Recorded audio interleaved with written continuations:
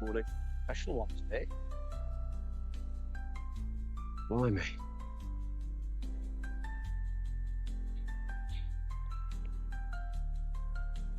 What have you got there? Wouldn't you like to know?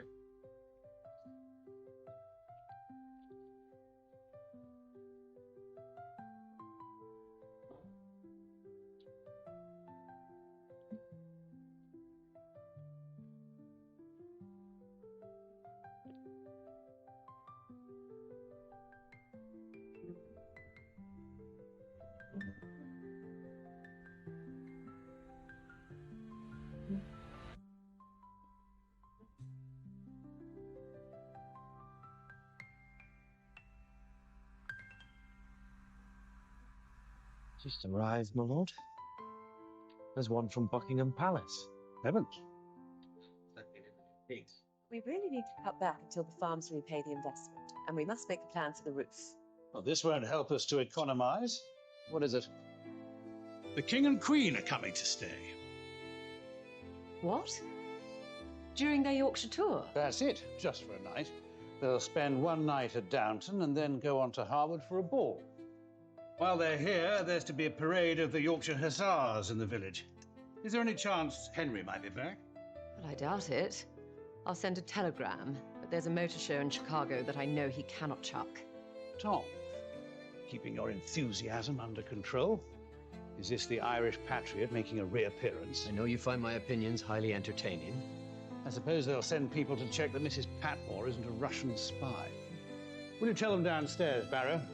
I'll see to her ladyship. Yes, my lord. A royal luncheon, a parade, and a dinner. I'm going to have to sit down. What about Mr. Branston? What about him? Republican, isn't he? Should Mr. Carson look in, no one is to say that word in front of him. I agree with Mr. Branston. I don't like kings either. I suppose that makes me a Republican too. Are the English allowed to be?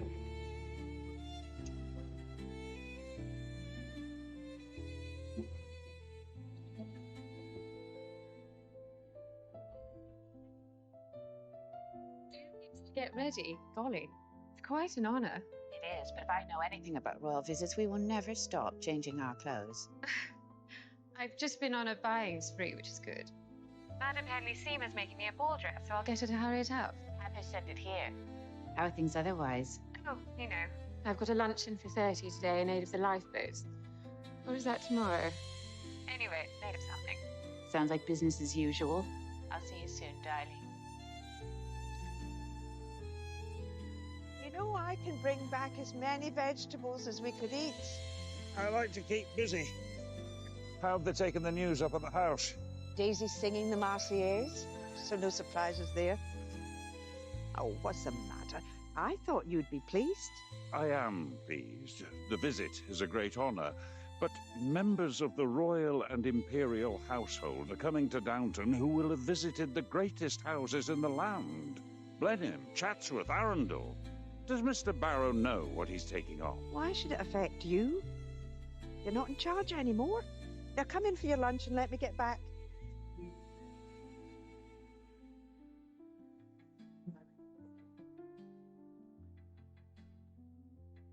Okay, here we are. This will do very well. Thank you.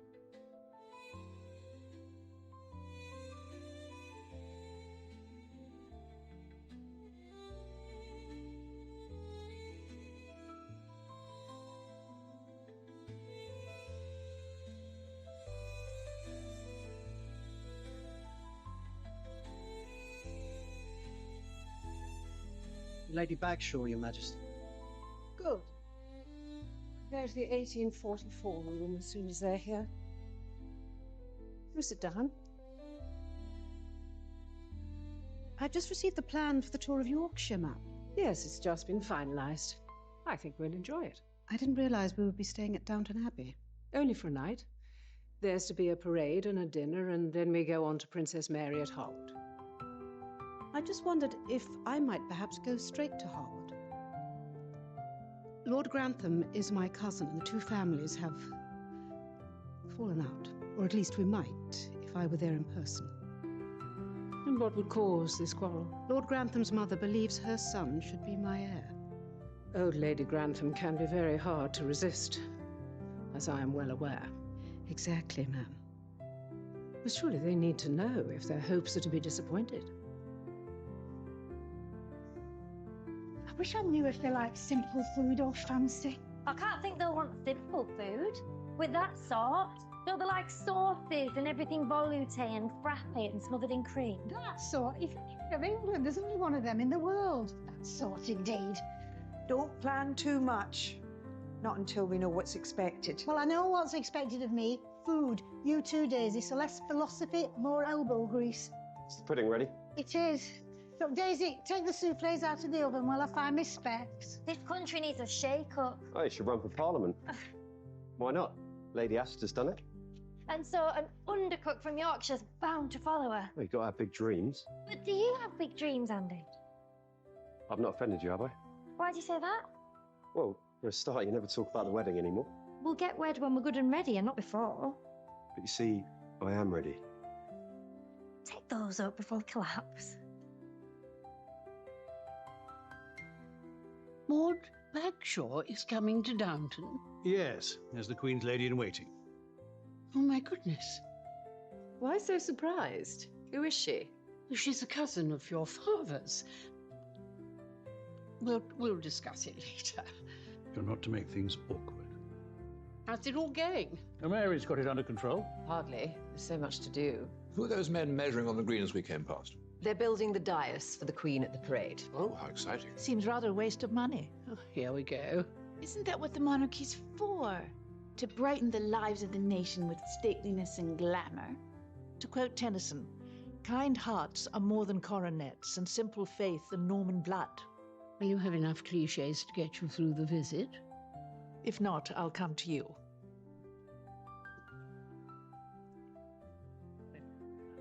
Thank you, Baron. And now, are you going to tell us about Lady Bagshaw? Is she a very distant cousin? No, her father was my great-uncle. Then why have I never heard of her? Because she chose to cut herself off from the family. Do you know the reason? Maybe. See, I believe she means to cheat your father of his rightful inheritance. She has no children. Your father is her nearest relation. I won't have her put on the spot. You're plotting something. I see a Machiavellian look in your eye. Machiavelli is frequently underrated. He had many qualities. So did Caligula, not all of them charming. What are you up to, Granny? Well, ideally, I would like Maud to see your father as the son she never had. Will she be the mother I never had? Sarcasm is the lowest form of wit.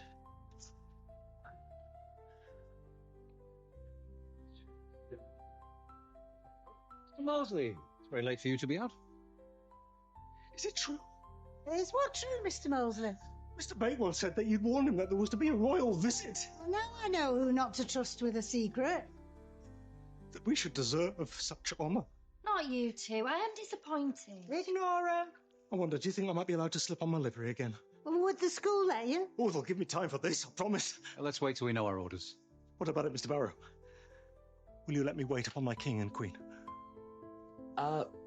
Well, That's us.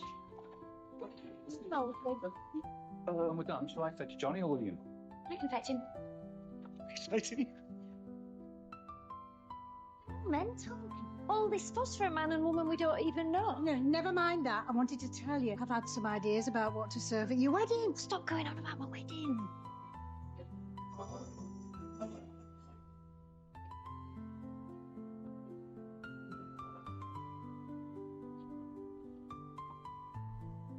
We've only a few days left, so I spoke to her ladyship and she's agreed our normal rules should be suspended.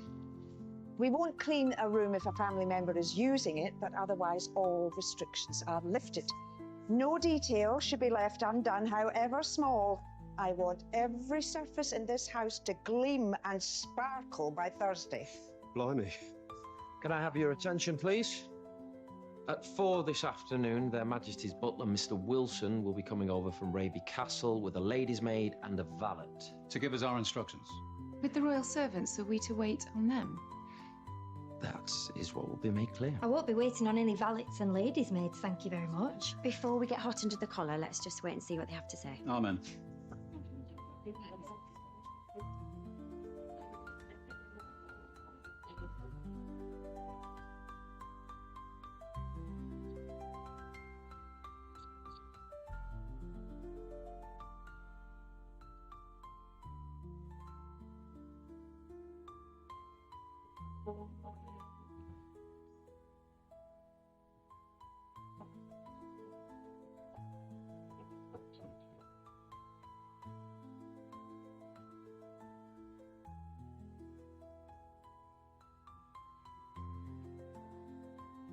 Can I help you, sir?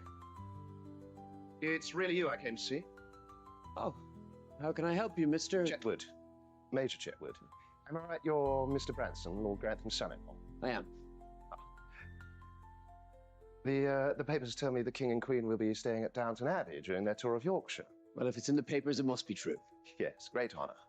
Although, as an Irishman, you may feel differently. I know when my parents-in-law have been paid a compliment. Well, there's to be a military parade, I gather. How do you feel about that?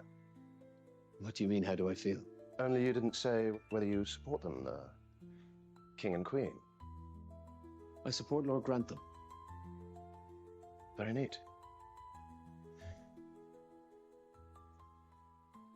Until we meet again, Mr. Branson.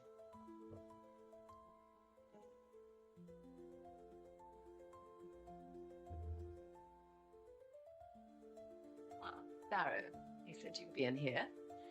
Heavens, we can still put on quite a show when we need to, I'm glad to see. Has it all been cleaned? More or less everything's been done to a basic level, milady, but we haven't done the final buffing up. Why not? I was waiting for Their Majesty's butler. I thought I'd ask his advice on what to use on the table. Really?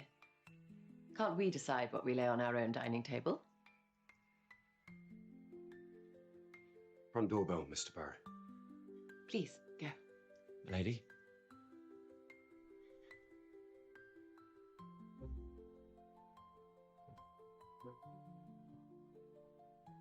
Greetings, Mr. Wilson. Welcome to Downton Abbey.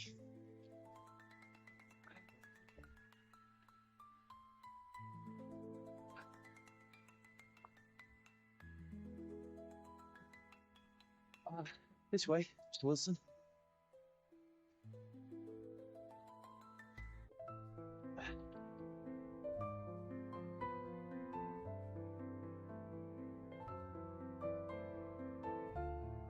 Royal butler's terribly scary.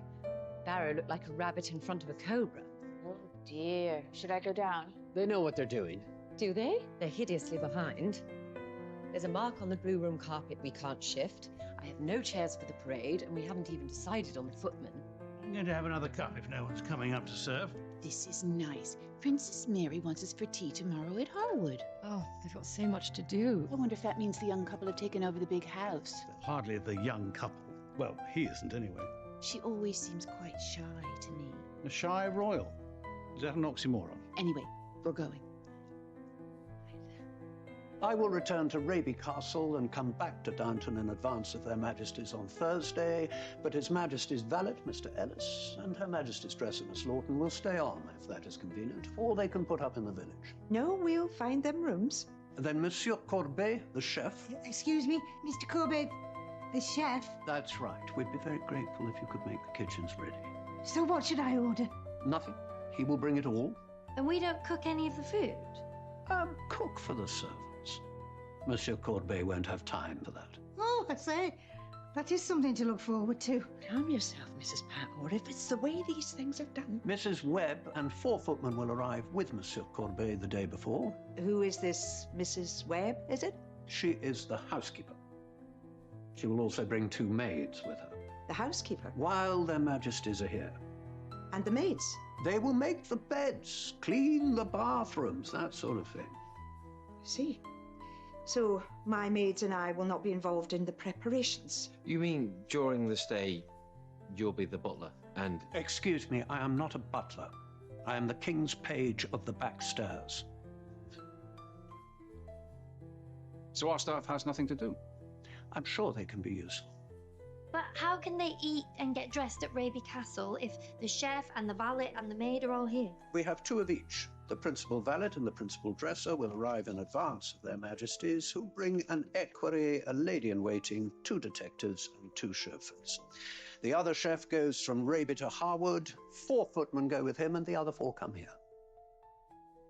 Do you all understand me?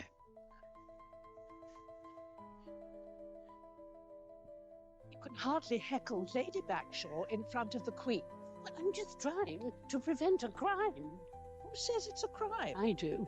Oh, and you're an expert in the matter. I am an expert in every matter.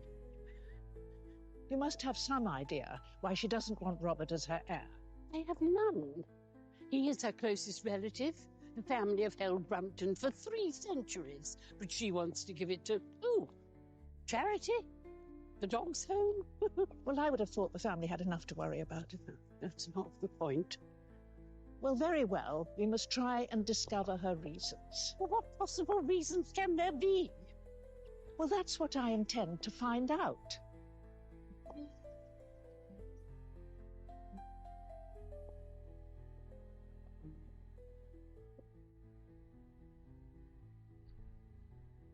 Pass. A lady. Man, this is an honor. I don't want to be a nuisance, but I need your help, Carson. Barrow just isn't up to the task. A lady? He won't clean the silver, or he won't let Andrew clean it. What? He says the page of the thingamy will choose which pieces to use. I see. The truth is, he's in a sort of trance. Won't you help me? I feel I'm pushing a rock uphill. I'll be there in the morning, my lady. Don't you worry. You're a treasure, Carson. That's all there is to say. I'll see myself out. You could never refuse her anything. And what about Mr. Barrow? Mr. Barrow can like it or lump it. Then I'm afraid he'll lump it. We have supper after the upstairs dinner, so you've plenty of time. Thanks. How does it work with 2 valets? I prepare His Majesty's clothes and uniforms for Downton. Then when Mr. Miller arrives, I get the stuff for Harwood ready. Then I head back to London and prepare for their return. It all overlaps. So Mr. Miller's the one who actually dresses the king? Unless he's ill. That's me. Is he often ill? No. I think it's rubbish. They impose, they demand, and now we're to be made nothing in our own house. It's very disappointing, I won't deny it. Water's not too hot. Have they all been having baths? How should I know? Mr. Barrow, don't you think you should speak to his lordship? About what? Well, it's not right, surely, for us to be humiliated in this way. Well, what could he do about it? Is this stuff always ridden over roughshod whenever royalty come to stay? They bring so many servants with them. Maybe it's because they go from house to house around the county and they need to know things are done the way they like. As if we couldn't manage that. We're not footballs, Mr. Bates, and we don't deserve a kicking.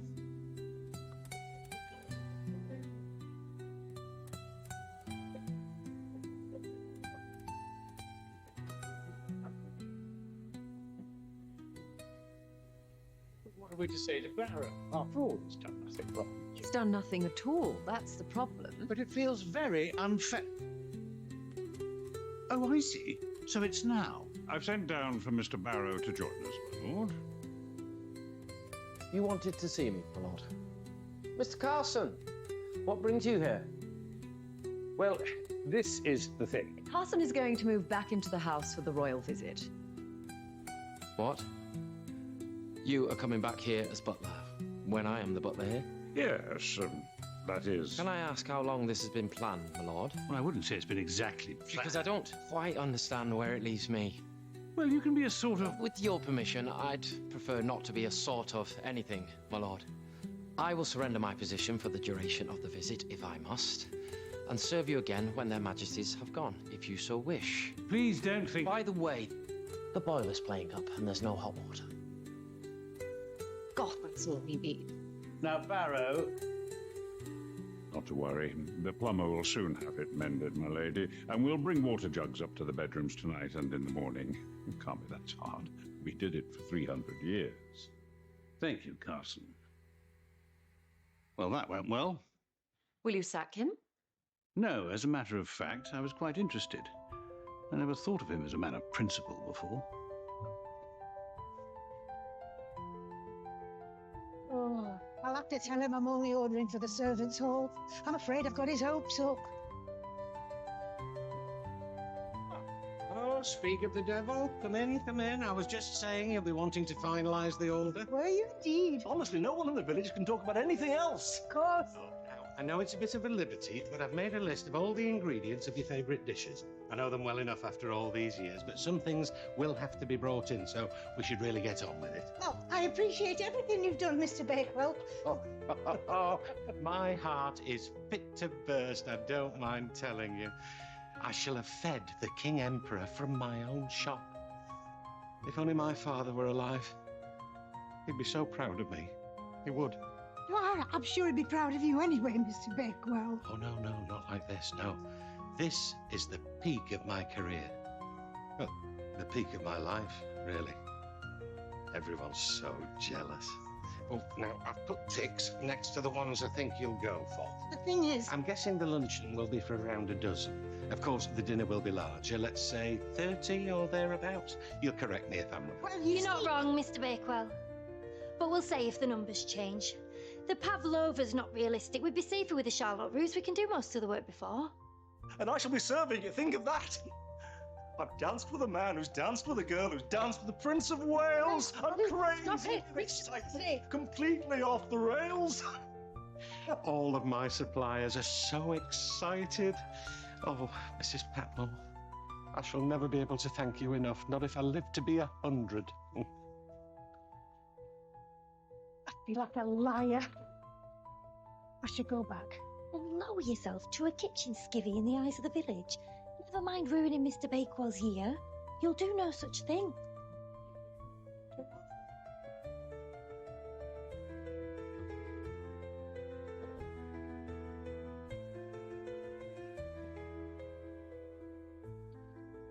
No maid, no valet, no nanny even. 1927. We're modern folk. We will take care of Marigold. And Emma can look after you. Really? Can she? Of course. Just like the old days. Granny's here and Isabel, and we're paying a call this afternoon on Princess Mary. Oh, has my new ball dress arrived? Not yet, but it will. Hi, Mary. How are you? Worked for Her Majesty, Miss Lawton. 6 years. Oh, interesting. I expect you're a skilled needlewoman for that job. Well, I've had no complaints. I trained under Madame Lucille. Her Majesty wanted a professional dressmaker. And they found you. My reputation, family.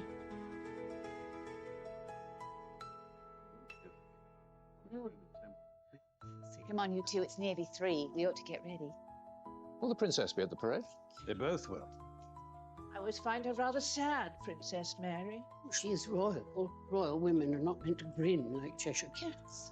They don't have to look miserable. To you, she looks miserable. To me, she looks dignified.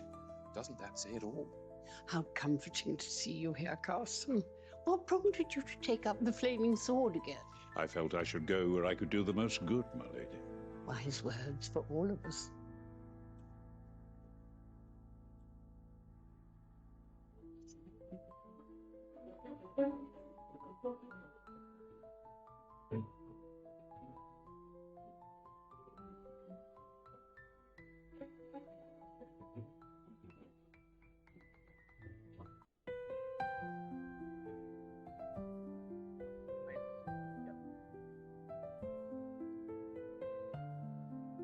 Marchioness of Hexham, the Countess of Grantham, the Lady Mary Talbot. Your Royal Highness. Please, sit down, Lady Grantham. I suppose you're in turmoil because of my parents' visit. I do sympathise. We don't need to explain it to you. Just don't paint anything. They're sick of the smell of new paint. It's not too late. Are you living here now, ma'am? No, we're still at Goldsborough.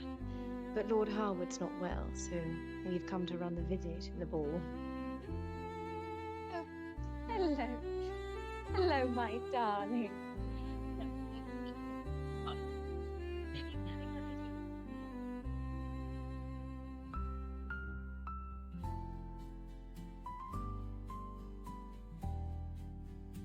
Yes? This is your lucky day. I'm the new plumber, Tony Selleck. Oh, yes, right. Well, I better show you where the boiler is. Where are you up to? This is Mr. Selleck, the plumber. I'm taking him to the boiler house. What it? Are you all right? Just tell Mrs. Patmore where I am.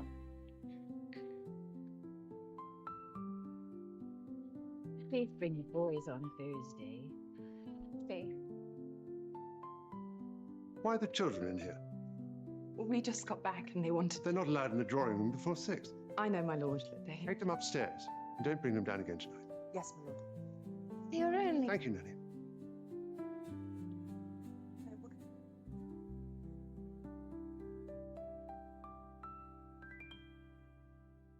You remember Lady Grantham and her daughters? Did you? They want us to bring the boys to the parade. No, they'd only cause a ruckus. We were hoping you would both stay for dinner that night, Lord Lascelles. No, I'm afraid not. Well, I'll leave you to it.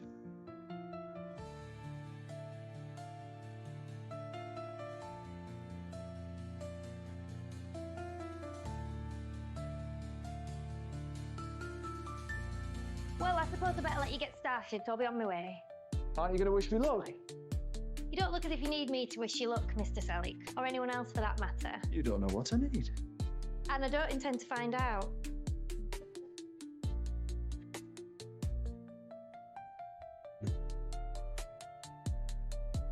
We need to cut the grass again. They're due in tomorrow morning. Hello, Mr. Branson. Oh, getting ready for their Majesties, I see. That's right. This is Lord Hexham. May I present Major Chetwood? Are you here for the parade? I am. I'm staying at the pub. Lord? Excuse me. Or are you here to keep an eye on me? I was rather hoping you'd be my guide for the ceremony. Would you like a drink? Join you in a minute.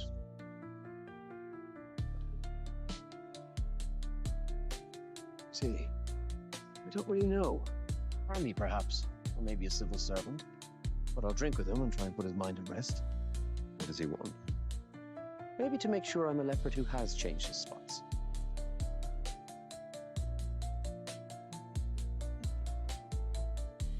What about you, milady? Is everything ready? No, my heart is pounding. By the way, have you seen the silver box from the table by the fire in the drawing room? My grandmother used to keep playing cards in it. I know the one. Is it missing? Yes, and so is the little Cupid from the mantel shelf. Well, they must have been taken downstairs for cleaning. I was just coming to you, milady. Oh, don't worry, I'm fine. If that's all, milady. I suppose. Can you manage the jug and basin, or are they too heavy? No, I can do it. Well, how's the boiler? I'm sure they'll fix it soon.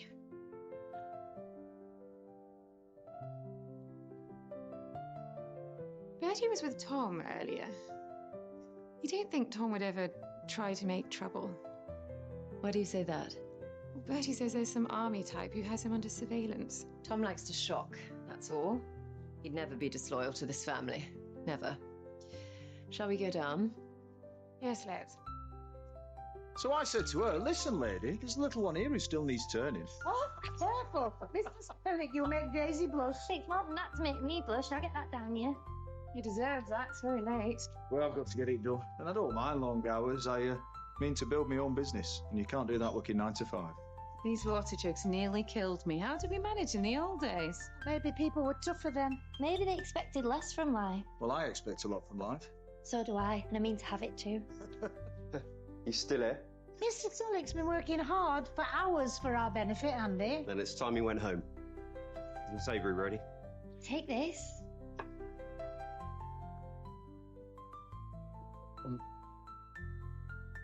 He's right. The new pump should arrive around 9. I'll be here. So will we. Ta-ra.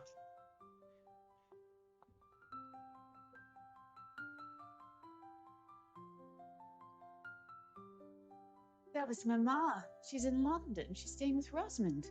She can't be. She was here for lunch. She didn't say anything. She put up this afternoon. She'll be back tomorrow, so I've asked her to come for tea. You must persuade her to leave Maud Bagshaw alone. I don't believe even Mamma will pick a quarrel in front of the king. I wonder if he can come early. Are you excited? I am a bit. Are you? Would it be common to admit it? Not to an American.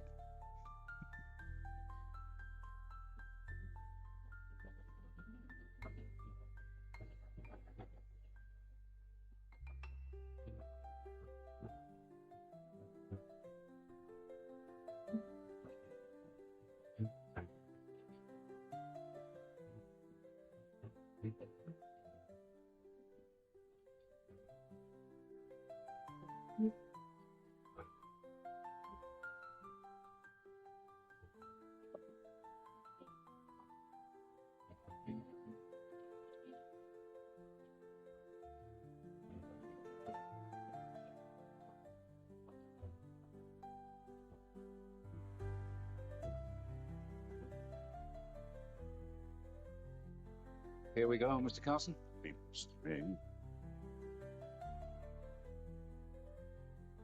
I am Monsieur Courbet. This is Mrs. Webb, the housekeeper. Follow that path and it'll take you into the kitchen courtyard. I said I am Monsieur Courbet, chef to their majesties.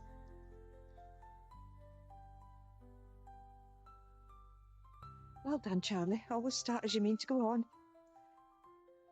This way, gentlemen. Miss Lawton? I was just looking round. It's a beautiful house. I've seen many that are finer. That's what I came for, but we shouldn't be in here, really. Prepare to do battle with the barbarians. You, where can I put this? Don't tempt me. We've cleared some space in the scullery. And that cupboard. A lot of fuss over nothing. Where's our order from Mr. Bakewell? Follow me.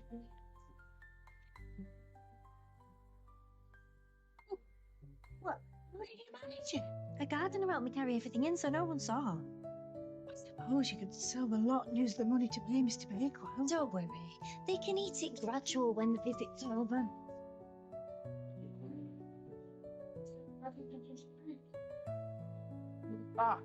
It's done, Mrs. Fatmore. The new pump's installed. Hail the conquering hero. It's Mrs. Hughes you should be telling, or Mr. Carson, not them. It's all right, Mr. Selleck. We'll see the news gets through. Thanks. I don't need your help, Mrs. Hughes. I just want to know where their majesties are sleeping, so Miss Stinson can prepare the rooms. Then I will show you, Mrs. Webb, because without my help, you will not find them.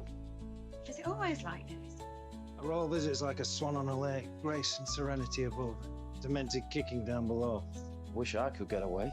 I've got tomorrow night off when Mr. Miller arrives. Thought my mum would look in. Why don't you come to York with me? Have a drink. You should go. You're not on duty. That settles it then. Come find you when released. You can borrow a car. The housekeeper here. not housekeeper, so long as His Majesty is under this roof. Yes, but he's not here yet, is he?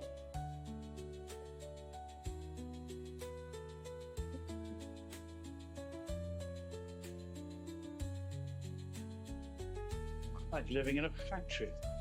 Reminds me of our days as a convalescent home during the war. I enjoyed that, although I always feel guilty saying so. Where's Tom? Daddy's in the village. Again? What's he playing at? I saw Tom looking very stern as I came up the I drive. hope he's not building a bomb. Many a true word is spoken in jest. You think he's being tailed by special branch? Nonsense. Mamma, how was London? Oh, fine. Oh, What were you there for? various things. Do you hate London? Whoever told you that? Now, when do you want me tomorrow? 12 at the latest. They arrive at past. But, Mama, you must promise not to attack Maud Bagshaw. Well, I can't ignore her. She is my cousin. Exactly. Greet her as a cousin and leave it at that. I'll think about it. But even if she has left everything to an outsider, what could we do? Challenge the will. On what basis? Undue influence. But how could you know that, and how would you prove it? We'd find a friendly judge. Friendly or corrupt? Whichever does the trick. Are you here for dinner, Mamma? It's a buffet. Well, I'm not changed. We won't change either, so you just need to take off your hat. You talk as if that were easy. Where's the paper knife? The silver one with my regimental crest. They won't help tonight, apparently. They won't lift a finger. Then my food is only fit for servants. Well, at least your young hero seems to have sorted out the water. He's not my hero. Yes. Why did you call him that? It was just a joke. But why is it funny? Did he leave it?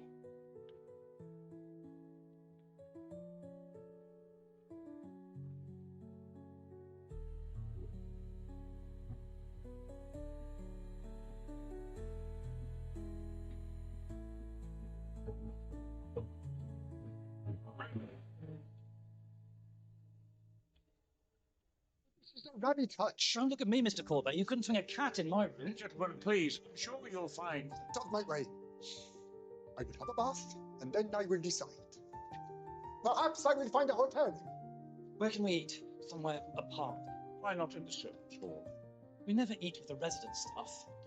Right. What's happening? What, boy? We can't stay here with no hot water. Are you crazy? But the boiler was an hour ago. Oh, now. Why are you here again, Mr. Carson? So you could keep control when I would fail? Was that it? I forget. Mr. Barrett, would you mind? I'm not on duty, Mr. Carson. You are. Sorry, sir.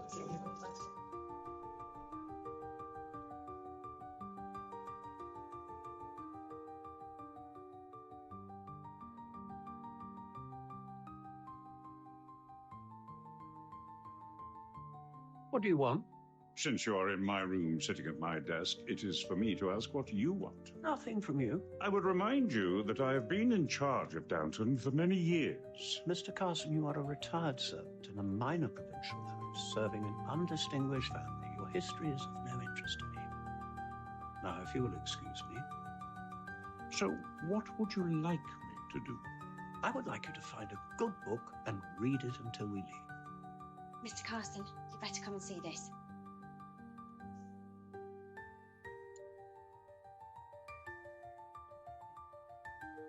It's right through the doors. He sent it in time. Oh, yeah. Well, somebody should tell them someone wanted to wreck the road visit. They ought to know. Has the dress arrived? Not yet. What am I going to wear? Carson, what is it? Some folding chairs. Well, a great many chairs have been delivered, my lady. They're at the back door. Anna thought you should be told at once. She's right. They're for the parade. And we'll have to set them out tonight. There'll be no time tomorrow. The villagers will start arriving from 9 onwards. Not sure fate is on our side. Poor little Mary. Have we let her take on too much? Yes, you're right. Come on. We should lend her a hand. You can't go out in this. Of course we can. Good night, Mamma. Remember to pray for us, mainly for better weather. I'll put in a word. Of course, little Mary could hammer in a tent peg with her teeth. I wonder who she got that from.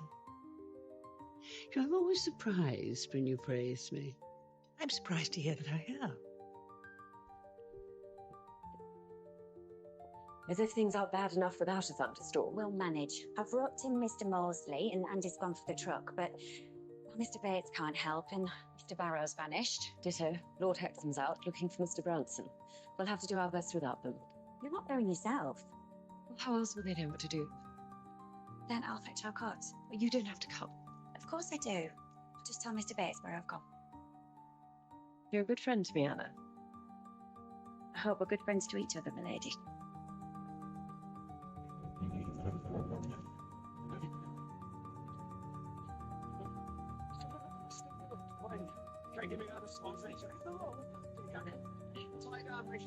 Here we are, all ready. Vicky, you're so kind. But are you sure? You'll be soaked to the skin and filthy. What's that to us? We're hunting men. Come on. You don't need to come, my dear.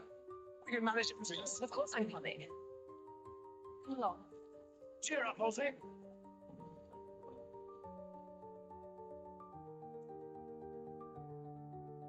The villagers and guests will watch from both sides of the dais, and there'll be seats at the front kept for the family. I'll join you there. Suppose so. We'll meet in the high street where we planned. Don't bring anyone. Come on your own. It's all ridiculous, of course. It's a lot of fuss over nothing. What? What should we here to check I didn't do anything foolish and spoil things? In what way? I don't know. Throw eggs, or wave a banner, or shout. What is? No. I'm starting to wonder about you. I don't throw eggs. Have another? Yes.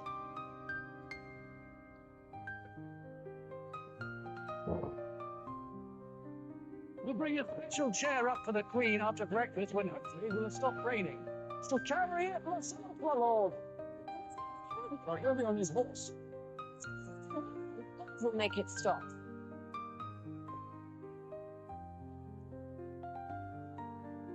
Isn't it Tom? Has he been in the pub the whole evening?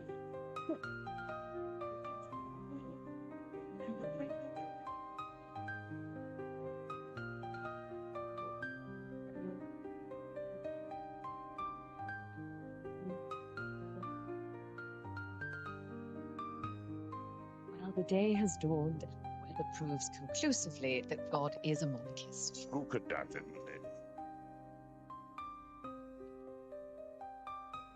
Here they come now.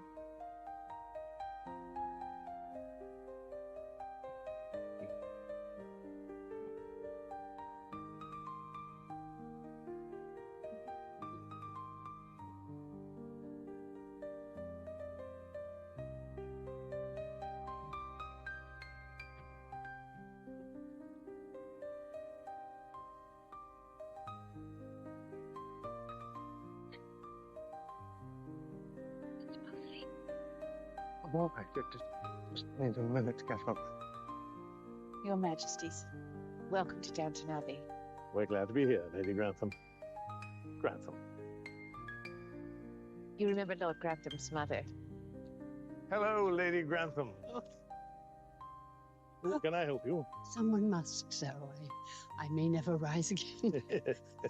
Thank you. My daughter, Lady Mary Talbot, Marquis and Marchioness of Hales. Tom Browns, Lord and Lady Newt. This is kind of you, Lord Grantham. Not at all. It is a great honour.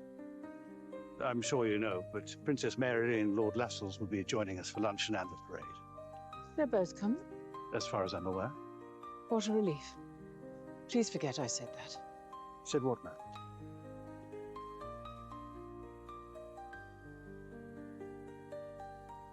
Cousin Maud. Violet. Are we going to kiss? I'm glad you want to kiss me. It wasn't quite what you said when I last heard from you. It wasn't quite how I felt when I wrote.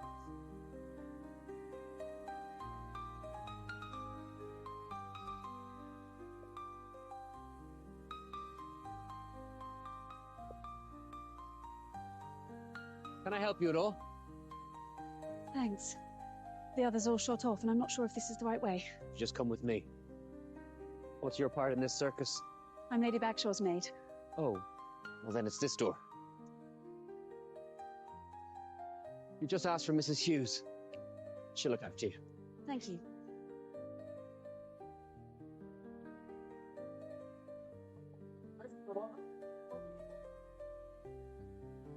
Ah, this has just arrived for Lady Edith.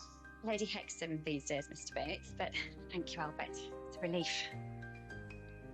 I want the milk now, I want the egg yolks now, I want the olive oil now, and I want the vanilla pod now. That's it. Get round here now. Careful, Mrs. Patmore. Right, who's taking this up, Mr. Mosley? There's no need for you to meddle, Mrs. Hughes. We will see to it. Meddle? I don't believe I'm meddling in my own house. Thank you. Andrew, yes, you take It's not your house, is it? So would you like to go and sit down? Now, just a minute. Now, you leave those. Put them down. Say, go after. I really must protest my stuff. Keep them down here, Mr. Carson. That goes for you, too. Stay out of our way. You've seen their majesties. Let it be enough.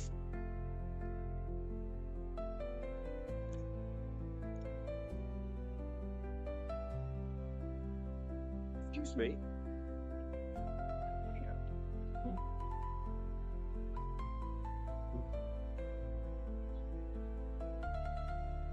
Things seem calmer in the north. You mean after the strike, sir? Yes. If calmer means more resigned, I'm not sure what the future holds. And you, Lady Grantham, were you affected by the general strike? My maid was rather curt with me while it was on, sir, but, you know, she is a communist at heart, so I suppose it was to be expected. Wasn't the princess joining us? They telephoned Lord Lascelles has been held up by something. They are planning to come to the parade. I imagine the servants' bedrooms are quite pleasant here. Why? Are you worried for your maid? How clever of you. Lucy is more of a companion than a maid. I'd hate for her to be uncomfortable. Of course. I really have to go. You can't embarrass Mama. I'm sorry, but you must wait until we stand. Lord Hexam, how is Northumberland? As beautiful as ever, sir. Can it spare you, do you think? Well, you really ain't We might as well all go for a walk. We cannot challenge the way a royal visit is conducted, Mrs. Patmore. I'm not so sure. Why don't we all meet back here after the parade? Anna, Mr. Bates, there must be no trouble or disloyal tomfoolery of any kind. Do you hear me? We'll meet in the wine cellar. Tell the others. Now, I'm walking to Mr. Bakewell's. Have you any errands? Well, then, we should get moving. Of course. Yeah. Ma'am. What was the king saying earlier? I couldn't hear. He's planning a tour for the Prince of Wales next March. He'll take in most of the African colonies and finish in Cape Town. And he wants you to go. He thinks I'm a steadying influence. How long would you be away? About 3 months. I can't believe my luck, can you?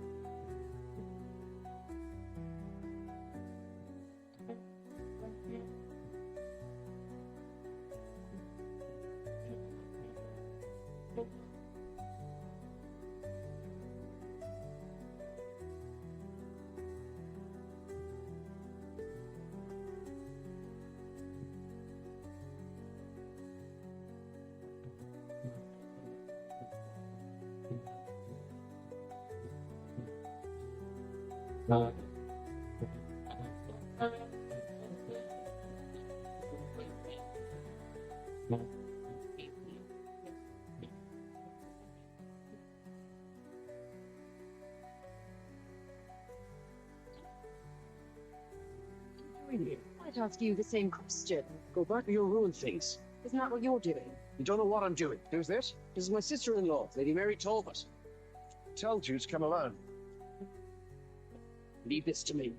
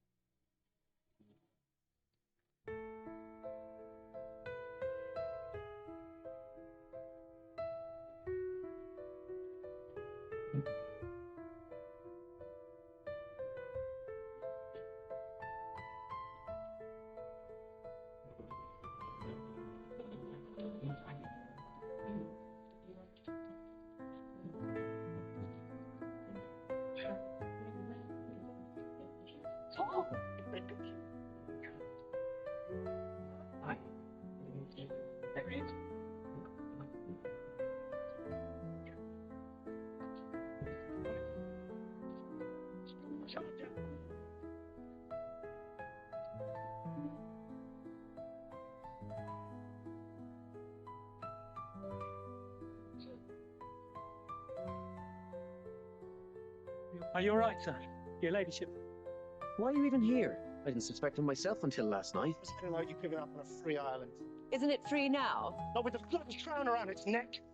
Get it? I'm not impressed you all decided I was a royal assassin. I didn't. It was really the others. If you'll follow us to the station. Why didn't you tell us? I thought he'd come to check up on me and didn't want to drag you into it. I assumed he'd back off if I answered his questions and went for a drink. But last night at the pub, I realised he wanted to use me to get close to the king.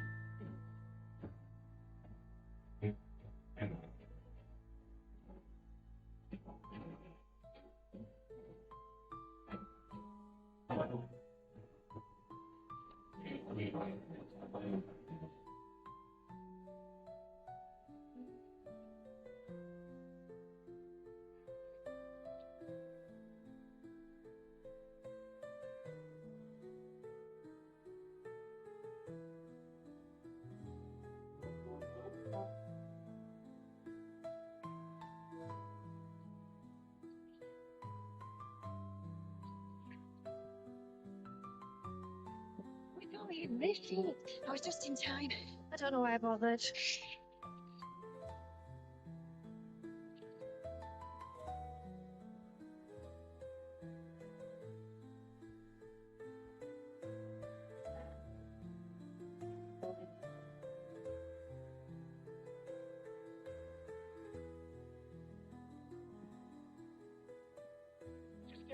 Yorkshire Hussars are formed up ready and awaiting your inspection.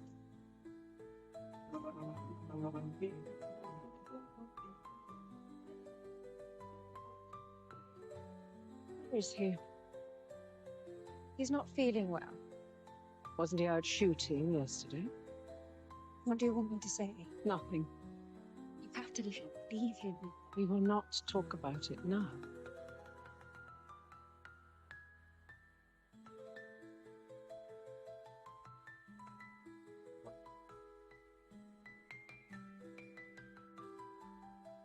Is that your maid? That's right. Lucy. Don't you call her by her son? She's been with me so long.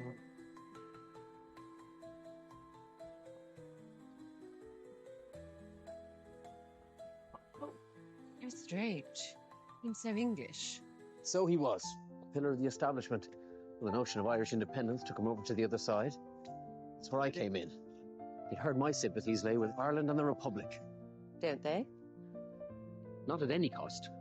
I'm a law and order man these days. That's what you lot have done to me. So will there be a great splash all over the newspapers? Poor Papa. Oh no.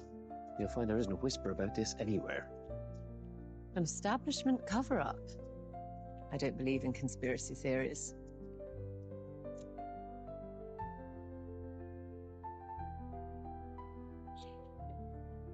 Right. Miss Smith, did Mrs. Hughes sort you out? She did. Have you enjoyed the parade? Do you work at the house? Not exactly. I sell cars and I help the estate. Lord Grantham is my father-in-law. Oh, I do beg your pardon, sir. Oh, no, please. Let me explain. I started here as a chauffeur. You must be Lady Sybil's husband. I am. Lady Bagshaw and I followed the story. We were so sad when she died. How long ago was it? 7 years or nearly. God. Sorry. Still painful. Not in that way. Doesn't hurt anymore, but it's still there. Can I ask you something? Of course. Was it hard? coming up like that? Joining the family? Very hard. Between my old world and the new one, sometimes I didn't know who I was. But you do now? I think so, yes. I came to terms with it. Why? I'm just curious.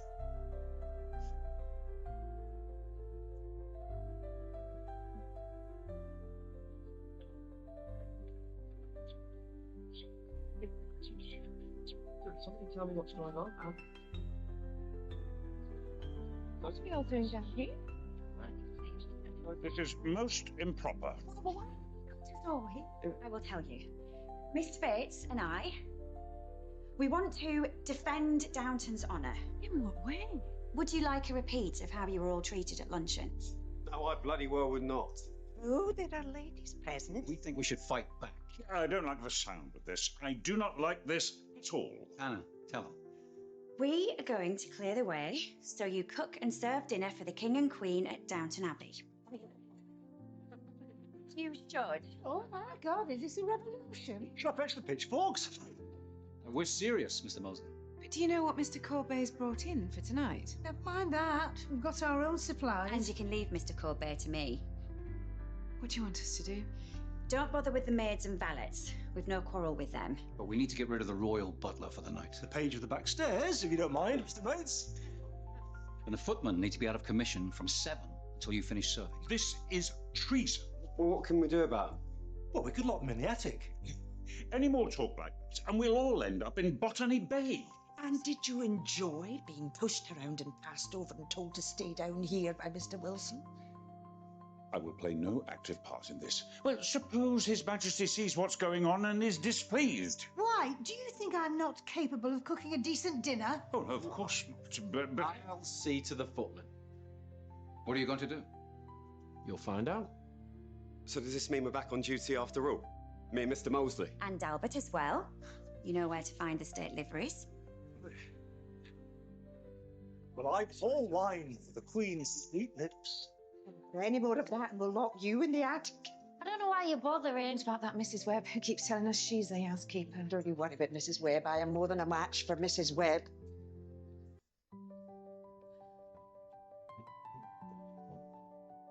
Still don't know how you're going to manage Mr. Corbet.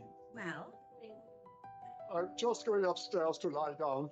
Can you get things ready for when I come back? When will that be, almighty one? Wait me in half an hour, if I'm not already in the kitchen. trust us. Yes, about your maid. Lucy is the daughter of David's army servant, Jack Smith. Like my husband, he died in the Boer Wars. So you looked after his child? Lucy had no mother, you see. So I gave her a home. That's very generous. Generosity that has been amply returned, I can assure you. I'm glad. You don't sound very sad.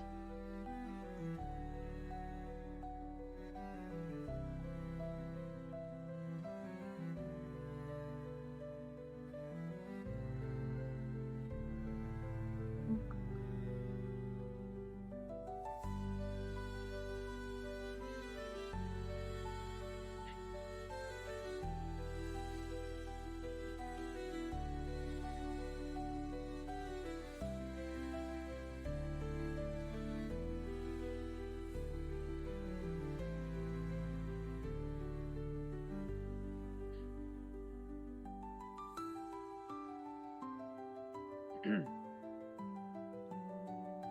goodness. I thought everyone was in the drawing room. I've been dodging it, I'm afraid. Suppose I ought to get back.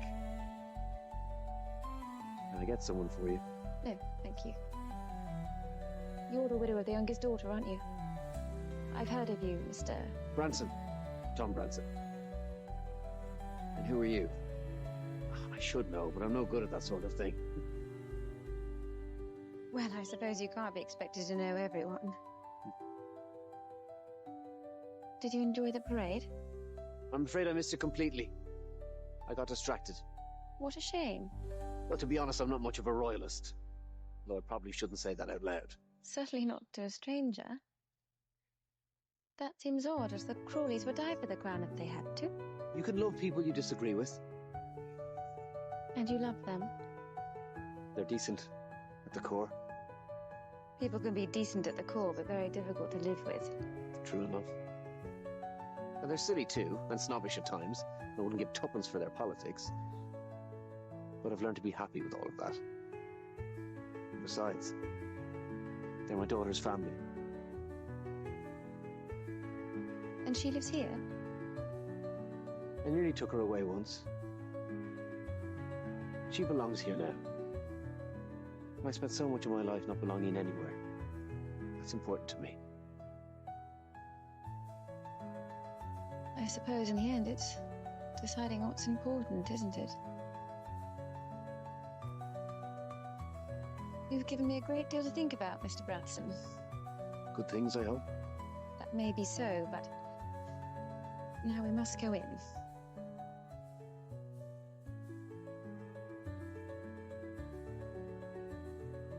It's change, and you leave in the morning. I wonder if we might have a talk. Later, we'll find a cosy spot, and Robert can join us. I won't be interrogated, Violet. Please, don't miss the chance to settle things between you. Very well. But now I must go.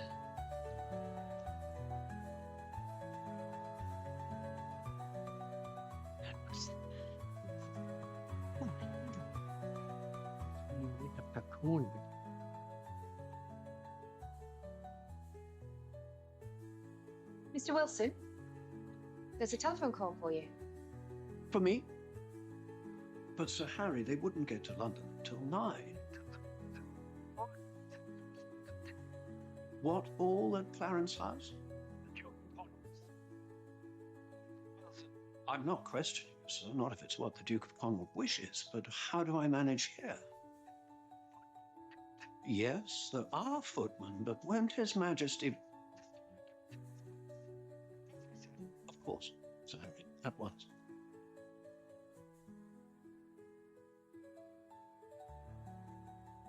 Everything all right, Mr. Wilson? I need to see my footman, and the house footman, and the hall boy. When is the next train to London? I hope it's not bad news. Not bad, exactly, but irregular. Very irregular indeed.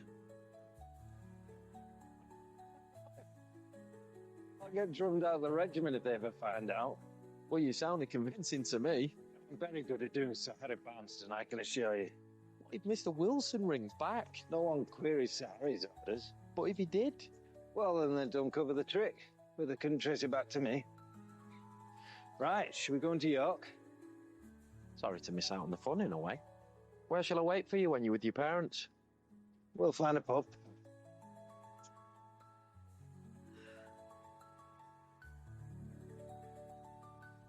Did you manage to speak to someone? I got hold of Madame Seymour's assistant.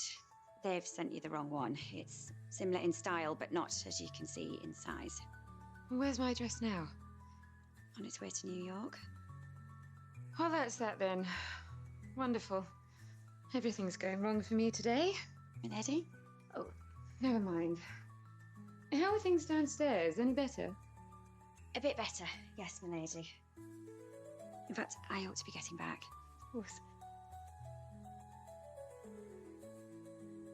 One thing, the painted glass that used to sit by my bed, was it broken while I was away? Leave it with me, milady. And the dress. You wouldn't mind a fitting later tonight, would you? I don't understand. Who with? Just had an idea. I shouldn't think so. Not if she knows what's good for her. I'm sorry to interrupt. How clever of you to find me. Well, not really. I lived here 40 years. I assume this is your maid? Yes, this is Lucy Smith. Oh, good evening, Smith. Good evening, milady. Shall I go? No, not for me. Not for me. I'm delighted to meet you. I've heard so much about you. Is there something you want? Oh, just to see you're comfortable and to confirm our little chat for later. I live my own life now, Violet. I'm not what I was. My father is gone, my husband is gone. I see no reason not to do what I want. That doesn't mean there is no reason. Merely that you cannot see it. I think Lady Merton is right. We'll have it out once and for all. But now I must go to Her Majesty.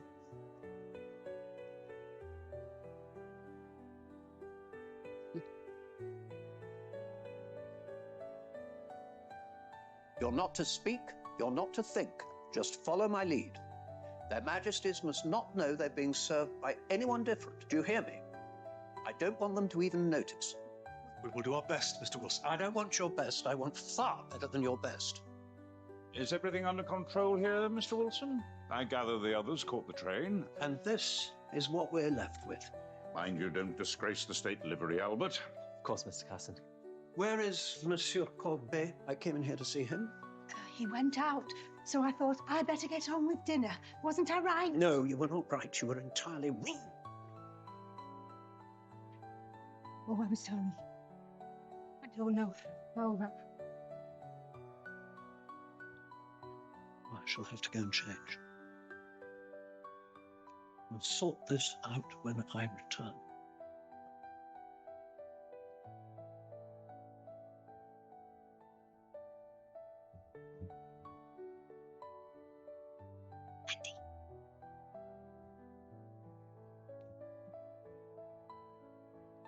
If you don't want me to, I won't. But you've already said that you will. Because it's a fantastic chance. It didn't occur to me you'd mind. I don't, exactly. Not in that way. Then in what way? I wasn't going to tell you. I wasn't going to tell anyone, but I might be pregnant. Oh, darling. How marvellous. How fabulous. My heart is bursting. Well, that's exactly what I don't want. It could easily go wrong. But if it doesn't... Then I'll give birth just as you set off on your 3-month colonial tour. Why didn't you say this when I first mentioned? You'd agreed before I had the chance. Secrets always muddle things. Oh, yes, that's right. Let's make it my fault. Well, I'll tell the king I can't go. And he'll accept that, will he?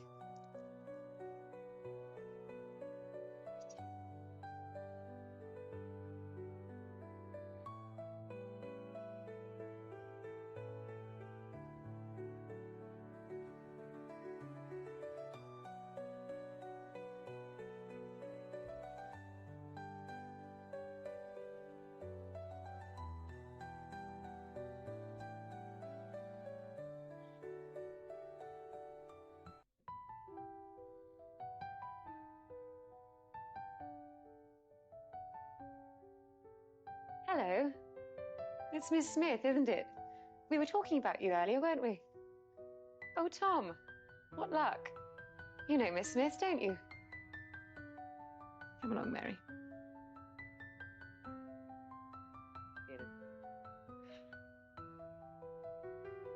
Are you all right? Has something happened? Old Lady Grantham came in while we were dressing. I think the stage is set for a fight later, about me. She thinks Lady Bagshaw means to favour me, and she doesn't approve. What business is it of hers? Lady Bagshaw must have her reasons, and that's good enough for me. Going down, Tom. Good night.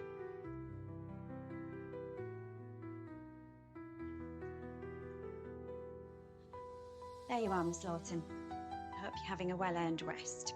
Well, there's always less for me to do when the sapling arrives. But we must be ready for the ball tomorrow. That's what I want to talk about. Later this evening, when I go up to help Lady Hexam, I want you to come with me. Fit a new ball dress and sew it overnight, so it's done before you leave in the morning. Why on earth would I do that? The box and cupid from the drawing room, the library paper knife, Lady Hexam's painted glass. Never took the glass. And it must have been broken, like she said. But you took something from that room. What was it? Patch box from the dressing table. I'd like them all back, please.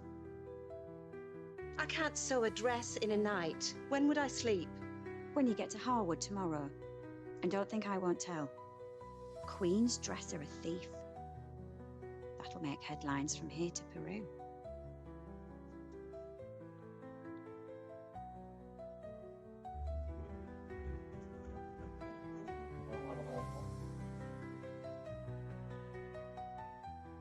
Marquis and Marchioness of Grantham.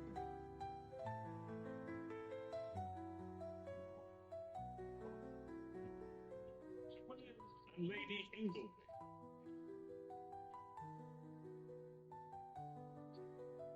Where are the royal footmen? They're about to go back to London. All of them? Isn't that rather unlucky? Unlucky for some, my lady. Here. Scar.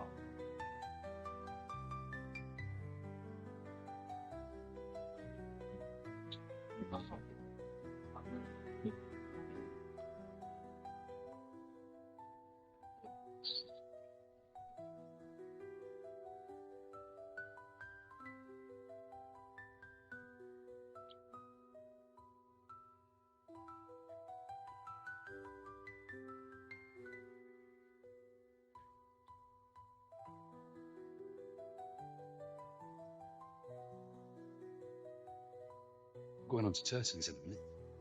Do you know it?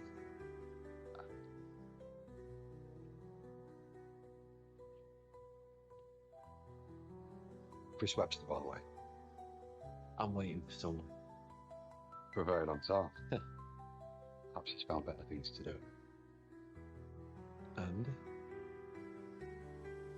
Will you come with me? No, you want to.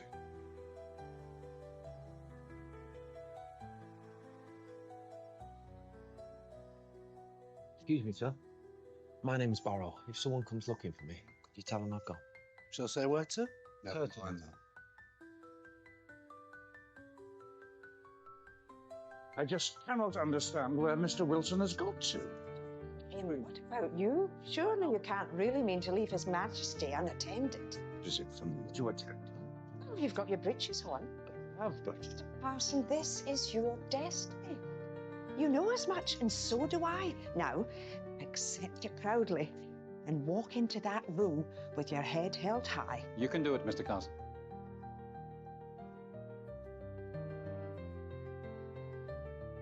Please tell me what is going on. Mr. Courbet is missing, ditto Mr. Wilson, and your footmen are on their way up to London. I am still in charge here. No, Mrs. Webb, these are my people now. So please, go back to the servants' hall and sit down. Or would you rather ruin the evening? That's telling her.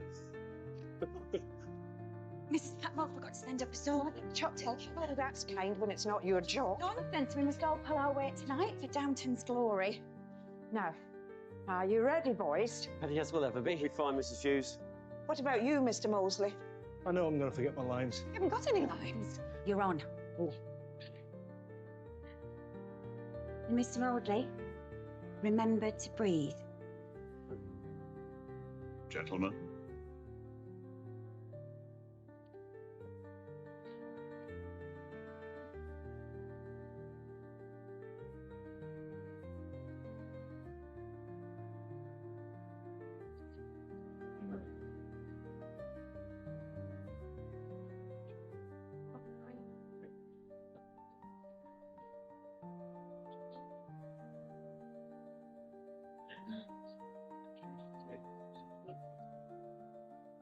I'm glad you're here, Mr. Carson. Let's go where my king needs me.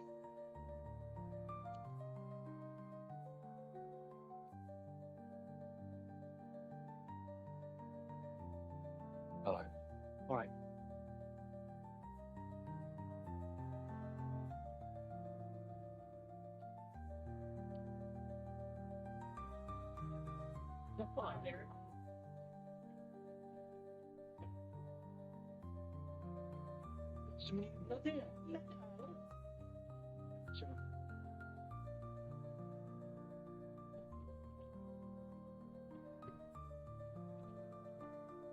I can't believe this. I've never seen anything like it. The first time for everything. I know, but Come down to me.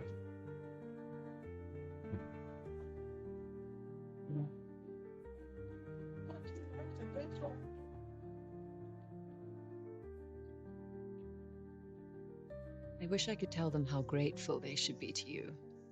You were every bit as brave as I was. Harry, you're talking in the wrong direction. Don't worry about Granny. She's getting ready to give Cousin Maud a grilling. Mainly, I suspect, about her maid. I think Lady Bagshaw sees her as more than just her maid. I'm sure she does. And that's what Granny's afraid of. Might as well admit. I like her. Good. Don't let them put you off. Tom, you're looking pleased with yourself. He was just praising Lady Bagshaw's maid. Well, how did she contrive to make your acquaintance? She didn't contrive anything. We met by chance. What simpletons men are. This is good. I thought something else was planned, but it is excellent. So, a well done to old Corbett. This wasn't Monsieur Courbet, Your Majesty. Mrs. Patmore cooked it. In fact, it is the Downton Abbey staff who are serving you this evening.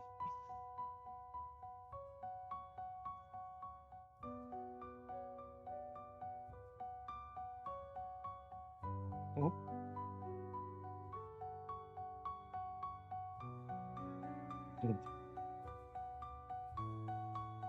I do beg your pardon, Your Majesty. That's quite enough, Flynn. You must give our compliments to Mrs. Patmore and to all the staff. Mosley, Her Majesty is speaking to you.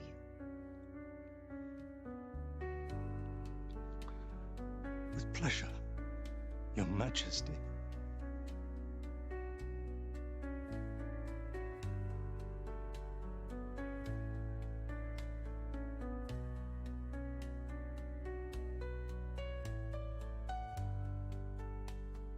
It's kind of you, ma'am. I suppose he's excited that they've had to take over from our people. I wonder what's happened. Whatever may have happened does not excuse his behavior. I can assure you, Lady Grantham, we are quite used to people behaving strangely when we are near.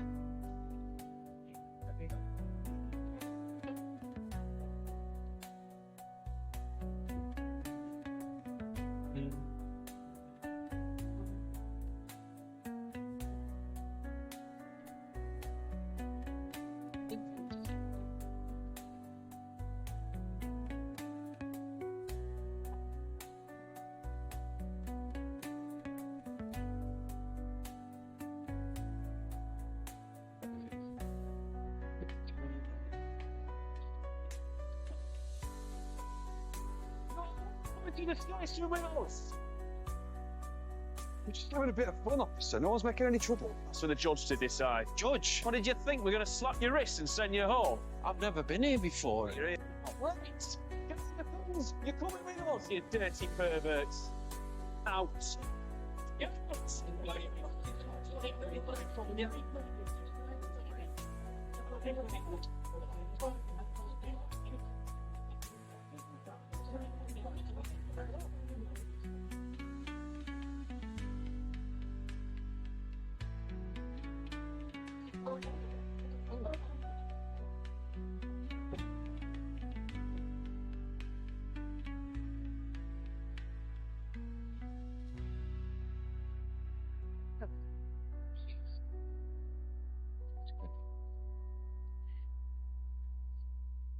Be a moment. Met the maid. She has Maud wound round her little finger. And you need to know why. Swell, thank you. What is it, Hexam? Well, Your Majesty, it's this. I've just learned that Lady Hexam is expecting our first child. But that's wonderful news. We're not telling anyone quite yet, but I thought you'd be interested. And so I am. Congratulations. The thing is, sir, it's due to be born around the time the Prince and I will be setting off on tour. Excellent. Please make it register with him. Help the Prince to understand what it means to have a real family life. You can be such an example to him. I know it. Very well. Let's get to the point. Robert is my nearest relation on my father's side. His? But he will not be my heir. And there we have it. Who will be, can you tell us? Lucy Smith, my maid. What? You out of your mind? No, and I know what I'm doing. On the contrary, you're clearly insane. You should be in an asylum. How like you? A word of resistance and you slash with your saber. It is lucky for Miss Smith that I do not own a saber. So this is truly your choice? Lucy has taken care of me for many years. I wish to show my gratitude. With the family house, with the family estate, you belong in a straitjacket. To treat your maid as a blood relation is to unpick every fibre of the English way of life. What piffle you talk. Please, there is no need to argue. I never argue. I explain. Face it, Violet, I'll outlive you anyway, so it need trouble you no further. And now, I must attend Her Majesty.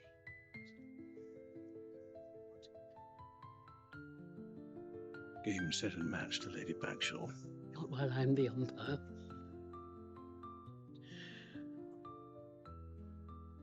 We had a few drinks. Mr. Barrow thought it'd be fun to play a trick on the quiz, that's all. He was only in there for 5 minutes. Dancing a tango with another man. Come on, Sergeant, it was a joke. Turns your stomach, though. Relieved to hear it. Yeah, I'd rather be dead if I thought I was one of them. What can I say to the Earl? What Earl? The Earl of Grantham, Mr. Barrow's butler. Of course, you want to see proof of my identity.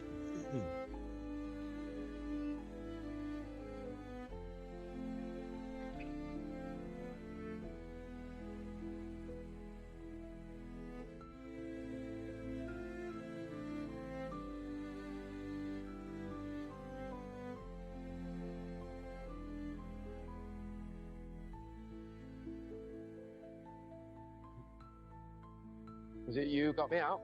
No, the good fairy came down on a moonbeam. How did you know where I'd gone? The landlord told me. Waited outside, followed you here. Then I showed the sergeant my card, and that seemed to settle things. The royal household. Must have loved that.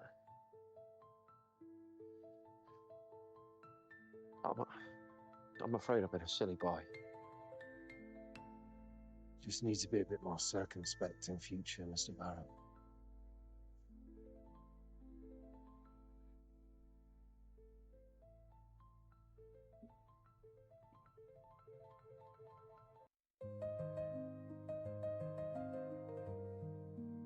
Could you please remove it, milady, leaving the pins in place? Can you really get it done before you go? I don't see how. She'll finish it, won't you? I'll do my best. I'm sure you'll manage. By the way, I think I know what happened to the Cupid from the drawing room, milady. Really? Was it missing? Your dress will be ready in the morning, milady. Thank you. I don't know how you persuaded her. She's nice, really, when you get to know her. Is there anything else? Only to say that you're a genius. Good night. Good night.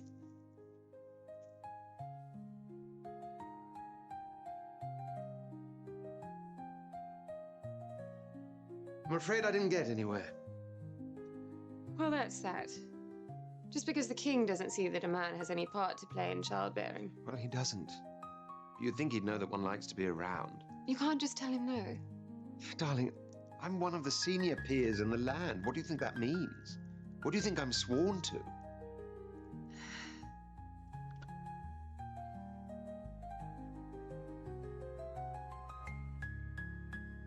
Lady Bagshaw, could I have a word before you ring for your maid? Does Lucy know that you're her mother? She does. For years I said I was her godmother, but I told her the truth on her 18th birthday. How old was she when Jack died? 6. She'd lived with Jack and his mother until then. But I took her into the house and she went to the village school until eventually she became my maid. I suppose if she'd been your ward, people would have guessed. Exactly. Who takes notice of a servant? I hid her in plain sight. Did you love Jack Smith? Everyone should know a total love at least once. Jack was mine. My husband was very dull, you know. He wasn't a bad man, but he wasn't a clever one either. Then he died, and Jack came to see me, and it began from there. How daring.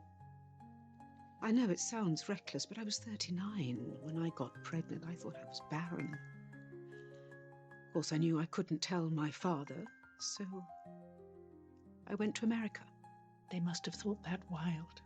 Well, little did they know how wild it really was. But you were happy with Jack. Oh, very. We had 10 years together before he died.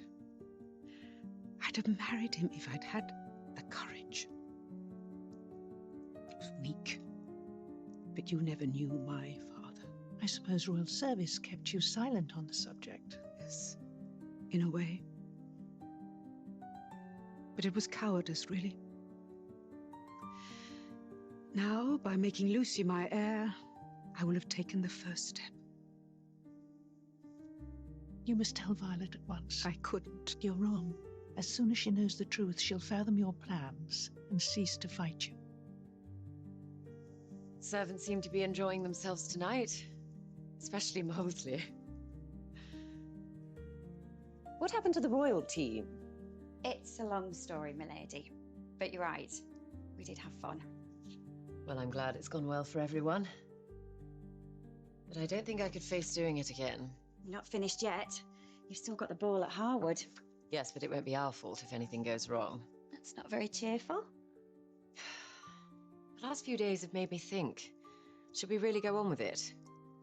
We're running the house with too few people as it is, and half of those here now will leave soon. What are you saying, milady? Isn't it time to chuck in the towel? Lots of people have. You mean leave Downton? We could sell it for a school, or an old people's home or something. And buy a manor house with a modest estate and live a normal life. Is that what you want? I want everything to stop being such a struggle. Will the staff stay? Will the farms pay? What are we going to do about the roof? When I was putting up the chairs in the rain, I kept thinking, what am I doing? I'll tell you what you're doing, milady. You're making a centre for the people who work here. For this village. For the county. Downton Abbey's the heart of this community. And you're keeping it beating. So you think we should battle on? While there's blood in your veins.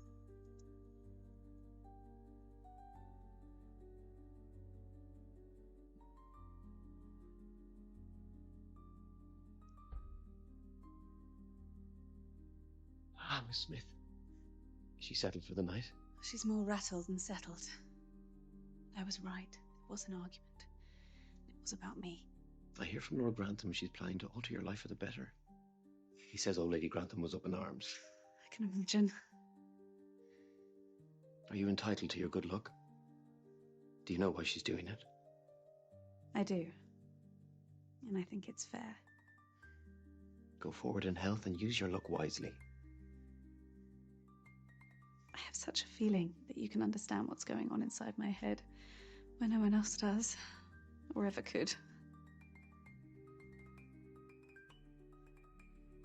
I'll miss our talks. Would you like to write to me? I could always provide a shoulder. May I? Really?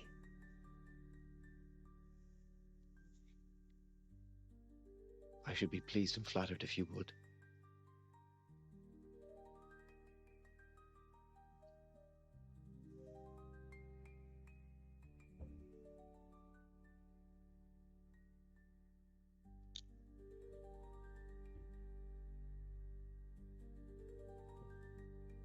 And now I think it's time to say goodnight, Mr. Branson. Good night, Miss Smith.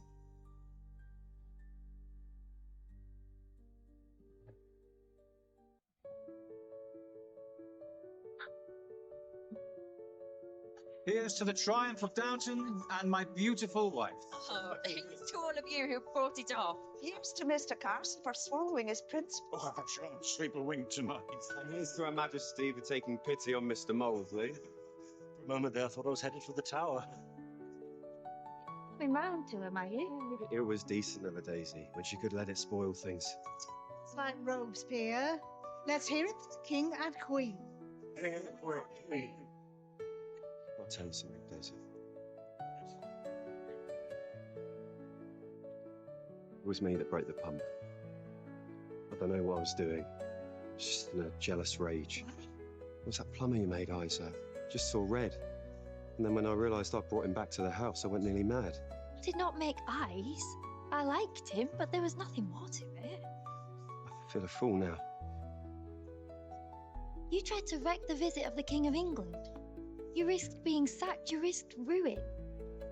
Just for the love of me. My feelings took over. That's all I can say. Can you forgive me? Forgive you? Oh, Andy, I'd have done it myself if I'd had the nerve. Don't you see what it means? We're alike, you and I. Full of passion for what matters. I thought you were easily satisfied, but I see now you're not. So we can fight our way to a better world together. I'm not sure I've shown enough gratitude for what you did. We have to stick together, men like us. That's the point. I don't know any men like I am. I've never just talked to someone like me. Well, we're talking now. And it feels good. Just to be two blokes having a chat, not trying to fit in for once. But we all have to do what we must to get by. But yeah, feels good to be two ordinary blokes. Will they ever see it our way? I don't know. 50 years ago, who'd have thought man could fly?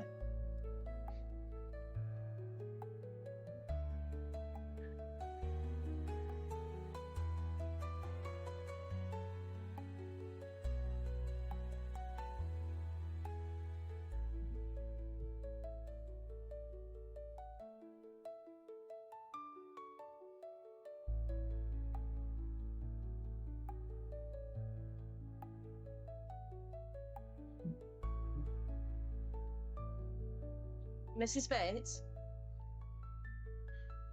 Here's the dress. We can try it before you leave. No need. It'll fit.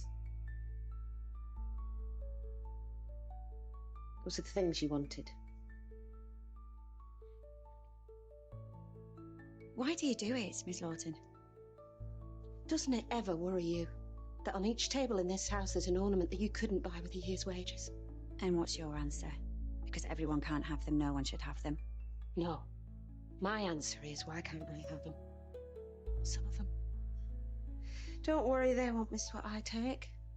I doubt there's more than 1 in 100 will even notice they're gone. But they're not yours, Miss Lawton, and they never will be. I'd give it up if I were you. What if people were to think Her Majesty was light-fingered? If things go missing from every house she stays in? Keep your advice for someone who's interested, Mrs. Bates. Those doors play up something dreadful. They jam and stick for no reason. It's happened to everyone. Why didn't any of you look for me? I thought I'd seen you go out, Mr. Wilson. I'm afraid I was mistaken. Just as you were mistaken in not waking Monsieur Courbet. We thought he'd gone out and all.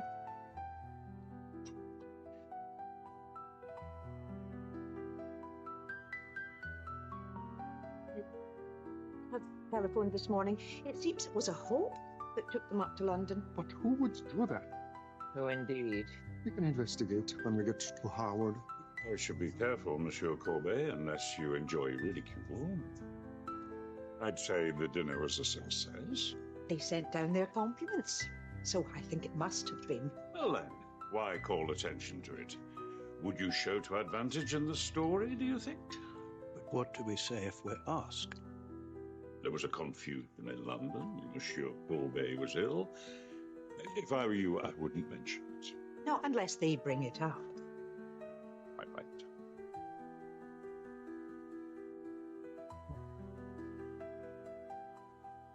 You are. Looking everywhere. What's the matter, darling? Is it something I can help with? Judging by last night, I doubt it. I just want to own my own life. I want to say things that I think and do what I like. Don't you now?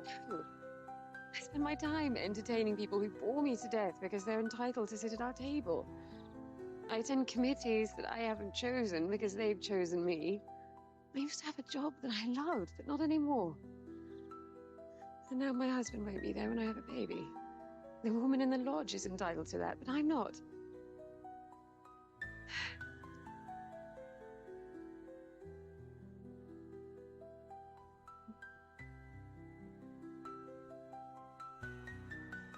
Early warning. Their Majesties are getting ready to leave. Very good, my lord.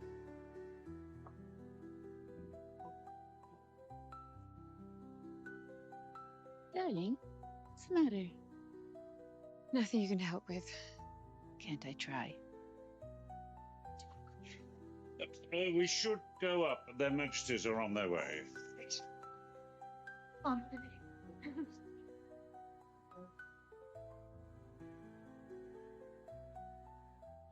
So you're off to London? They'll drop me at the station. Well, I hope we can keep in touch. I feel I've finally found a friend. Is that what you found, Mr. Barrow? A friend?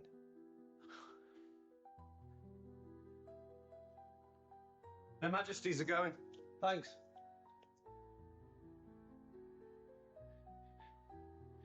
I want you to have this. It's not much, but I've had it for years. It'll remind you of me. It's the point, isn't it? So you can think of me till we meet again. Thank you.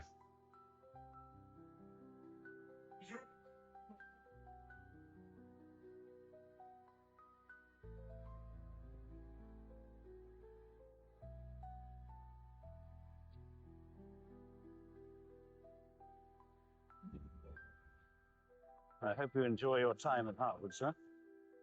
Yes, I hope so too. It isn't really goodbye. We'll see you all this evening. We're looking forward to the ball. Harwood is such a wonderful house. Well, let's mount up, shall we? We'll see you later, Grantham. Your Majesty.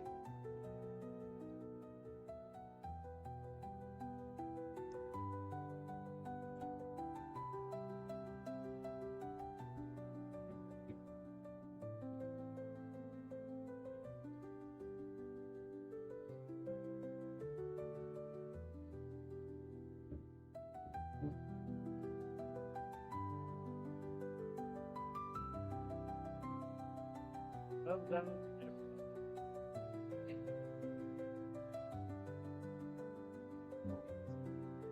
Oh. Carson, what happened to the royal servants last night? Hard to say, my lord. They sort of gave up the ghost. Well, you managed splendidly. All I could have done without Molesley's eyes.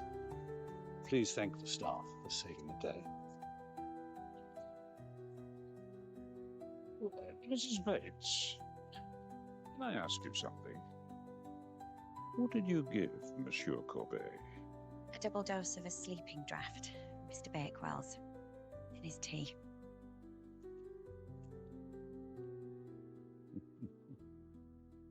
I'm afraid I made rather a fool of myself last night. You could never be a fool to me. Do you mean that, really? I do. And I think you know how much.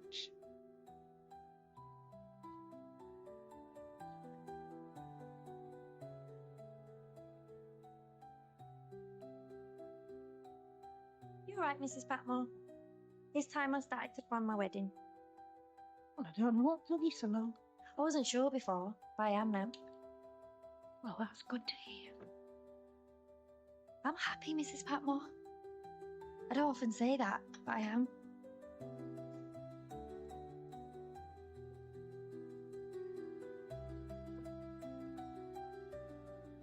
Are you very shocked by it all? I should be.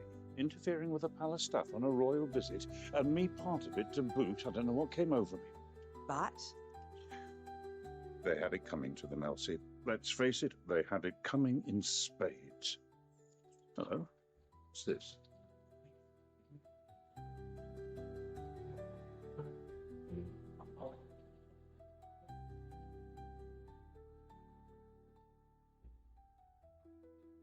Welcome back, Mr. Talbot. Hello, Carson. Mrs. Hughes. You know where I'll find Lady Mary? After everything that's gone on, I should think she'll be lying down, sir. They all will be. Sounds ominous. It's nice. He's back in time for the ball. And thank the Lord we don't have to organise it.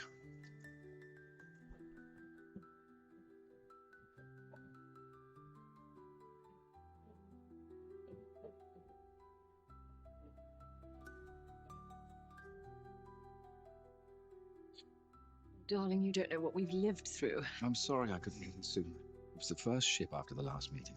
No, never mind, you're here now. And I don't have to go to the ball alone like a sad little wallflower.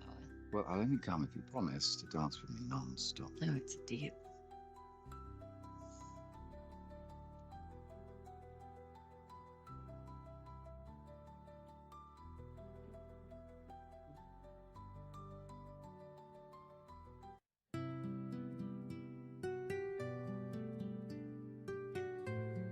I suppose Maud was born.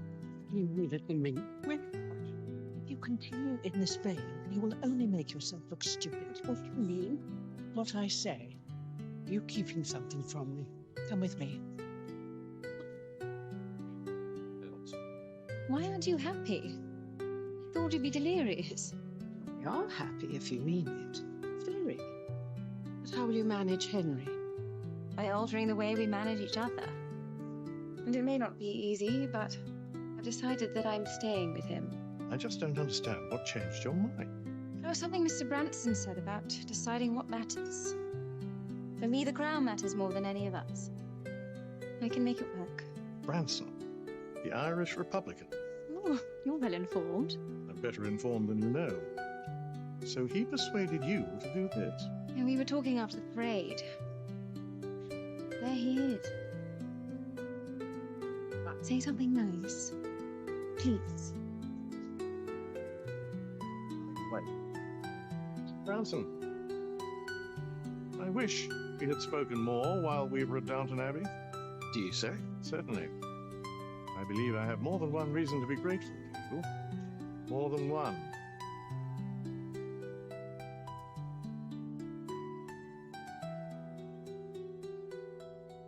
What's that all about? I'll tell you when we're alone. Why more than one? Who is she? It's Princess Mary. She was at Downton for the parade yesterday. Didn't you see her? Not at the parade, but I saw her afterwards. At the tea.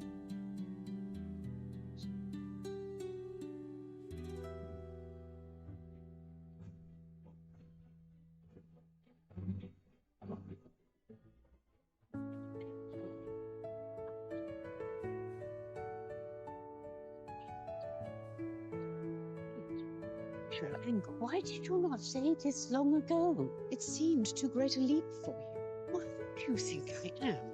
Some maiden aunt who's never left the village? Obviously not.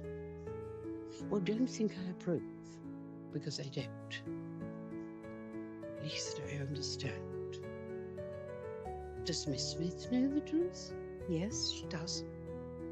When I get home, I will hire another maid and Lucy can be my companion. But that's much more suitable. And I'm afraid you'll dislike it, but she says that she and Tom Branson have agreed to correspond. Dislike it, I will lick the stones myself.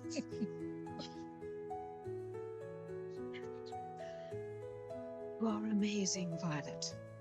You haven't won, you know. I don't believe in defeat. But we can hammer this out when you come back to stay, you and Lucy, when you've finished your tour of duty. You mean I am once more a member of this family?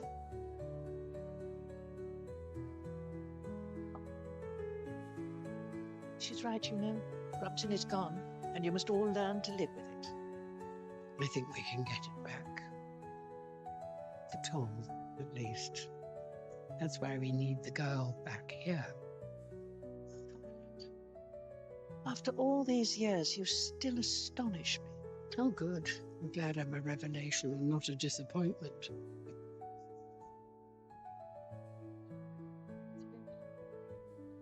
Right.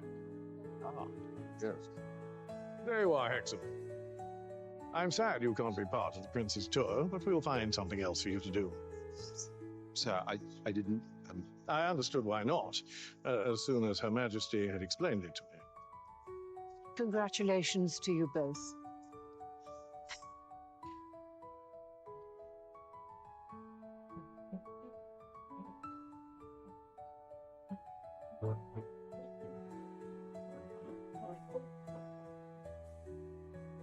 Looking very sunny tonight.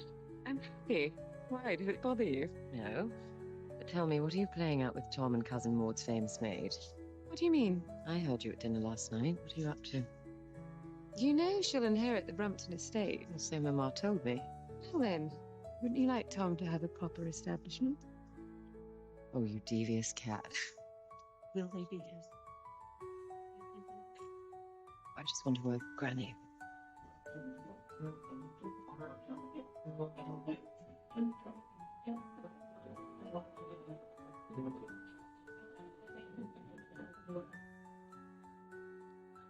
How long were you planning to wait before you told us why you really went up to London on Wednesday? Since you ask, I haven't decided. So, if I tell you now, will you promise to keep it to yourself? I promise. Very well. I had some medical tests a few weeks ago, and I went up to London to hear the results. Yes? And I may not have long to live.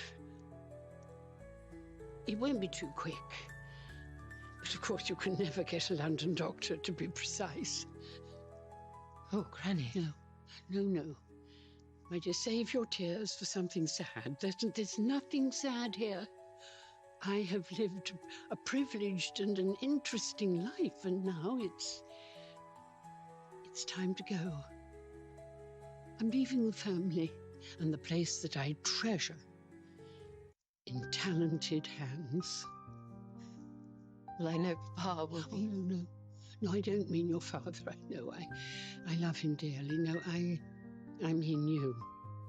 You are the future of Downton. But I have such doubts, Granny. Are we right to keep it all going? When the world it was built for is fading with every day that passes, will George and Caroline still be living that life? Are we living it now? Our ancestors lived different lives from us, and our descendants will live differently again, but Downton Abbey will be part of them. Won't be the same without you. Of course it will. You'll take over from where I left off.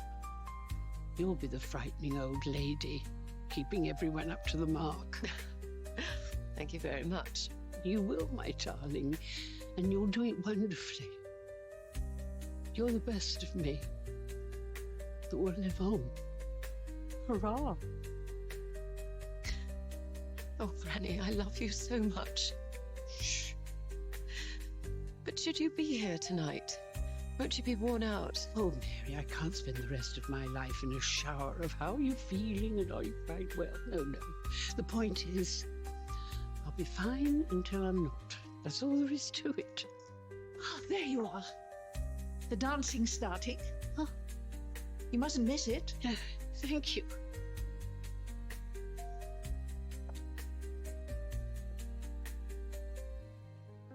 You know, you'll always be with us, Granny. Staring from every picture, talking from every book, as long as the house stands. Sounds very exhausting. I think I should prefer to rest in peace.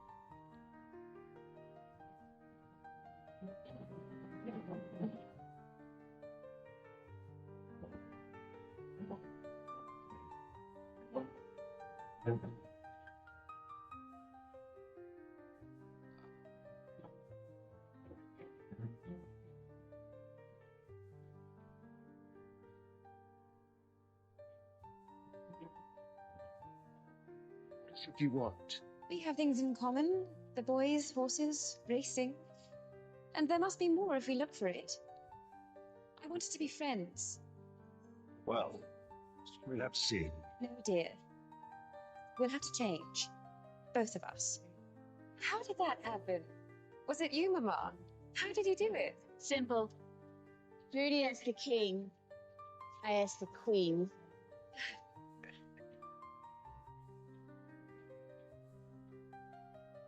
I do love our adventures. But isn't it fun when they're over?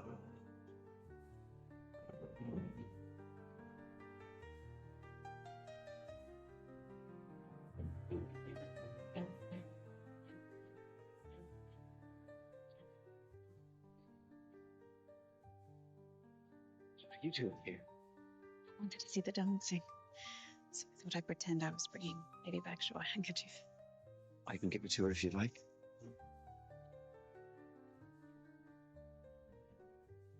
Wish you could dance with me.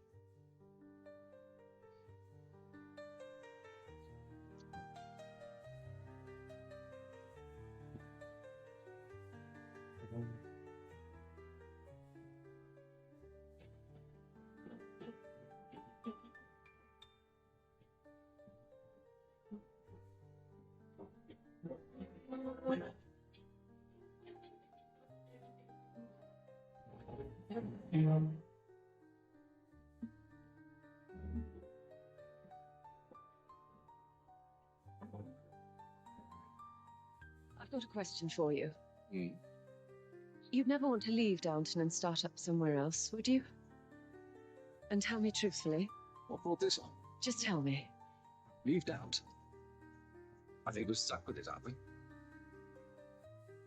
Yes. Yes, I believe we are.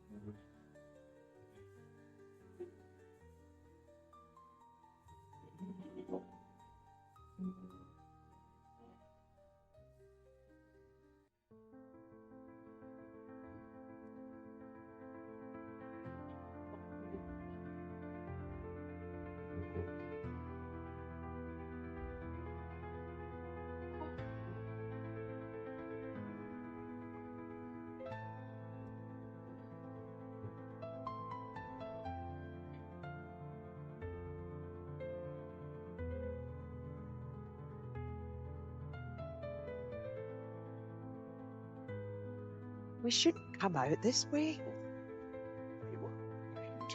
Swats. Well, we've gone, and Downton is still standing. Elsie, 100 years from now, Downton will still be standing, and the Crawleys will still be here. And that is a promise. We'll see, Charlie. We'll see.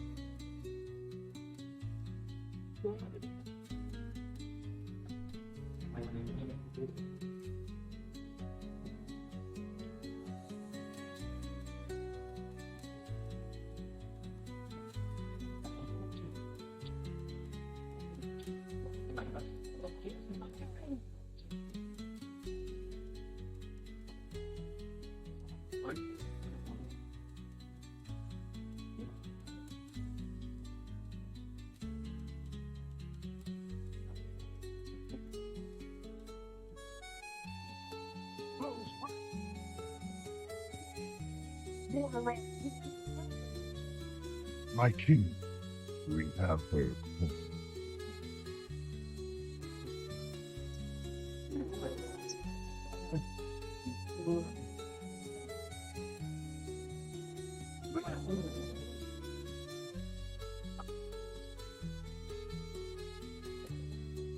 My son, the day you were born, the very forests of Lordaeron whispered the name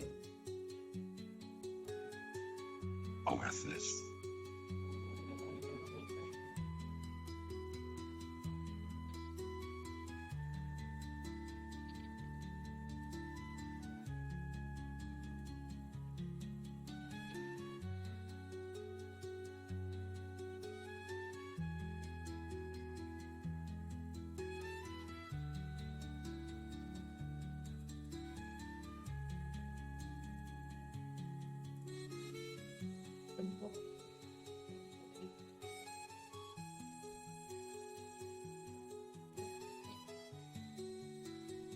Child, I watched with pride as you grew into a weapon of righteousness.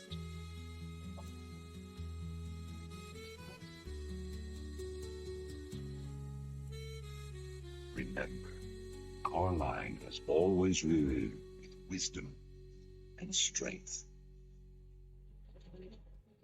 And I know you will show restraint when exercising your great power.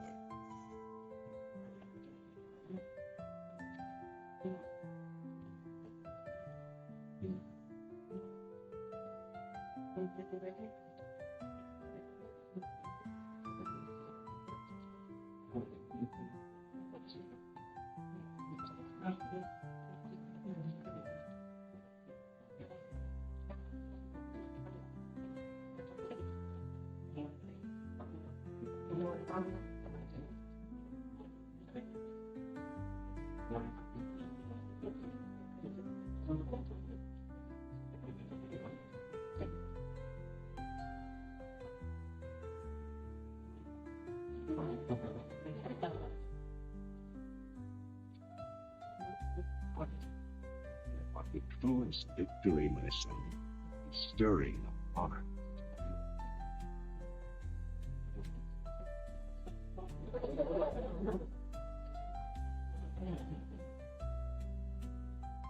Tell you this, for and my days have come to an end. You shall be.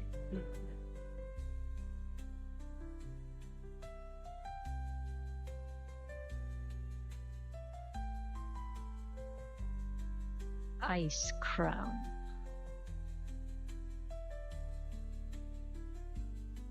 A monument to our suffering.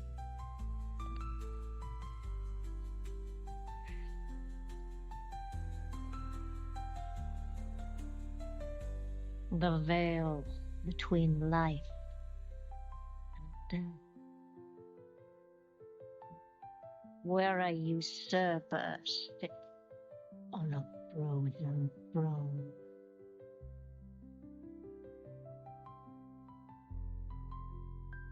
But no king rules forever.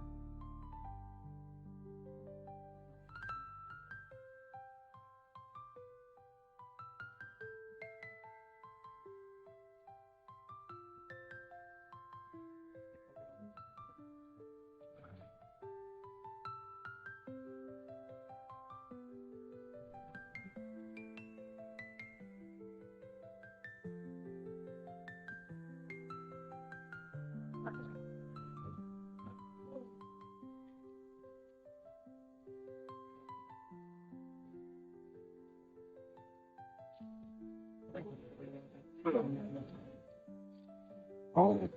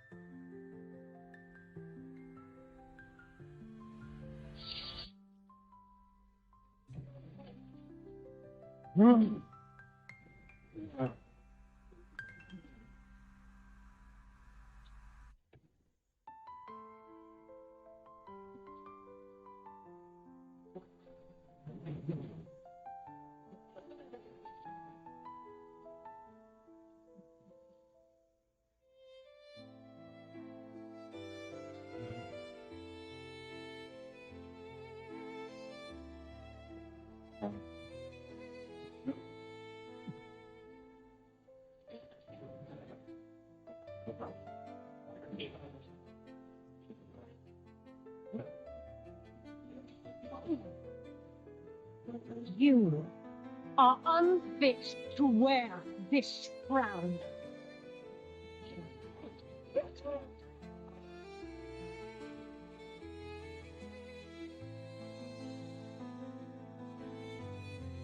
To wield so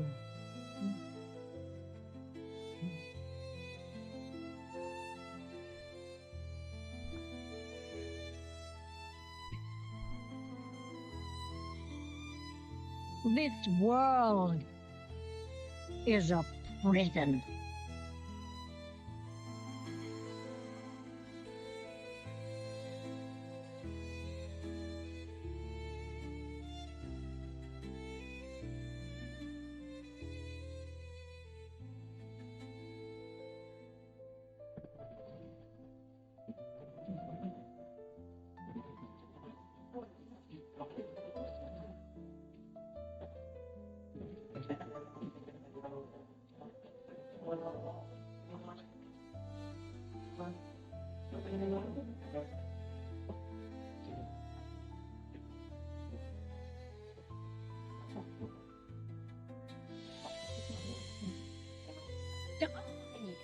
Will set us all free.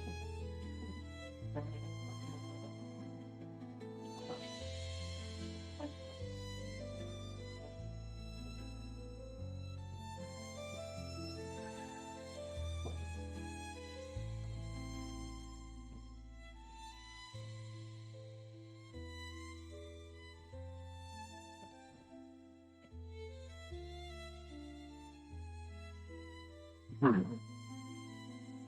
Three. Name. Just. Go.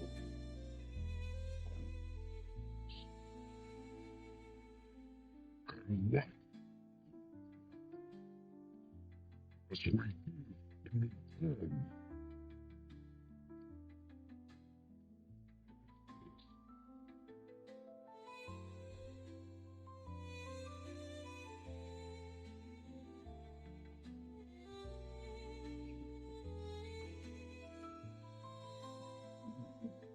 Yeah.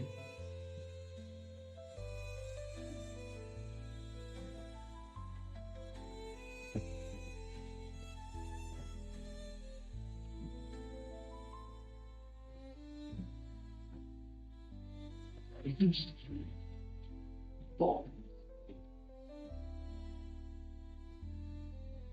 Charles.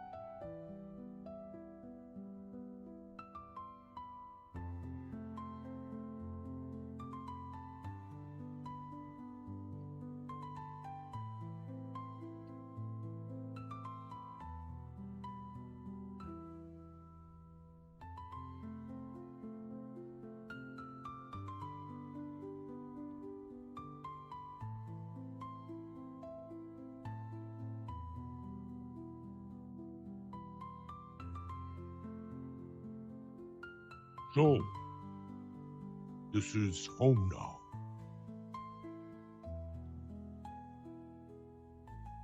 Family.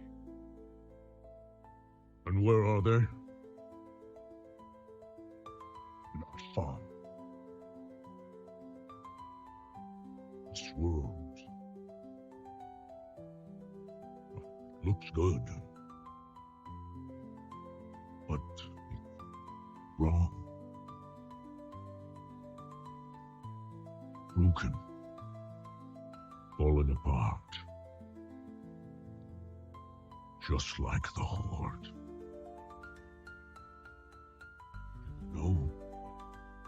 Know what she's done while you've been hiding. I left that life behind. I'm no one's savior. I will not lead the Horde.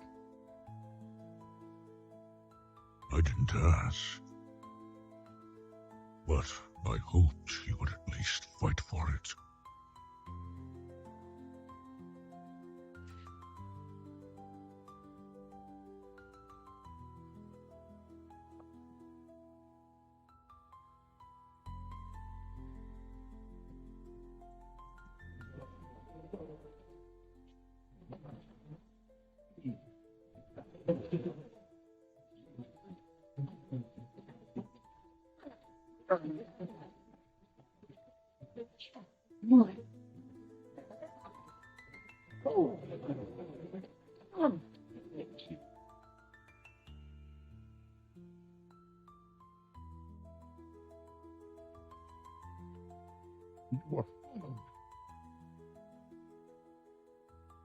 I followed them.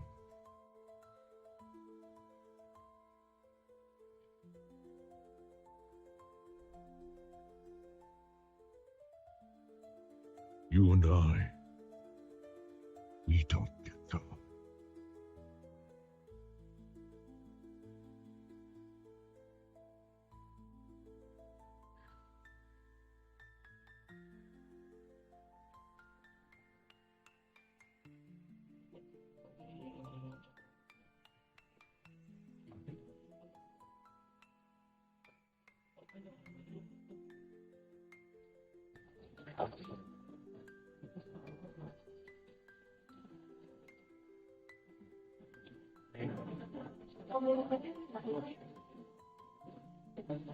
Terrible darkness has returned to our world.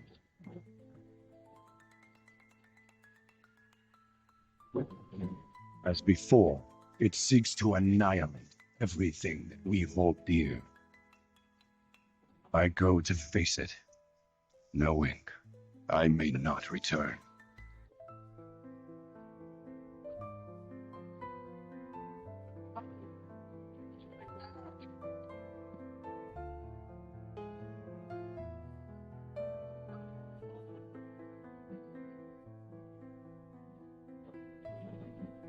All my life, live by the sword. I've seen kingdoms burn, and watched brave heroes die and fade.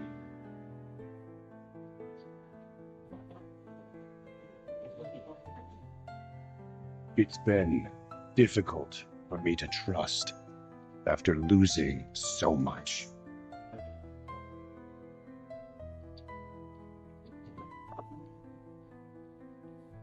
But from you, I have learned patience, tolerance, and faith.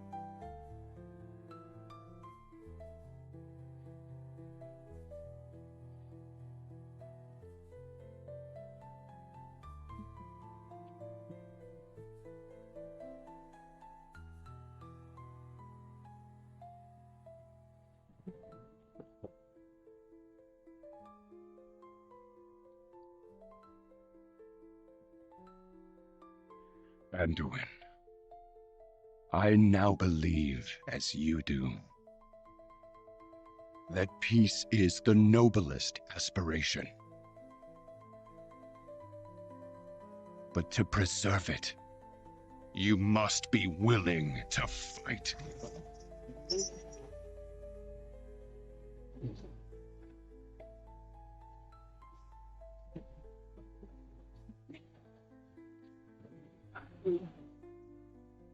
Boy!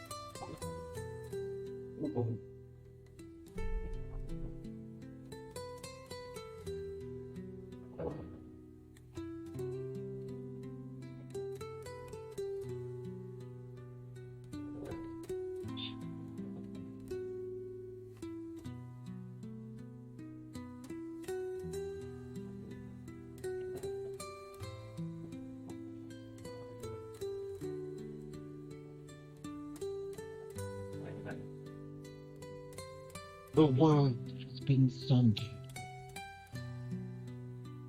It cries out in pain. We must go to Thade. We entrust our ancestral home to you, the Watchers.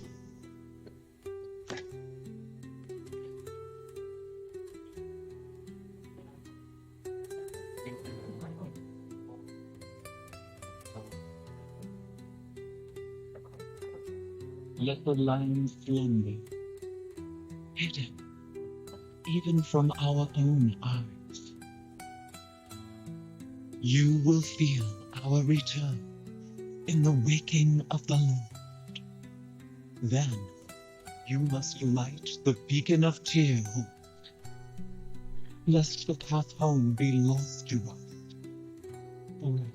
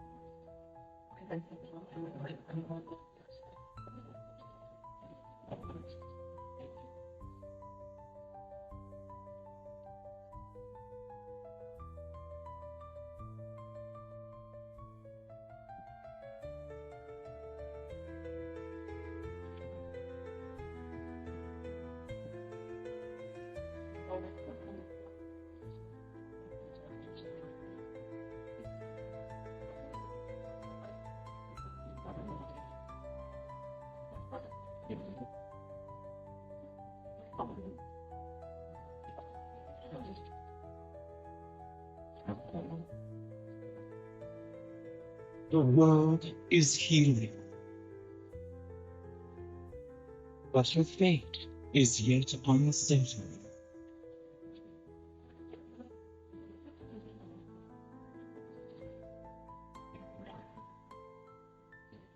Together, we shall be Azeroth's protectors once again.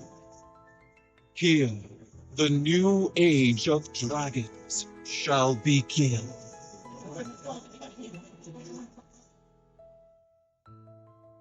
Imprisoned for 10,000 years.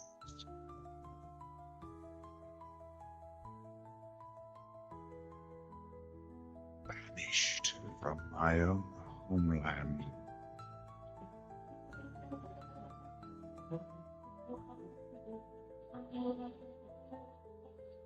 And now you dare enter my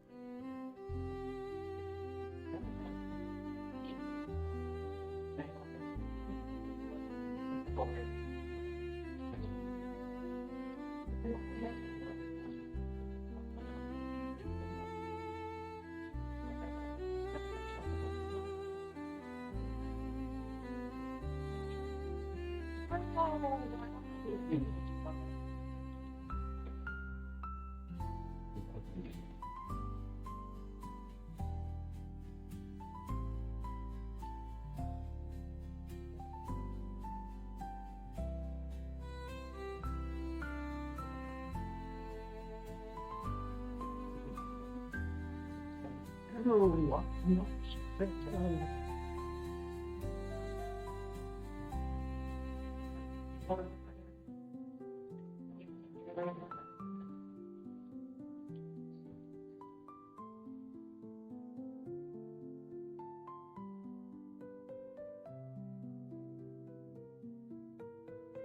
Varrock, it's time. Those who defend Orgrimmar are forward as well. Our brothers and sisters. These warriors have sworn to fight. For you. Many lives will be lost. Or perhaps just one. Till minus with me. I challenge my world.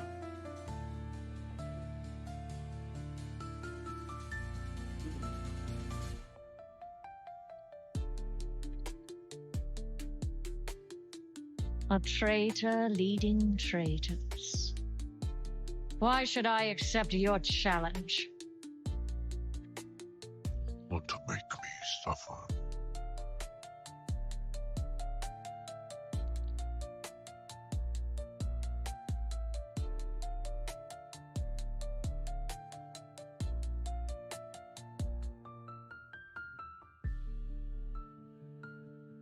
brother. You cannot win. Miles, you and I.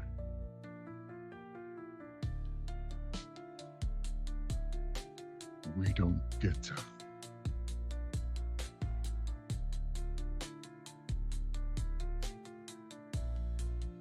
I set you on this path. And we knew where it could lead. Walk with me the rest of the way.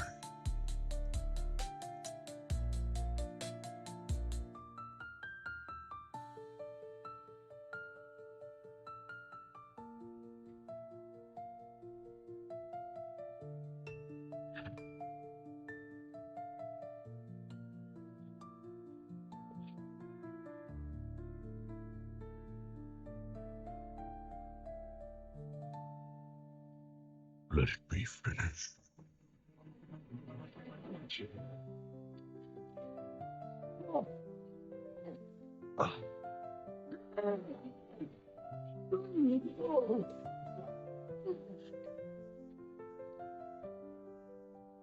The High Overlord falls.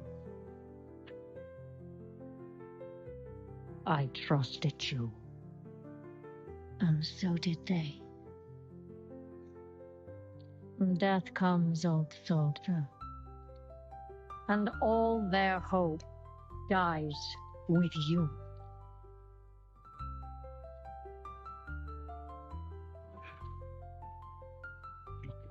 No. You tried at Delverson. You failed. Hope remains. Set us to kill each other at Lordaeron. You failed. Here we stand. With you. Just keep killing. The Horde will endure. The Horde is strong.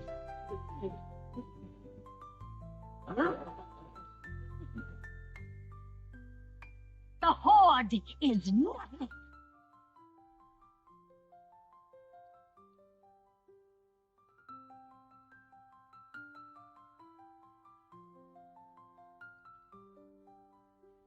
You are all nothing.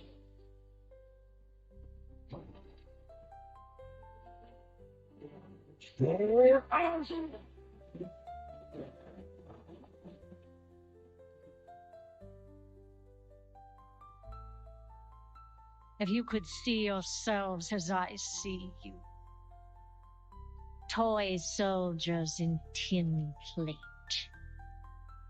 beasts who howl for honor, standing as one. Savor it. Nothing lasts.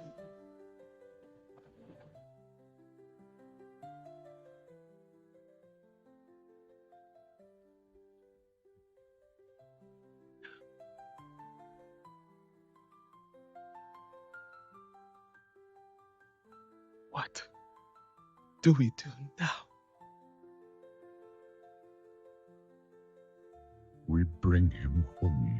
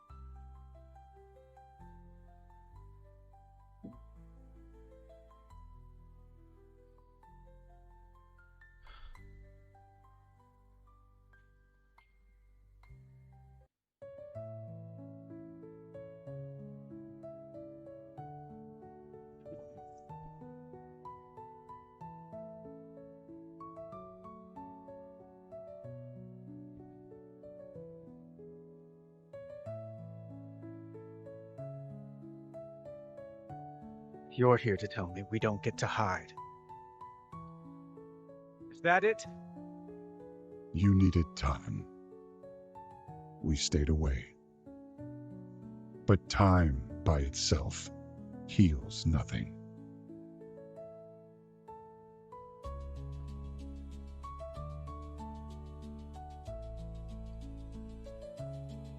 You didn't just come here for me. It's the visions. You've seen them. I suspect many have lately.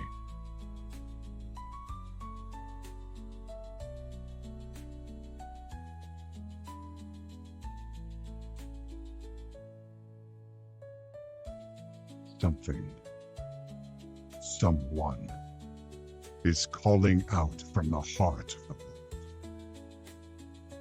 like a voice from a dream.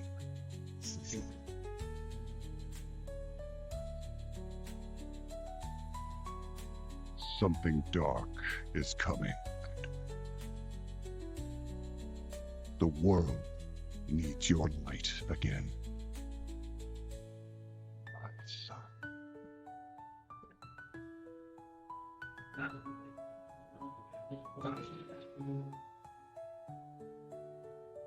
I am not that person anymore. I should have known it. Not after what I've seen. Not after what I've done.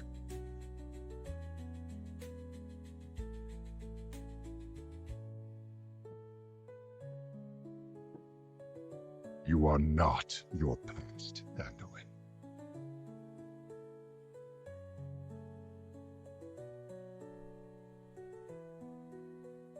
I trust you.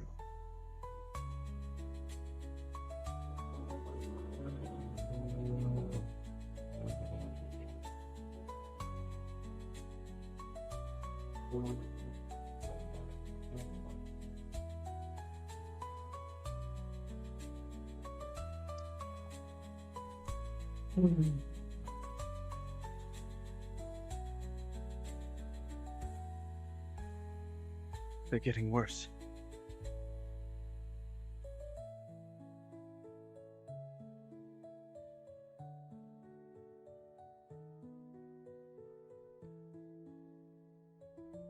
Look, whatever's coming, I'll stand with you. Of course I will. But we were drawn here by the voice. Who is it, Thrall? Who's calling out to us? I'm not sure yet.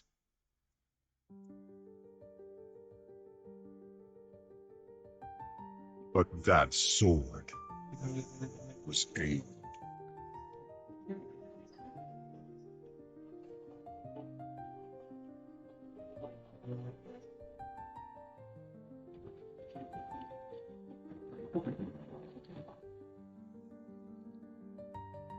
Never paid any heed to the ancient prophecies.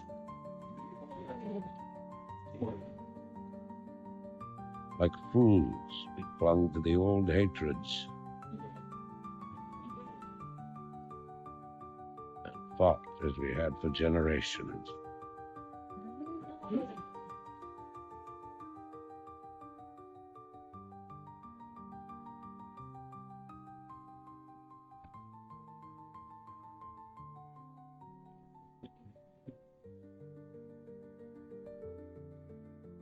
Yeah.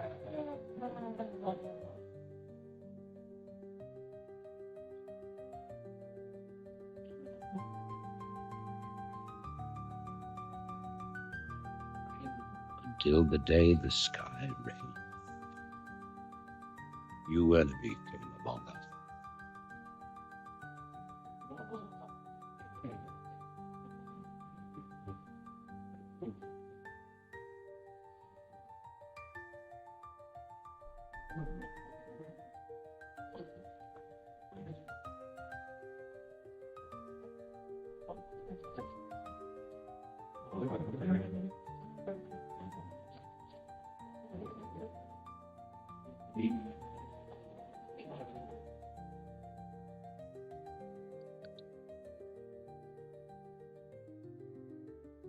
We stand now upon the brink of destruction, for the reign of chaos has come at last. 4 years have passed since the mortal races banded together and stood united against the might of the Burning Legion. Though Azeroth was saved, the tenuous pact between the Horde and the Alliance has all but evaporated.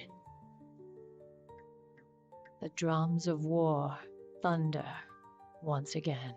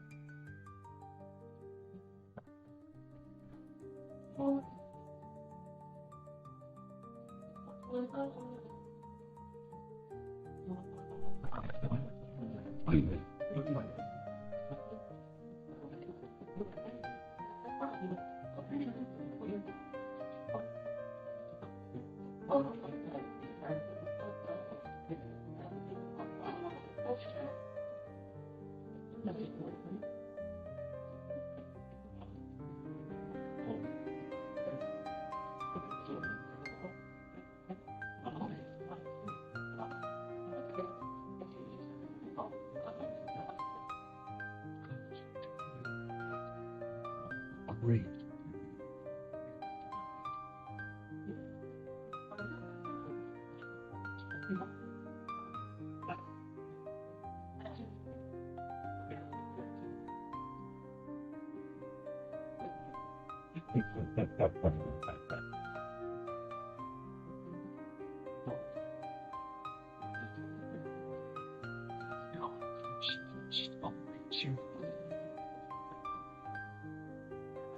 You simply do.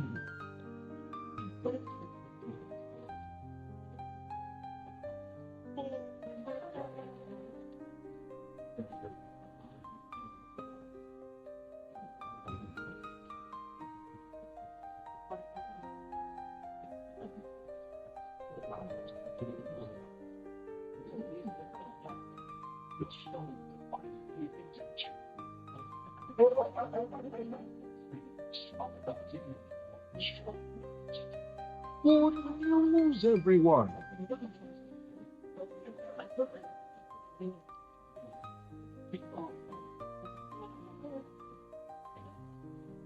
It's your life. Be safe.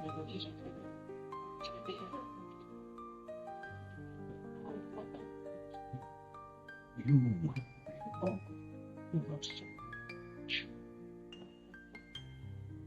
It's serious. Arthur! What you did when I started at Light's Home. Light won't start from Judy.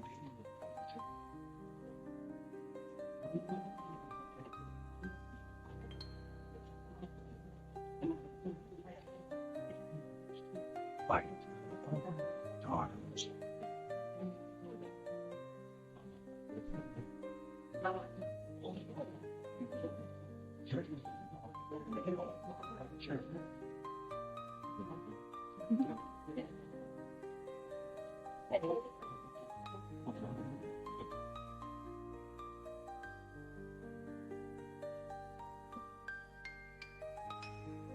Cries of war echo upon the winds.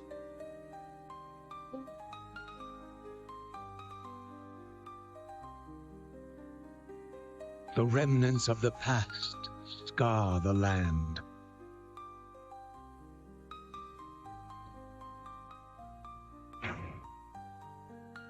Which is besieged once again by conflict.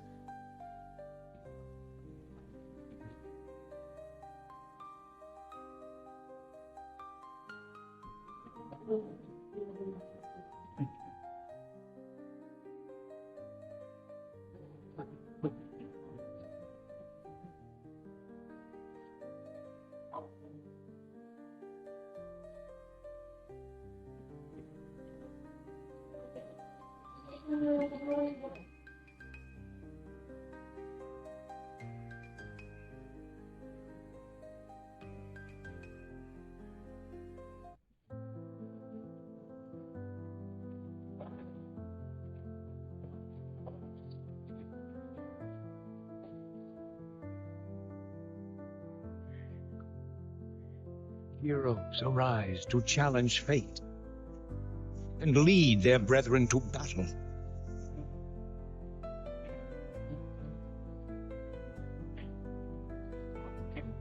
As mortal armies rush blindly towards their doom, the burning shadow comes to consume us all.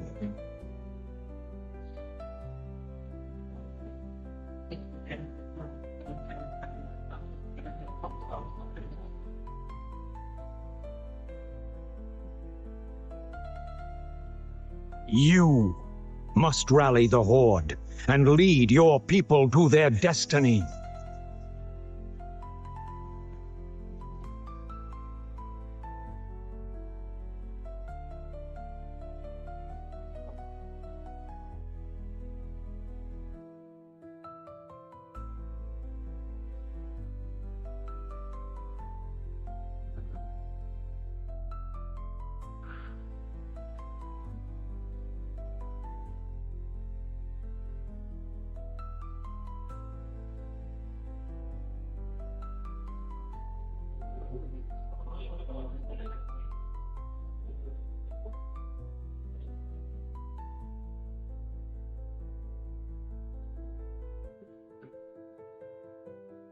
We've received reports that the orcs are regrouping.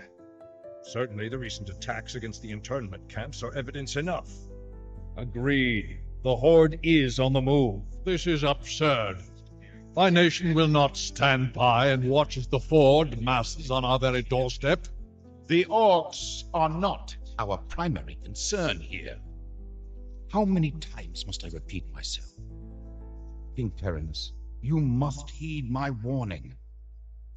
This plague that has gripped the Northlands could have dire ramifications. Plague? The wizards are just being paranoid.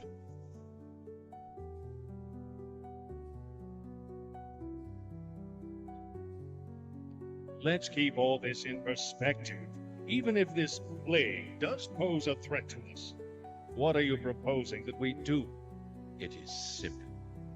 As I have said, the Kirin Tor are already prepared to place the villagers under strict quarantine. I will not institute quarantine without proof of your claims, Ambassador.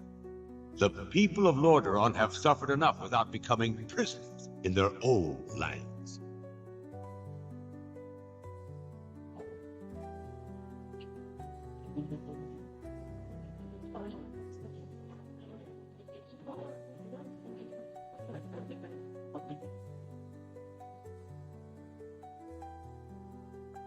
Yet prisoners they are, good king. What is the meaning of this? Who are you? Humanity is in peril. The tides of darkness have come again, and the whole world is poised upon the brink of war. Enough of this. Guards, remove this madman. Hear me. The only hope for your people is to travel west, to the forgotten lands of Talendor. Old Ambassador, I don't know who you are or what you believe, But this is not the time for rampant profits. Our lands are beset by conflict, but it shall be we who decide how best to protect our people, not you. Now, be gone!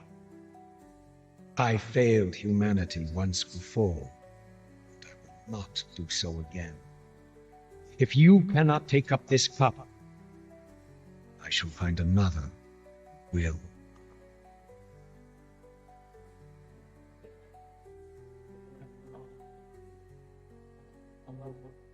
A warning has been given.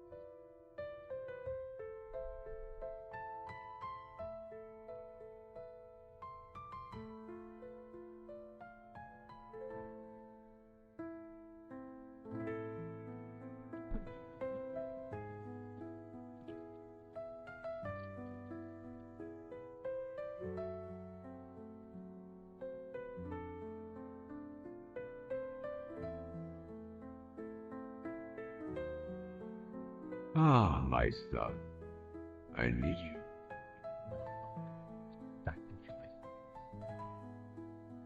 You always bear the weight. I've taken care of everything.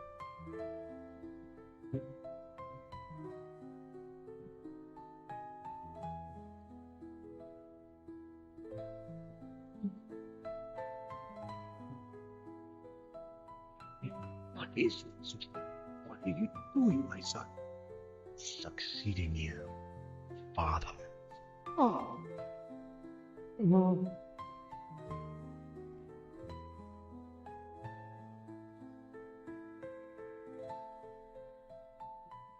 This kingdom shall fall, and from the ashes shall arise a new order that will shake the very foundations of the world.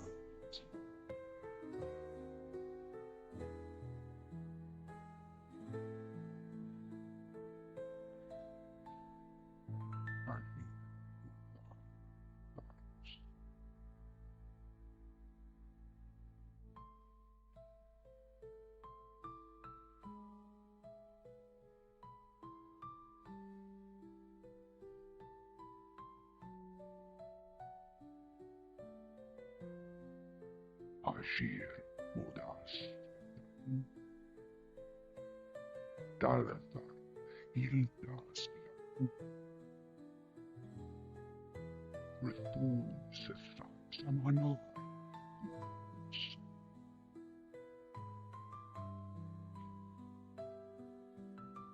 There are so much.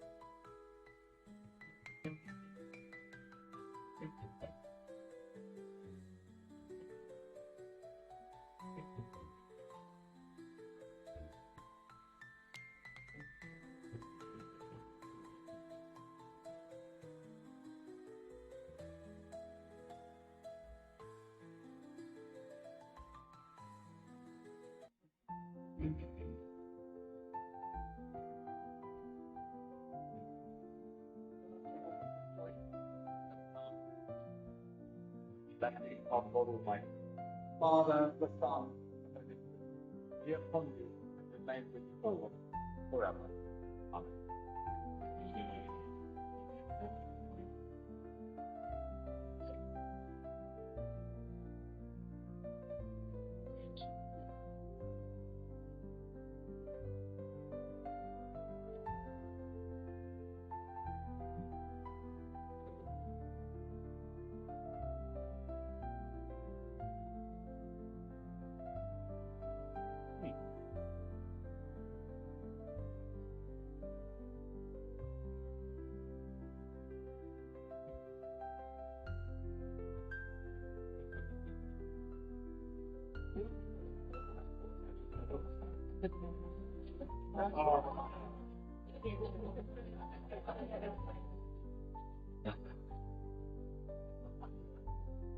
You can all look this way, please.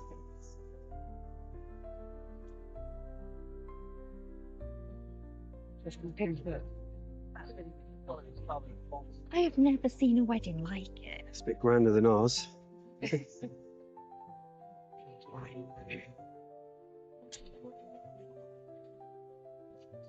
I haven't noticed any congratulations on your lips. Don't tease him. I wish the boy well. I do.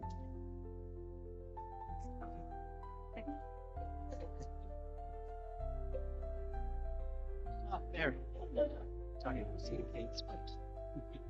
All smile.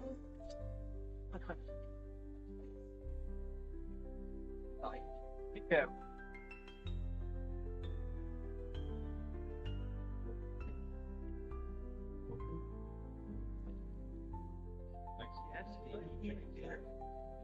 They're going to live here, and I'm off to the dower. The thought of being warm in winter goes to my head like strong drink. I can imagine. We're going to cut the cake. I want to thank you for allowing me to be so happy. I feel I've been given much more than I deserve. Well, that's an encouraging start.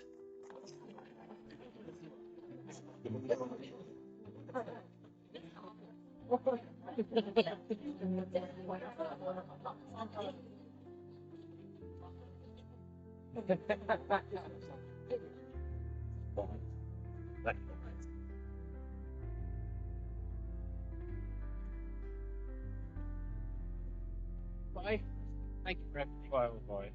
Bye.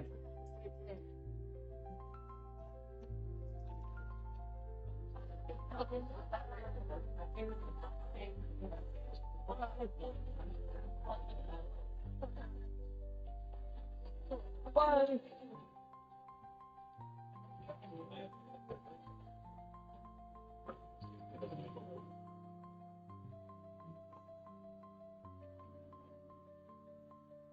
I've had a letter from Mr. Murray. He's coming to Downton on Tuesday. What do you want him for?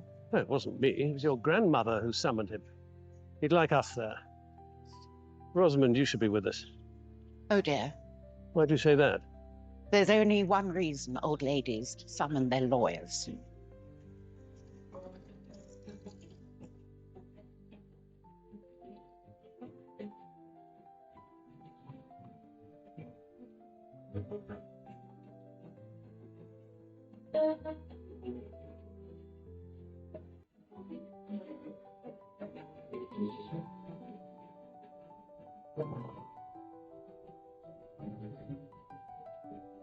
Do sit down.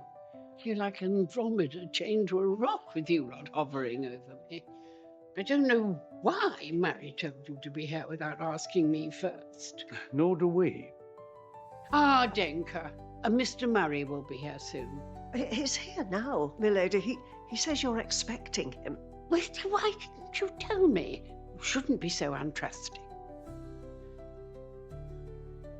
Ah, have you told them, Lady Grantham? Good. Please. She's told us nothing. Well, that's easily done. I've come into possession of a villa in the south of France. And now I've given it to my great-granddaughter, Sibby. What? So what bit didn't you understand? I don't understand any of it. What villa? Where? This is too extraordinary for any words. It's called La Villa des Colombes, and it's near Toulon. But why was it yours? And why have you never said anything about it? Because I thought it was a joke. Start at the beginning. Years ago, before you were born, I was in France, and I met a man, the Marquis de Montmirail, and he invited me to spend some time at a villa he'd just bought. A year or so later, he wrote to me and said he'd transferred the villa into my name. I never thought he was serious, so I didn't pay any attention. But it wasn't a joke. It seems not. He died recently, and to his widow's alarm, the villa they've been using every winter for years was registered to Lady Grantham. He never changed it. Now, I'll need some signatures. Oh, yes. Why have you given it to Sibby? Your children are well set up here, and Edith's are more than taken care of, but Brumpton will go to a child of Tom and Lucy's. So darling Sybil's only daughter will inherit little, and I wanted to correct that. What family did he have, this Montmirail chap? The widow and a son, the present Marquis. The mother is keen they should take the matter to court. Well, you can't blame her. Why? If her husband wanted me to have the place, who are we to argue? You never thought to turn it down? Do I look as if I'd turned down a villa in the south of France? Mr. Murray, may I ask a favour? Please. I have a task for you. It's all explained in this letter. I'll telephone in a few days in case there are questions. Of course, Lady Grantham. Now, I hear my train calling. Goodbye, Mr. Murray, and thank you.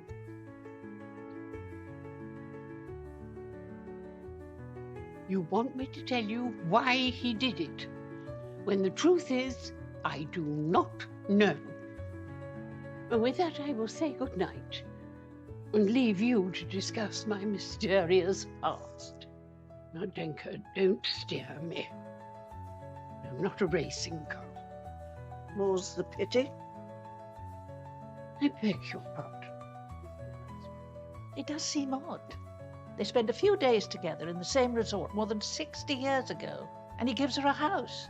I suppose he wasn't just a lunatic. Well, that's what they'll try to prove. Well, I think it's marvellous of Granny to take care of Sibby. Even if Monsieur de Montmirail was as mad as a rat. But why did Mamma never say a word? As far as she's concerned, she received a very eccentric letter more than half a century ago. She considered it potty at the time and never gave it another thought.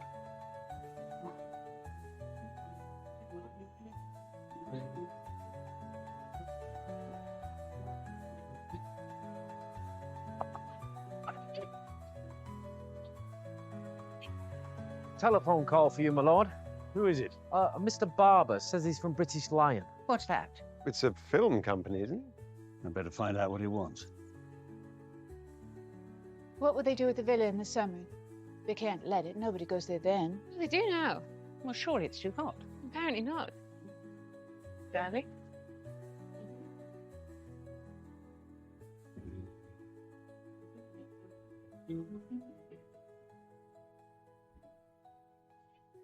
Mr. Barber turns out to be a producer and director. He wanted to practice chronophotography here. Not the Stone Age, Papa. You mean he wants to make a film at Downton? What did you say? I let him down gently. Then I'll bring him back. I want to hear what he has to offer. What's the point? I suppose there'd be a fee. When does Henry get home? Not in time for this. Where is he now? His last message was from Istanbul or somewhere. But as far as I'm concerned, the whole idea of a rally is balmy. You can manage it without him. I see, so it's down to me, is it? We can't expect us to deal with Kinema people. First, let's just listen to his proposal. Come along, Mary, I'll keep you company. The money would be useful, surely. Is everything all right with Henry? He's in love with cars. He's in love with speed. He's in love with adventure. He's also in love with me, I think. But I don't seem to cancel out the other three. And you thought you would? I suppose I did.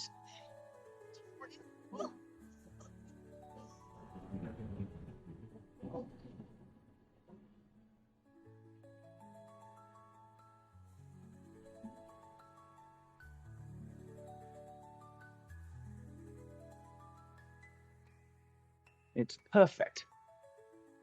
Until recently, filmmaking was largely confined to the studios, but now the process has opened up. Abel Gance's Napoleon last year showed what a camera can do on location, filming in real houses, real landscapes. What sort of film is it?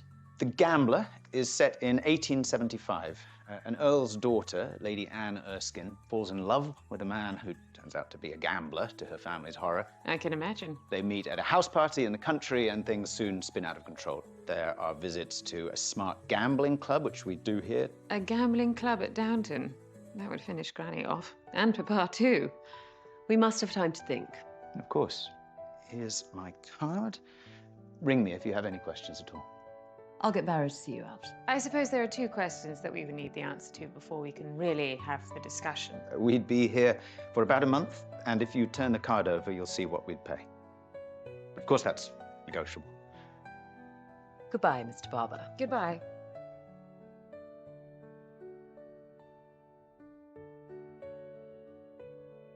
And that's the starting point. I think it's a horrible idea.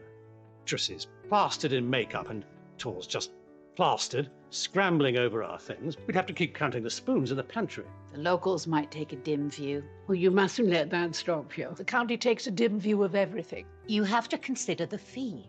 We don't need to talk about money. Oh, but you need to think about it. You could have a new roof for a start. You could soon be looking at real flooding, and then what? If you turn them down, do you think we could persuade them to drive further north to Brancaster? Mamma, where do you stand? Mary, dear, will you take your father to see the attics? I don't think he's been there for quite a while.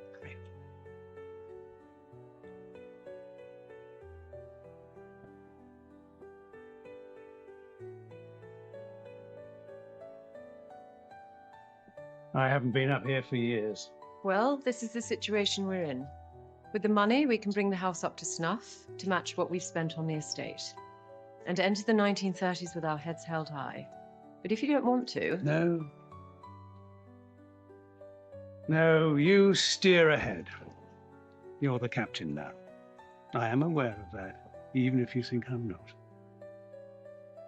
Oh, and now I have the unenviable task of breaking the news to Mr. Carson. I can't believe it. To make a film here? Can they do that? Would there be film stars, famous ones? Oh, give her some water before she passes out. Nothing's decided yet. It's all very fine to get excited. You live at the farm. The rest of us will have 'em in and out and round about every hour God sends.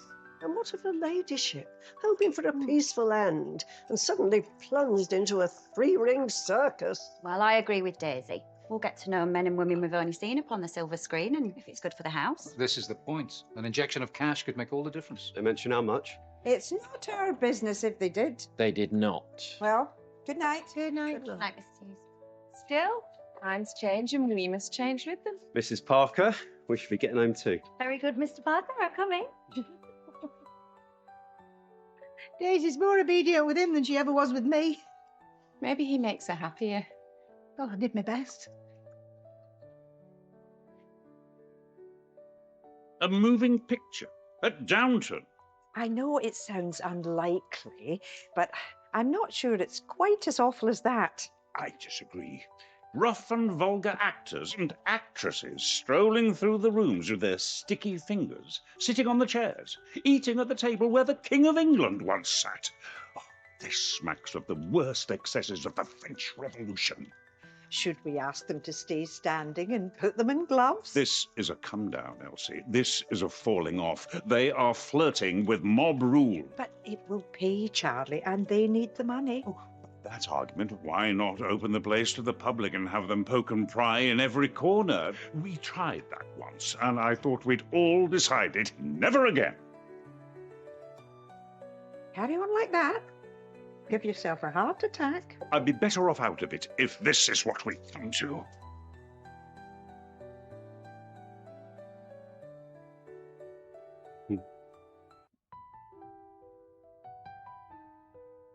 Andy, I wonder if you might fold that newspaper properly. I'll take it upstairs with me. Of course. So, moving picture to be made at the big house. What will that mean for the pair of you? Can't say exactly. But it'll be exciting. Seeing our films made, meeting the stars. I'd keep clear of them if I were you. Keep clear of all of it. I'll say good night then. Night.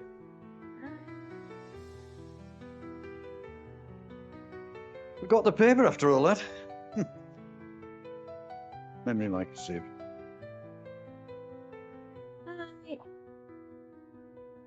remember. It's his farm, not ours. It's Lord Grantham's farm and he's only the tenant. Maybe. But don't say anything you'll regret. That's the problem. Bound to in the end, and then where will we be? Murray's had the will translated. Apparently, Montmirail refers to an idyllic interlude he spent with Mamma as a young man before he was married. What else did Murray have to say? Oh, it's odd. The widow wants to fight the will, but the son believes it can be settled in a friendly way. I'd cover the villa with barbed wire and board up the windows.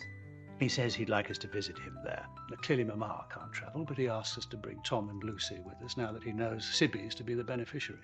What do you think? Well, we could get to know Lucy better. And with any luck, it would mean we'd miss the whole of Mary's frightful film. I found it. Myrna Dalgleish. I knew I had a good one of her. Her beauty is so thin. I've got one of him. Guy Dexter in Casanova.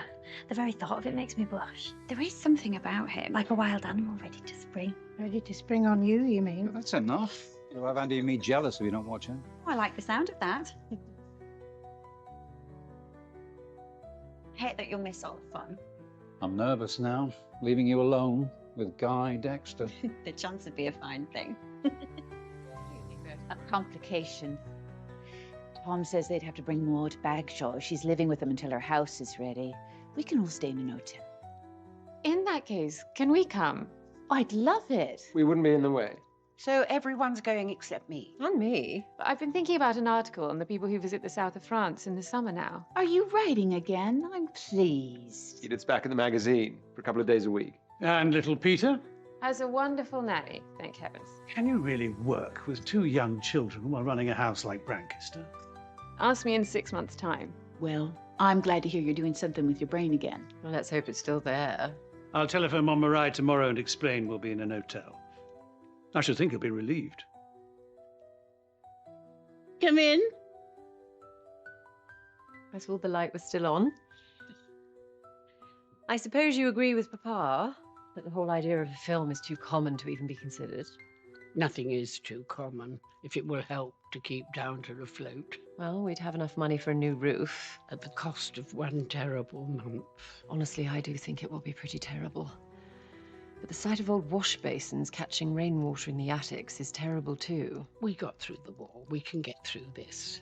But you must be firm, Mary. To those people, women like us fall into 2 categories. Dragons and fools. You must make sure they think of you as a dragon.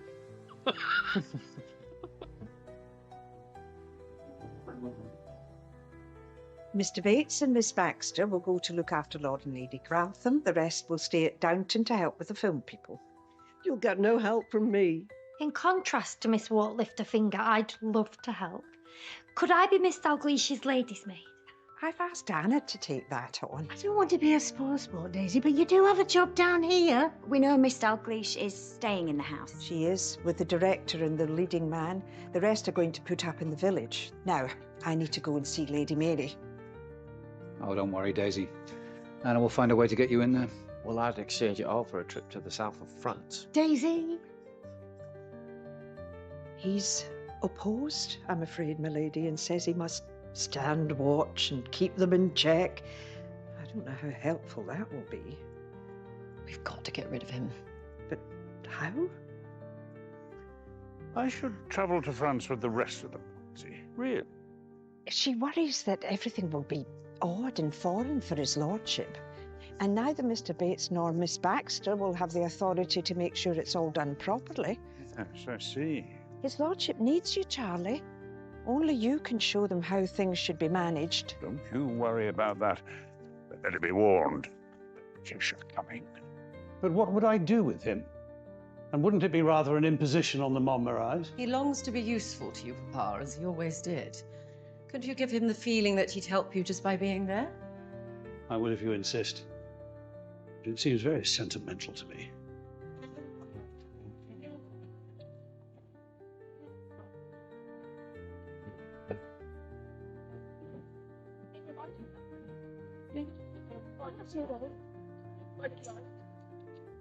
No, that's private.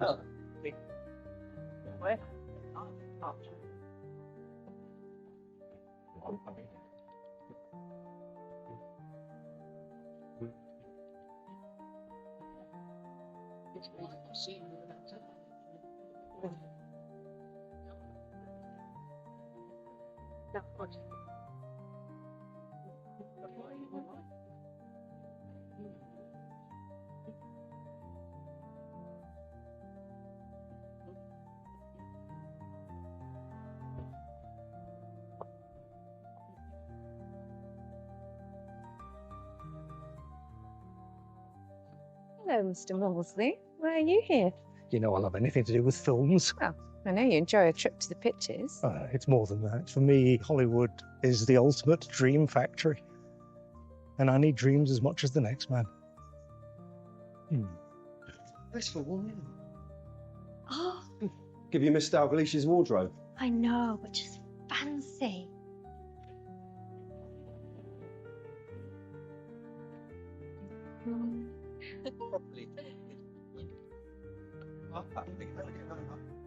Number 16.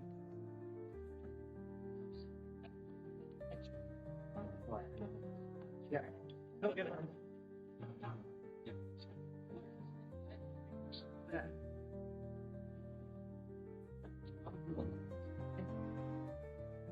You're all here, hiding from the invaders. Sibby!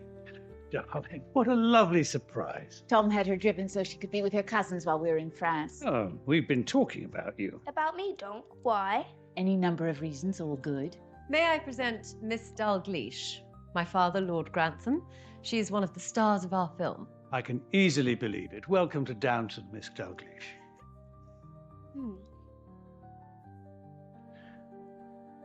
The modern world comes to Downton.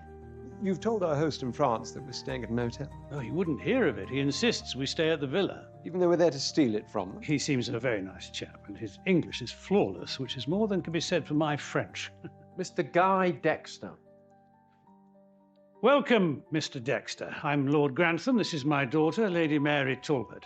She'll look after you, as the rest of us are off to the Riviera. But I hope you'll enjoy yourself here. I'd come with you if I could. You're English? Yes. I went over to America 10 years ago to try my luck, and I've been there ever since. I'm not the only one. They call us the Hollywood Raj, and we all play cricket once a week. And the weather never stops play. Do you know the south of France? Last time I was there, I was marooned on the roof of the Negresco with Ronald Colman and Gloria Swanson. On the roof? You can tell us the rest of that story at dinner. When are you leaving? Tomorrow, at Dover, Calais, then the blue train down to Nice. How enviable that sounds. When do you expect your director? He'll be here for dinner. Don't you think, Myrna? How should I know? Myrna Dalglish in this house. It seems incredible.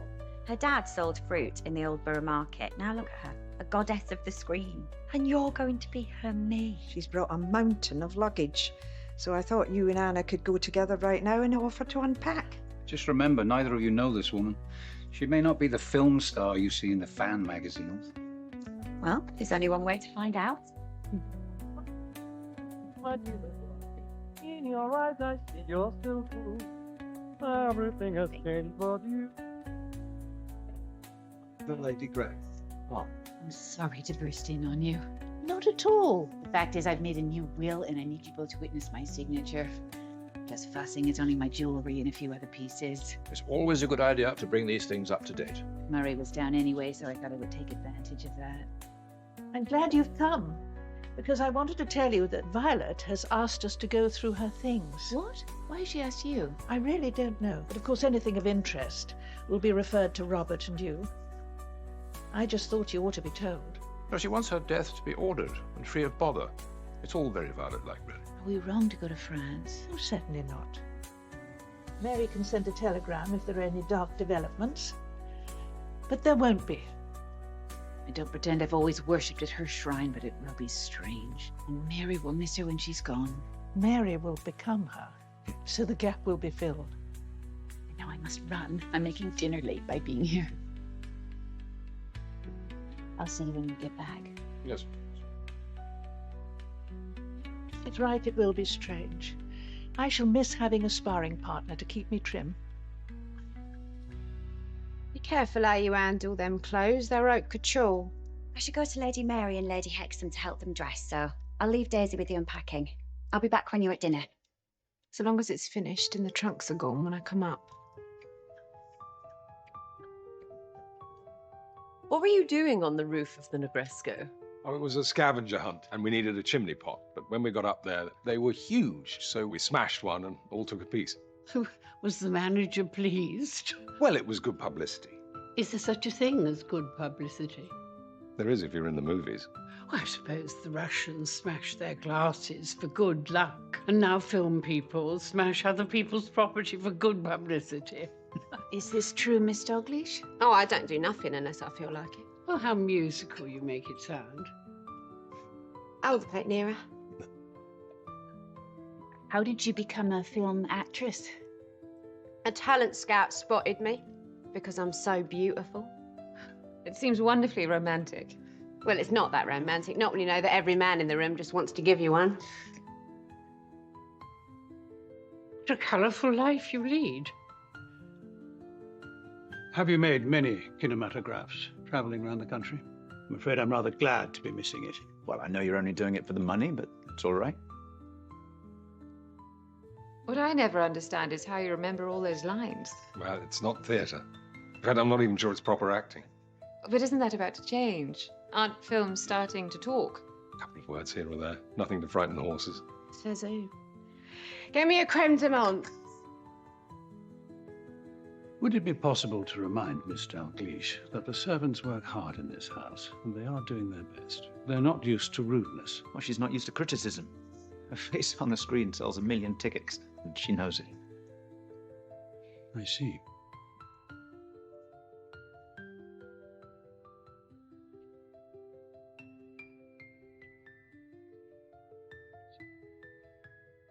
Thank you. I'm the butler, sir. Please tell me if there's anything you need. Anything I need? Seems rather a tall order. I'm sorry, I'm teasing you. What I should have said was, I have everything I need. Thank you so much. Very good, sir.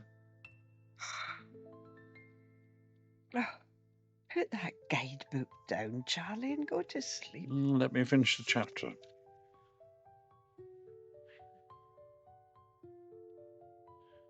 You won't believe what these people eat.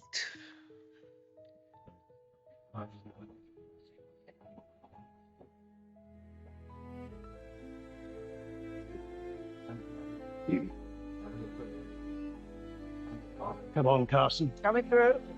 Let's run for it before things get any worse. I hope you've got a Mediterranean version of that outfit, or you're broiled. Don't worry about me. What a... Bye, Papa. Look after Theo. Of course. They'll have a lovely time, no matter what they're like. Yeah, we'll do our best. Now, don't get into any scrapes. I have found when dealing with foreigners, if one speaks loudly and slowly, they'll bend to your will. Too loudly and not too slowly. No, Andrew. No. Thank you, Faith. We've come to wish you luck. You only just caught us as we set off on our strange mission. Oh, I'm sorry I missed the filming. Will you watch it while we're away? I will if they let me. Try and enjoy yourself. No need to say the same to you. Please make sure that Johnny keeps his nose clean. It will be done, sir.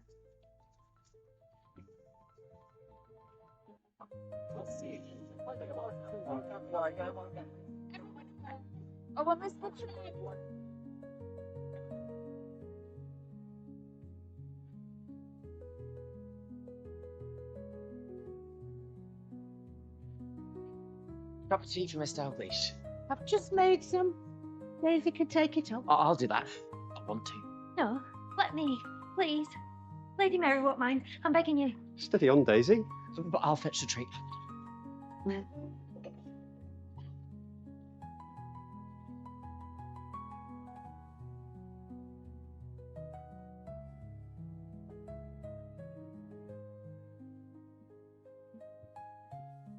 This is for you, Miss Dalglish.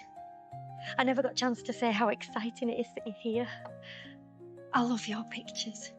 You've been such an inspiration to me. since I first saw stuff. Get a move on. Right away.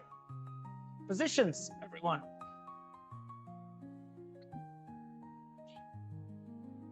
Roll the camera. Harry. And action. Walk downstairs and find him with your eyes. Halt and walk on. He's waiting for you.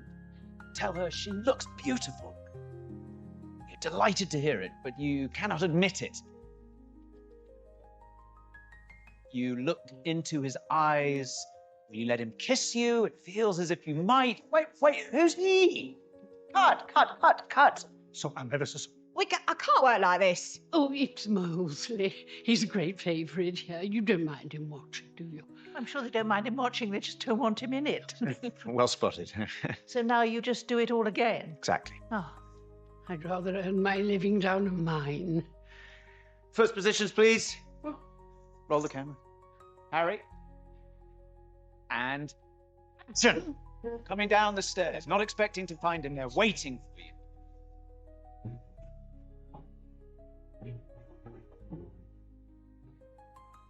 If I'd known we were all going to be staying at the villa, I'm not sure I'd have come. Why not? You don't think it might be a little awkward when we've appropriated this family's home?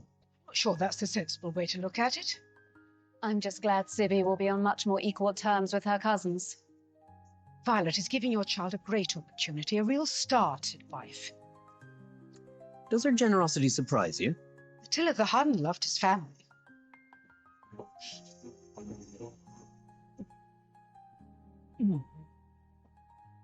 You all right, Mr. Carson? All right is not the first phrase that springs to mind. I brought you some chicken soup, Mr. Carson.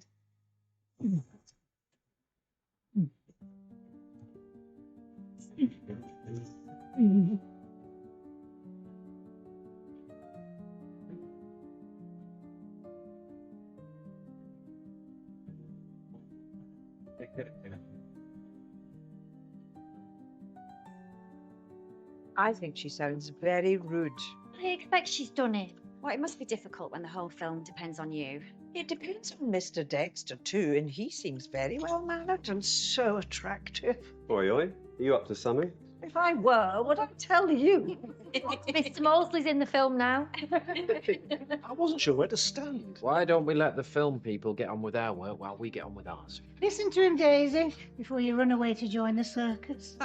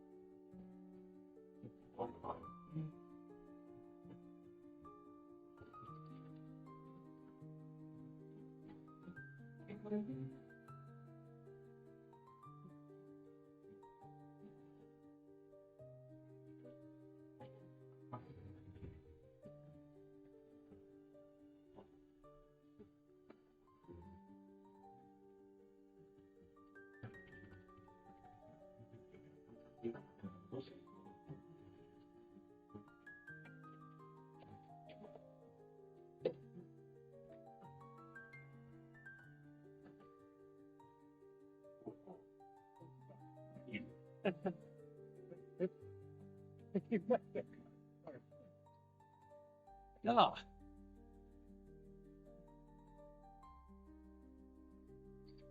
Monsieur de Montmirail. Lord Grantham, bienvenue. Well, we've become quite a party. I'm afraid we've even brought our butler. I'm not quite sure why. But how chic. Now come in, everybody. Come on.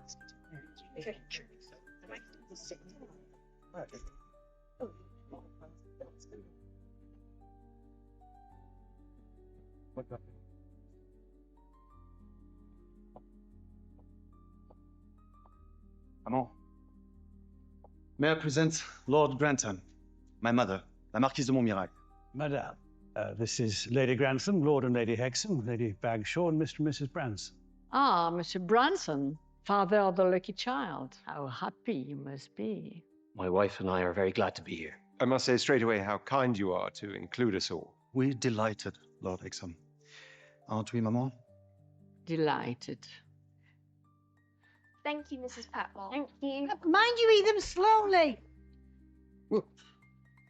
Oh, Mr. Mason, how are you? Are you on your way back to the farm? I wanted to give the young couple a break. Then, alone, they always have to put up with me.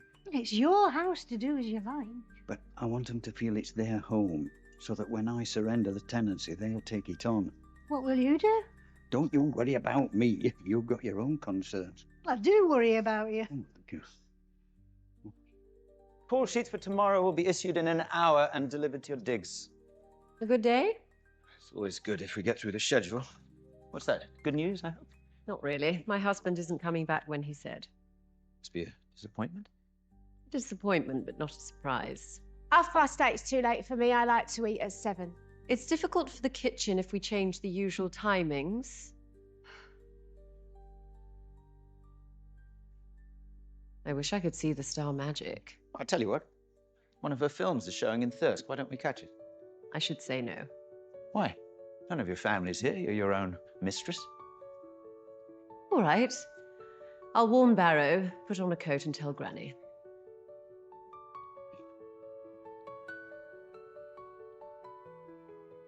Now, Granny, don't be cross, but I'm going into Thirsk to see a film. On your own? With Mr. Barber, the director. Have you heard from Henry lately? He sent a telegram today. He's not coming back yet. Denker, change of plan. I won't get dressed. I'll have my dinner on a tray. Milady.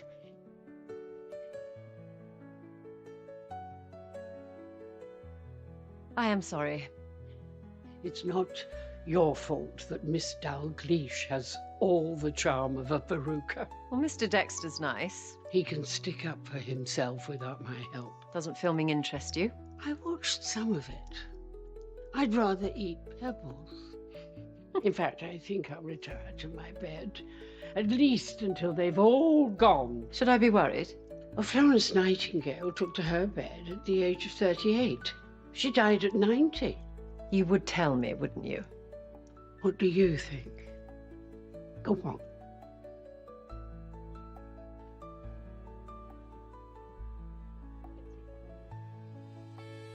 And you, Lord Grantham, are you familiar with the south of France? Well, I know Lord Brougham first made it fashionable in the 1830s when he was Chancellor. So you are only taking back what is yours by right.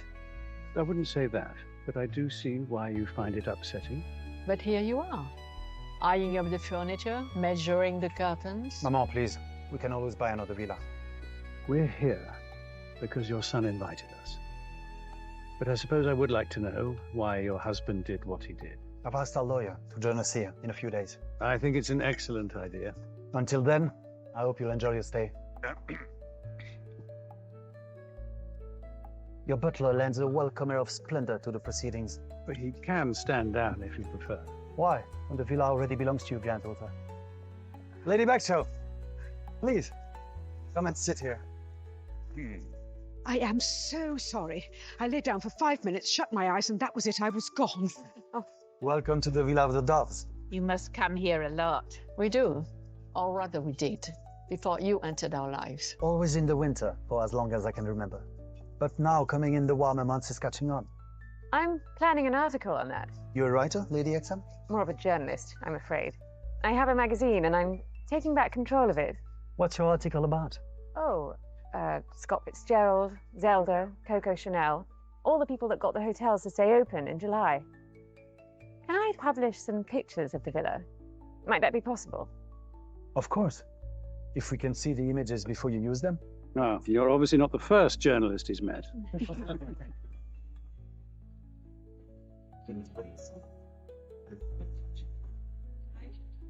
Going to have to defer our appreciation of Miss Dalglish's attractions to another time. This isn't her film, but Terror is the first all-talking picture to show in Britain.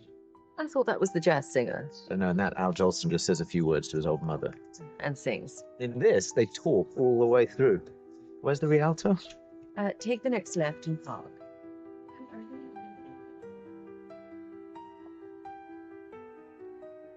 Lady Mary's gone to the pictures in Thirsk with Mr. Barber, and old Lady Grantham's eating in her room, so Mr. Dexter and Miss Dalglish will be dining alone. Have you let Mrs. Patmore know? I have. we all pity Mr. Dexter. What's the matter? Oh, you wouldn't be interested, Mrs. Hughes. Try me. If you want to.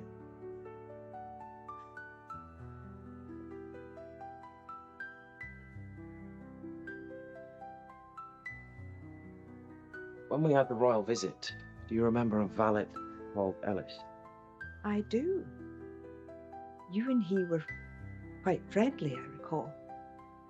I had a letter from him this morning saying he's getting married. And that's sad. I know it shouldn't be. Mr. Barrow, your path in life is a hard one. Most people in your position choose to hide behind appearances that will allow them to avoid persecution and rejection. He's surely not to be blamed for it. It isn't what I want, Mrs. Hughes. And you're a brave man. But you're also destined to be a lonely one, unless you're very fortunate.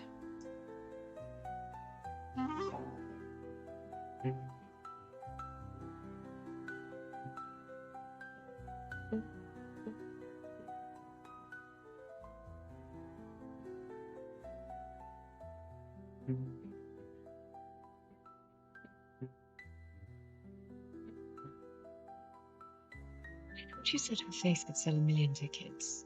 Not in Thirsk, apparently.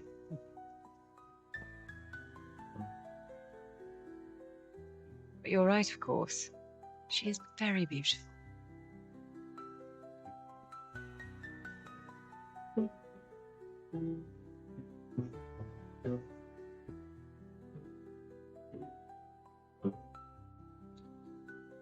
How wonderful this is. I'm still curious as to why we're here. If you'd come to England, you could have met Mamma, which would have made more sense. It was you I wanted to meet, more than old Lady Grantham. And your mother? The situation is more delicate for her, but she'll be all right. I'll make sure of that.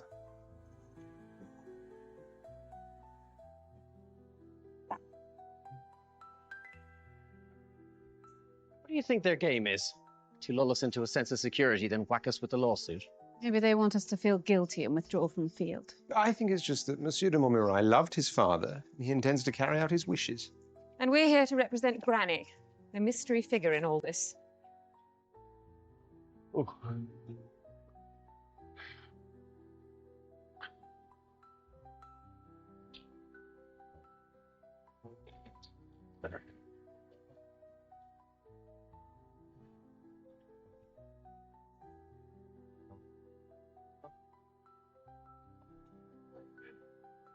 Bonjour, monsieur. Glare. No. Cover. Fool. Yes. Parson? Oh. I'll be of help. On va prendre celui-là, s'il vous plaît, Monsieur Ursel. I thought maybe this one. Makes you look like King Zog of Albania. Oh, perfect. Oh, no. I wouldn't hear of it. It was my choice, so I should pay. But I'm the one who has to wear it. Thanks for your custom, sir. Both you and your wife.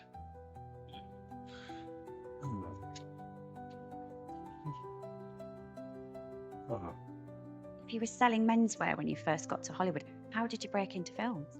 Well, one day they asked me to pose for a trade journal in a suit that they were marketing, and an agent came and signed me up. Because you're so handsome.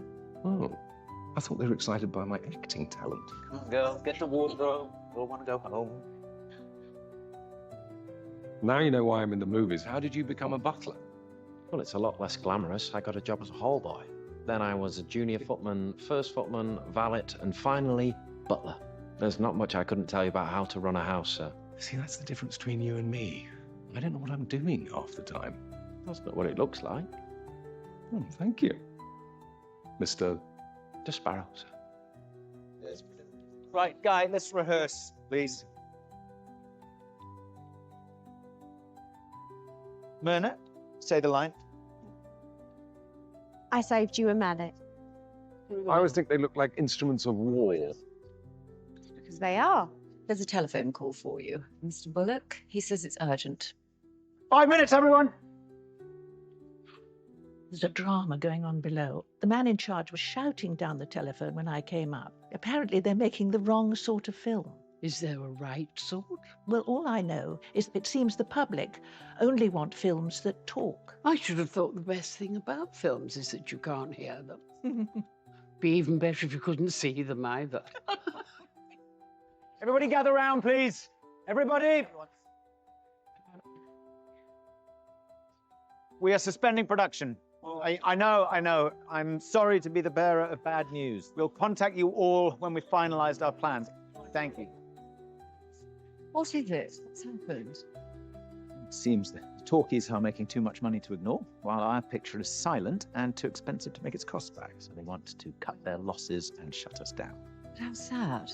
It is worse than sad for the men and women working on it. We still owe our extras back pay, and now they're out of a job. Oh, excuse me. Myrna? Why isn't it stopping? Apparently silent films aren't making any money now. I saw it the other night. The cinema's almost empty. What a shame. I feel sorry for Mr. Barber. He doesn't deserve this. I wish I could help. Oh, I wish you could too, but I don't see how. We're making a silent. They only want to release talkies. So. Well, why couldn't this be turned into a talking film? What would that mean? Getting a technician down from London. He could record sound for scenes we've already made. And then put new speeches into the rest. Why wouldn't that work? Oh.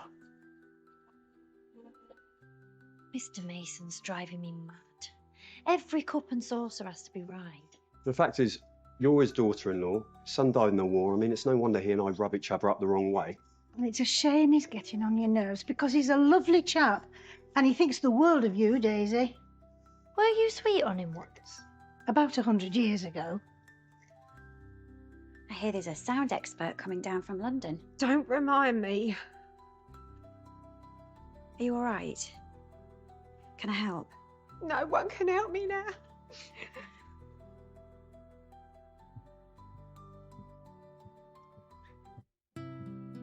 Well, if it isn't just Barrow. Sir? I've just been thinking how much more interesting this great house is than our silly little film. Don't call me sir. Is there anything I can do? Well, unless you've got some ideas for my next career. I don't understand. Films have been mime until now. Mime with music. Now with the new talkies, they're going to be about acting. They won't want us. They'll hire real actors from the theatre and we'll be finished. Well, you've got a good voice. There may be new faces coming in, but the public won't want to say goodbye to all their old favourites. Don't be right. Sir?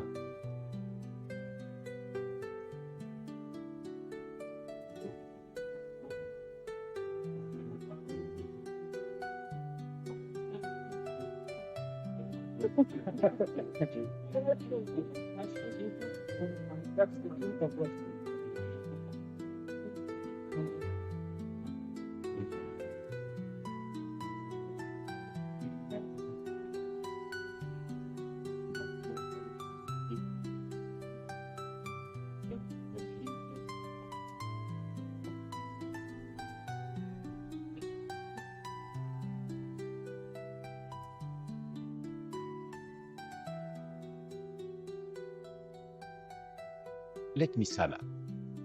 In the years since 1864, the late Marquis de Montmirail made 4 wills. In every one, he refers to the fact that he gave the Villa de Colombes to the now Dowager Countess of Grantham in 1865. I brought the originals. I will leave copies. Then clearly it wasn't something that slipped his mind. He meant to do this thing and he stuck by his decision. I feel better for that.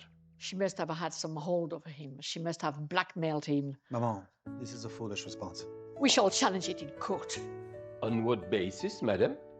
You have other houses. There's no question of hardship. Your husband bought the villa and disposed of it before he even met you. My advice would be to surrender the property without delay.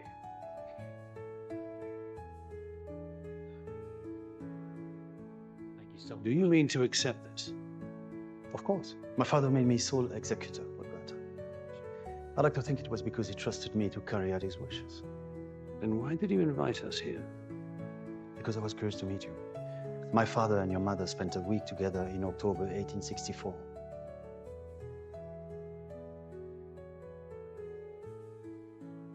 I was born in July 1865. Precisely. I think that's the key to why he gave her the villa 1 month later. In gratitude for your birth. In short, I believe you and I have a great deal in common.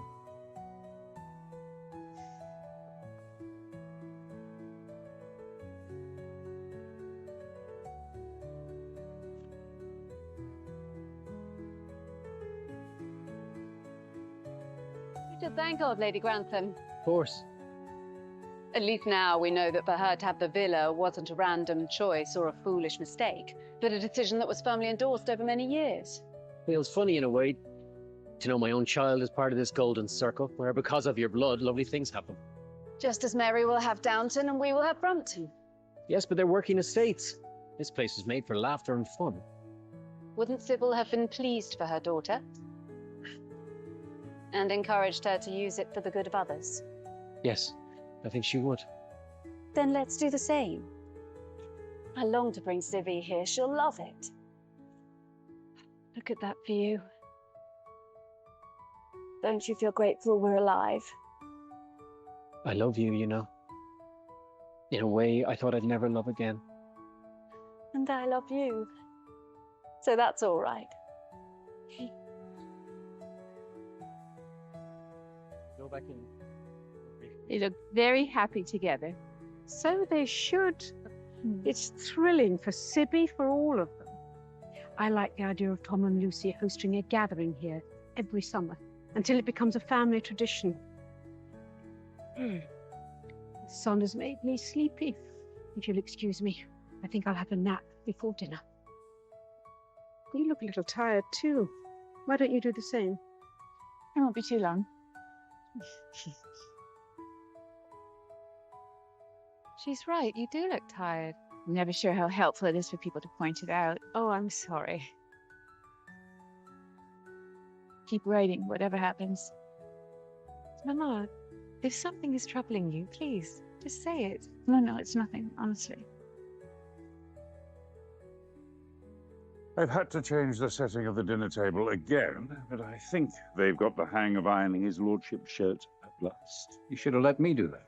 They must be very grateful for your help, Mr. Carson. Well, maybe. When I showed them how to do it, they certainly spoke a lot of French very loud and very fast.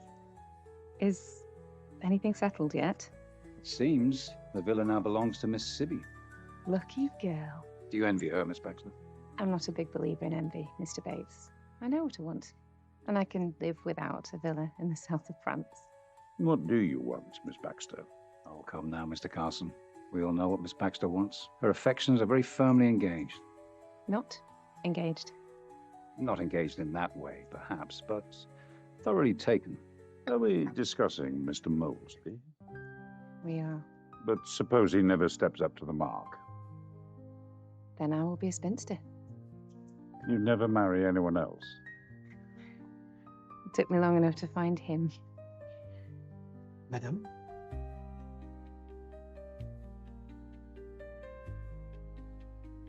I don't know how long he's thought about it, but once he checked the dates, he was sure. I was born exactly 9 months after, and I quote, the idyllic interlude they spent together, and he gave her the villa soon after I was born. Sure, that's all coincidence. Are you? It would explain the mystery. Your father loved you very much. But Rosamond's the one who looks like it. I hope this helps, milady. Thank you, Baxter. Good night. What's that for? Are you all right? Just a bit of heartburn, I'm fine. What will happen if the story gets out, do you think? I suppose Carson will hand in his notice. Don't be ridiculous. You're the least French person I've ever met. You don't even like garlic. That's not exactly cast iron proof. How have they managed this so fast? It's time is money. Problem now is, what are the actors going to say? What do you mean? Well, I write the lines for them, but they don't always stick to the text. Often we can't really remember what the actors have actually said. Why not let Mr. Molesley help? Why? What could he do? Well, he's the village schoolmaster, and I know he can lip read. I'm sure he could sort something out. That's certainly true. And he's been here every day as it is and watched all the scenes. Right, Mr. Barber, I'm ready. Bring on the thespians. Ah.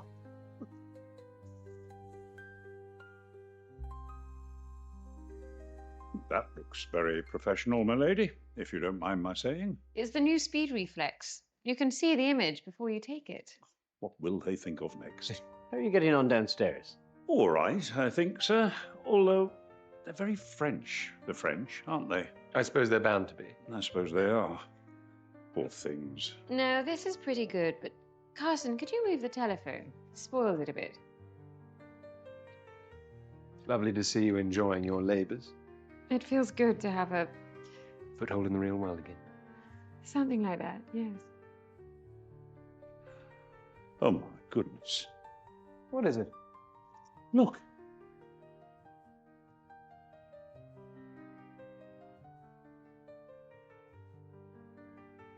Who is she?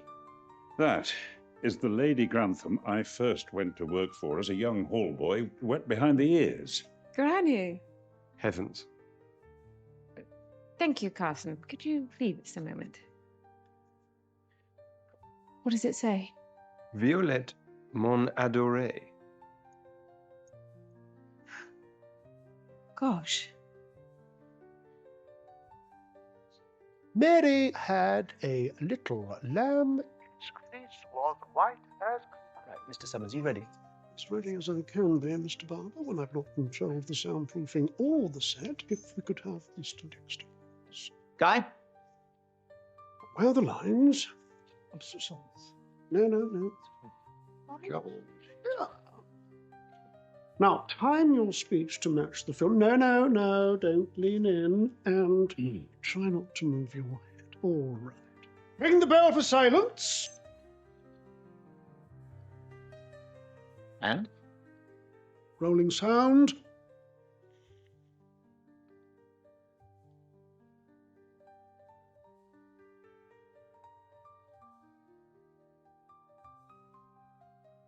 Well, if it isn't Lady Anne. I thought you might find me. No one can keep a secret these days. May I remind you, it's my future to throw away. No, wait. Don't go. Cut.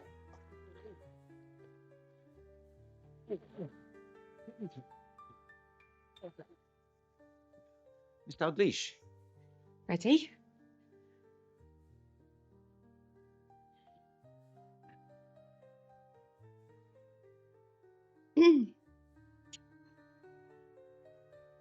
And action. I know where you'd be. I only came to... Hang on a minute, I turned my head round there.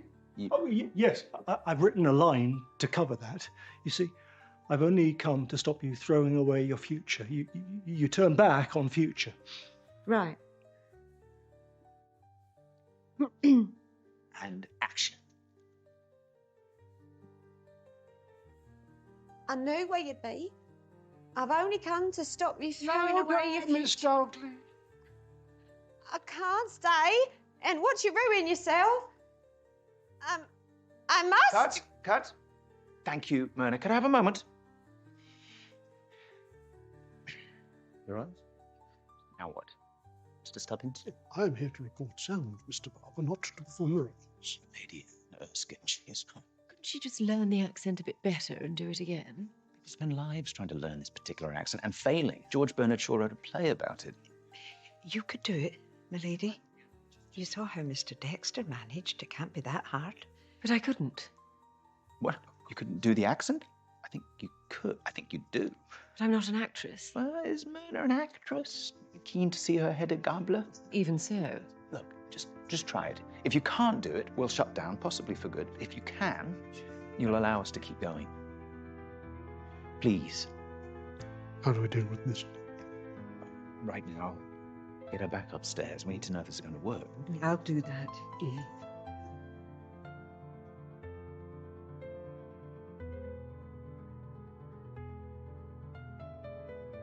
Right, Billy. Thank you. I don't know how I get myself into these things.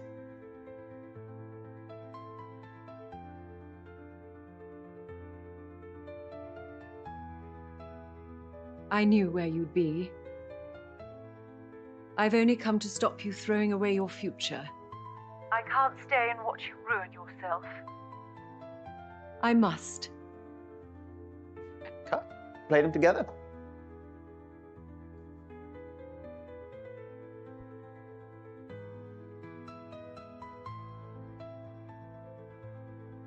Well, if it isn't Lady Anne. I thought you might find me. No one can keep a secret these days. I knew where you'd be.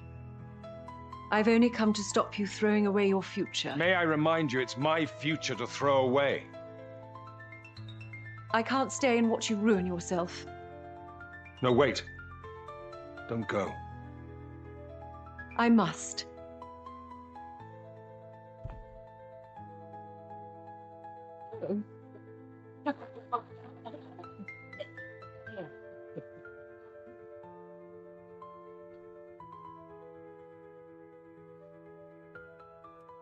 I do hope that was a prop. When was it painted? And why was she his adored one? Because she granted the ultimate favour? They were only together for a few days. Does it sound likely? And it's just a coincidence that Papa was born 9 months later.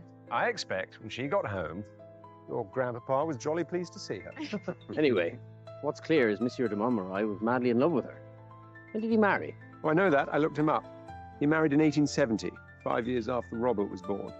And the present Marquis arrived in 1873. So the villa was a sort of parting gift to your grandmother before he looked around for a wife? That's what it sounds like. Evidently. I'm going to sound him out about Mrs. Patmore. You can't. I can. You know she's got a house of her own. You know she's lonely. It's a solution for all of us. You look very conspiratorial. We were talking about Mrs. Patmore and how much she likes you. Does she indeed? Well, I like her. She's a fine woman. She is, but I worry sometimes that she's lonely. She's got her own cottage, of course, but I think she'd like some company in it. I know what you're thinking, but the answer's no. You've always said you admired her.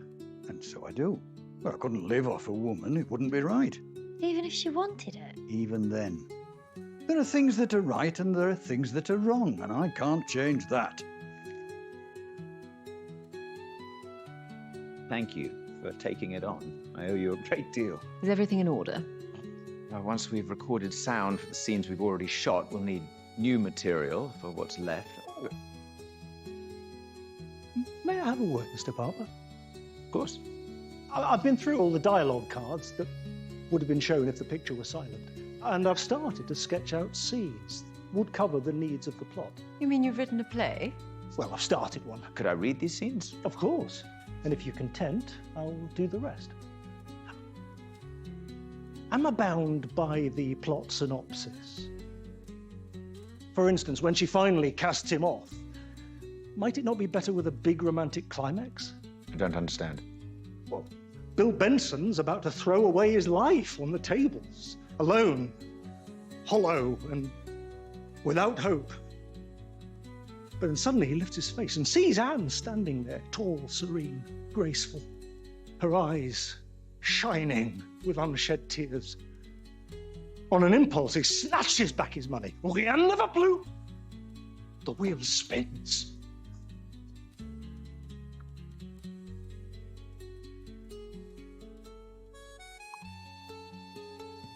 And every last thing he owns would have gone. But no. Her love, her beauty have saved him. She takes his hand and they walk away together. The end. I think I'm going to cry.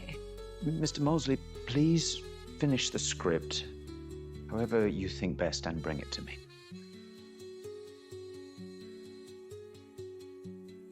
You say he used to work here? Yes, he was a footman. But we weren't aware of his hidden talents. Poor Parson, he must be cooking in those heavy clothes. Isn't there a lighter version he could wear? I believe so. Thank you, monsieur, but we English are never too hot to wear the correct attire. I've invited some friends tomorrow to say goodbye and introduce all of you. But the presence of your butler reminds me that we are now your guests and I should have asked your permission. Oh, please. Let us drink to your fortunate granddaughter, Sybil Branson. Sibby. Sibby. I wish she were here. I should like to meet her. I hope you will one day. She's a lovely girl. It's nice to hear a stepmother talk like that. You must be pleased the way things have turned out. When people you love have a stroke of luck, it's almost better than being lucky yourself. Almost, but not quite.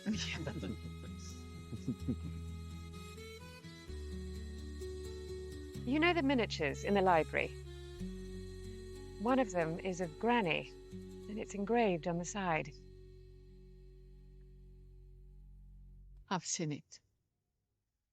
I have been obliged to see it there for more than half a century. But he forbade me to move it. He made me swear.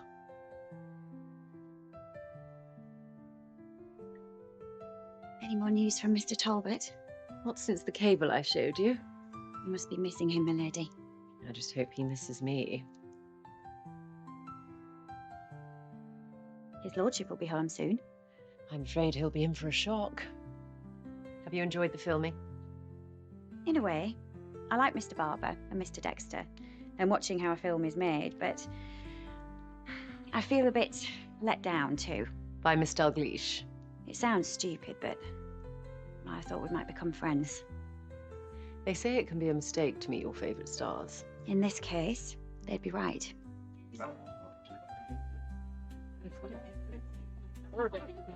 Crazy rhythm is the doorway.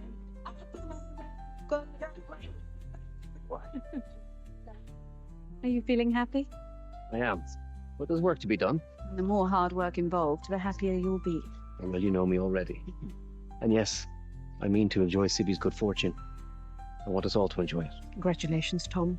You're a leopard who has successfully changed his spots.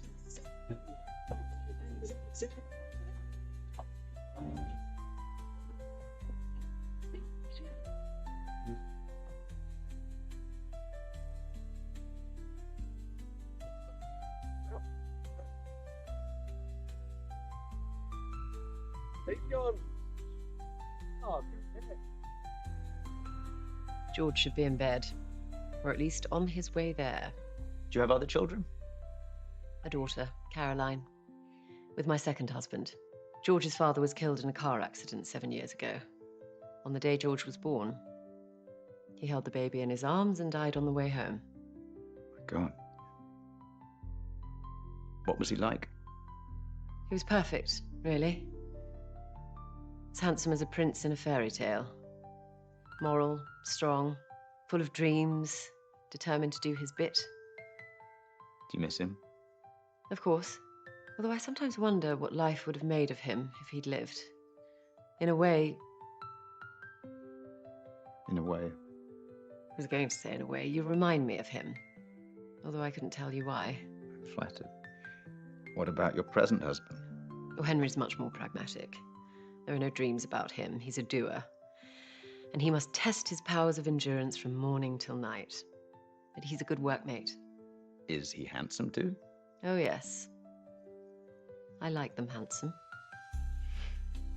But there's trouble in paradise. You don't need me to tell you that marriage is a novel, not a short story. Full of plot twists along the way. Suppose it comes down to whether or not you love him. Really, Mr. Barber, is this because you work in the films? I think I've said more than enough for one evening.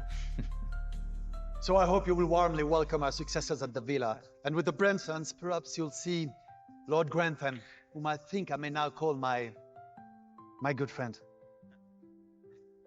Laissez-les dans vos cœurs.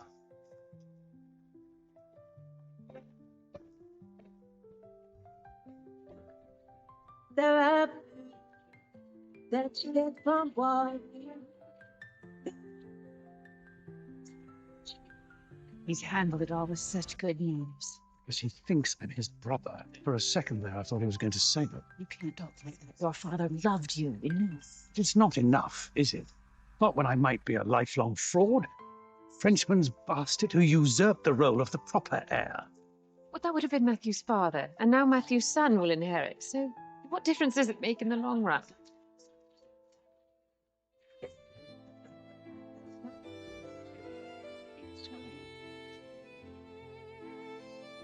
I'm afraid it's a real blow for Papa to find he may be an imposter. If it's true, he'll be crushed. You know, I've enjoyed watching you work out here. I had a sort of flash of what you've been missing. Seems I'm not quite ready to say goodbye to that side of my life. I've looked at the miniature, Lady Exam, and you're right.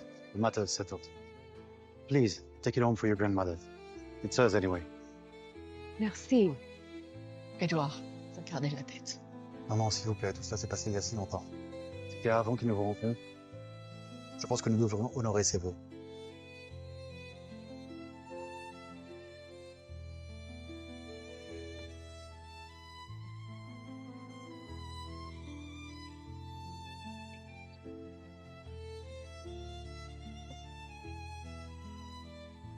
What is it? Whatever your secret may be, is it a good time to share it with Papa?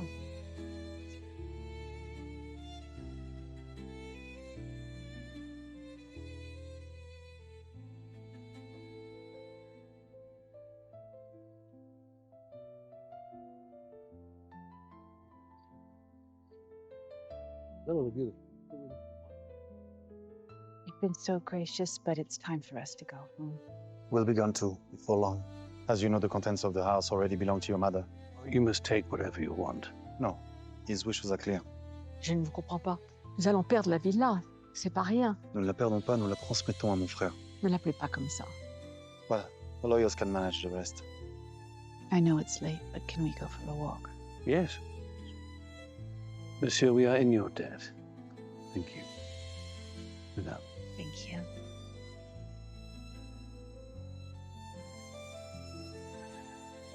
Pensez-vous qu'il ait pris soin de moi, votre cher père? Posez-vous la question. Je ne pense pas mériter ça.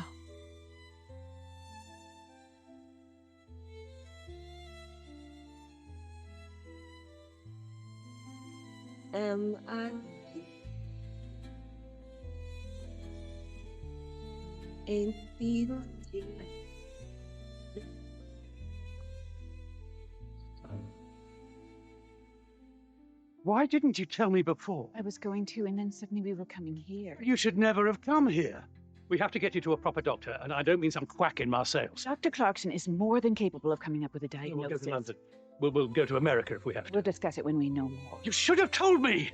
With a chance of a last treat before illness took over our lives? It may not be as bad as that. Robert, I've run the hospital for years. Do you think I just sat there with my ears blocked? Oh, no. No, no, no, no, no. This is not what I wanted at all. We're not sick people. Being ill now doesn't make us. What to lose my mother and my name. Must I succeed? I'll bear it. If I can bear it, you can. Remember, I loved you from the start. I loved you before you loved me. I've always been ashamed. Don't be. I had money. You needed it. And love came. And we have been happy, haven't we? Darling.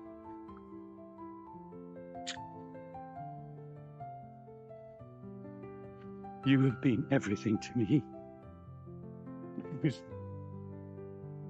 Hope I can be everything for a while yet. We must make an early start tomorrow. It's hours past my bedtime.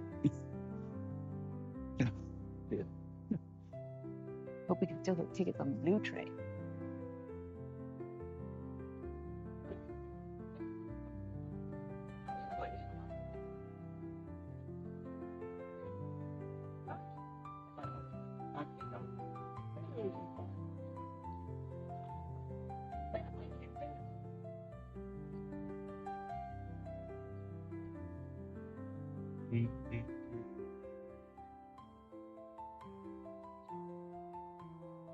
Why is the camera in a padded cell?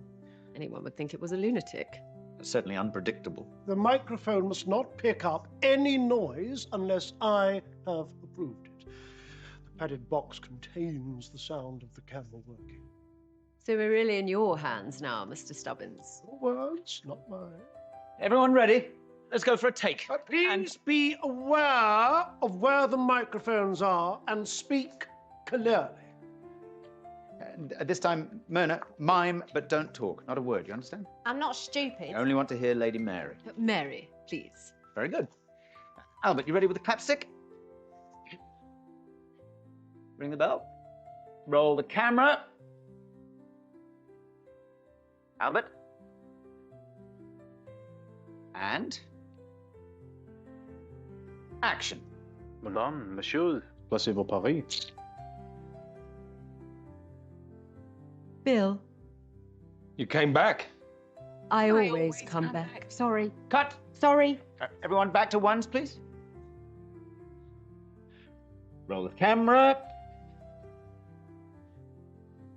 And action. Madame, monsieur, placez-vous Paris. Bill, You came back. I Always come back. Sorry. It's just very difficult for me, but she's right here. And you've got me coming out of the bush. I understand. Reset, please. Bill, You came back. I always come back. Bloody hell. There's no need to swear, is there? I'm sorry, I'm sorry. Okay, I've had enough. Myrna. Your hands off me. Get out of my way. Myrna, darling. Oh, what? Honey, she'd be trouble right from the start. She's rude. She's surly. True, but now she also feels humiliated, moving her mouth while Lady Mary's voice comes out of it. And this is her first sound film. What happens to her next? I suppose her career's finished. I suppose a lot of them are finished. The point is, they've got to get her back to work. But what if she won't come? They can't force her. Why don't you two have a go? You know how to reason with her, they don't. Myrna, darling, please come down. We can't do anything without you. You can talk without me. Just go away. Milady? I think it would be a good idea to let the maids see if they can make her comfortable, Mr. Barber. If you think so. Stand back, everybody.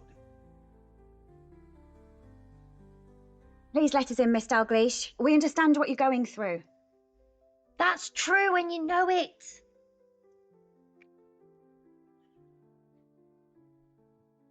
I'm not going down just so they can humiliate me and laugh at me. They won't do that. Oh, you should have heard them at every premiere. Don't speak. Don't open your mouth. They despised me. Why didn't you take elocution lessons? Lots of people do. I tried. I couldn't get it. Couldn't get the knack. Something's upset you since the day you got here. What is it? It's this. I knew I was finished the moment I saw the jazz singer. It's been like a sword hanging over me. Thought maybe I had a few more films ahead of me, but this one will be me last. You don't know that. You look good in the bits I've seen. And how do I sound, eh? But the fact is I'm washed up, as the Yanks say. I'm yesterday's news. Come on, lady. You're not talking to your fan club now. What? You're famous, beautiful, and rich. So what if your film career's over? There's any number of things you can do. Now dust yourself off, and while you're at it, try being polite to the people who serve you. Daisy. You're one of us, not one of them. Just remember it. Now chop chop, straighten your hair, and let's get going. How are you doing in there? She's almost ready, Mr. Barber. You are, aren't you, Miss Dalgleish?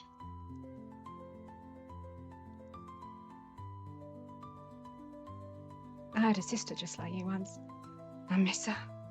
Every day. You remind me of her. She died of the Spanish flu in 1919. Didn't think it would touch her family, but you never know, do you? Shall we go?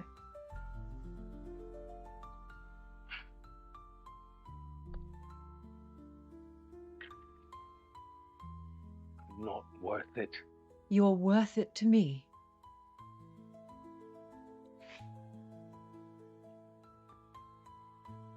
Rien n'avait plu?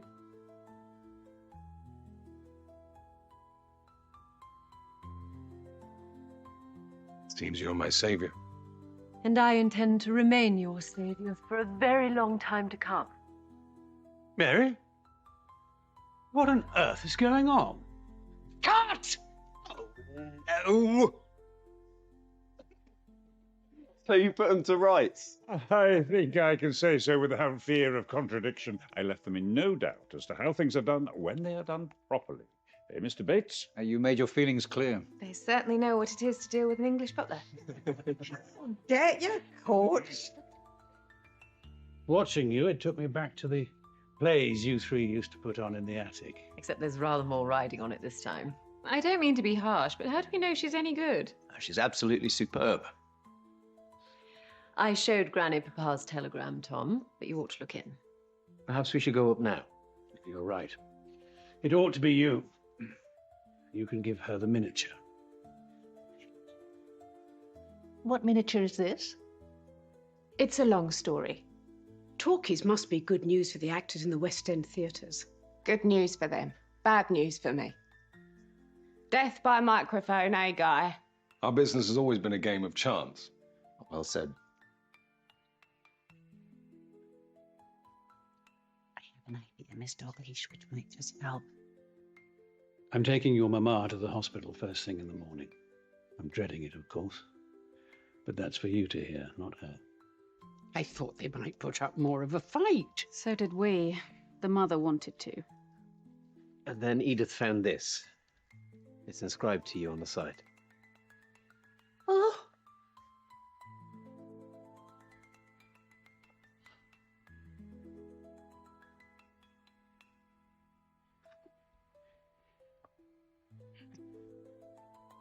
I suppose they think something improper went on between us.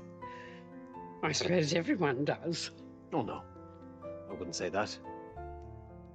You're such a bad liar, Tom.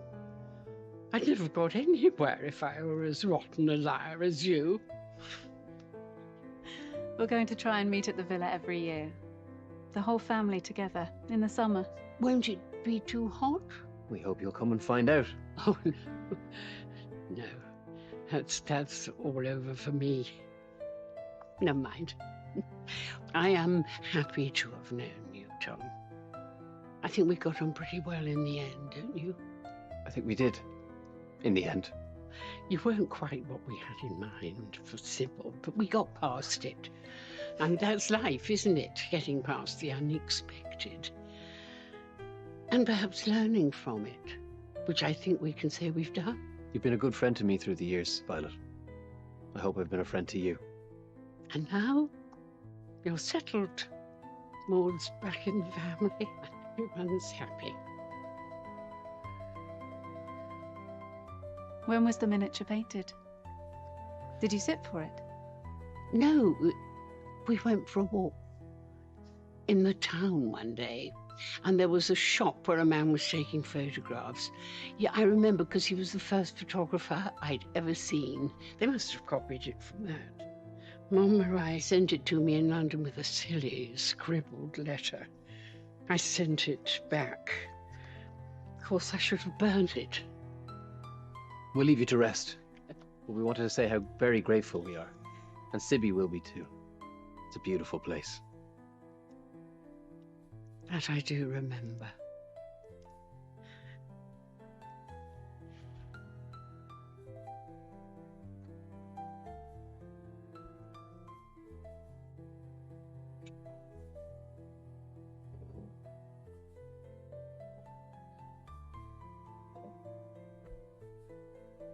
Time for bed? Yes, sir. Just tidy these up. What are they? The letters of Monsieur de Montmirail. They're clearly labelled. I'm afraid so. So she was lying when she said she remembers nothing. Lying is a harsh word. Maybe she pushed it to the back of her mind. I don't believe it stayed there with all the fuss going on. I'll ask when I go and see her.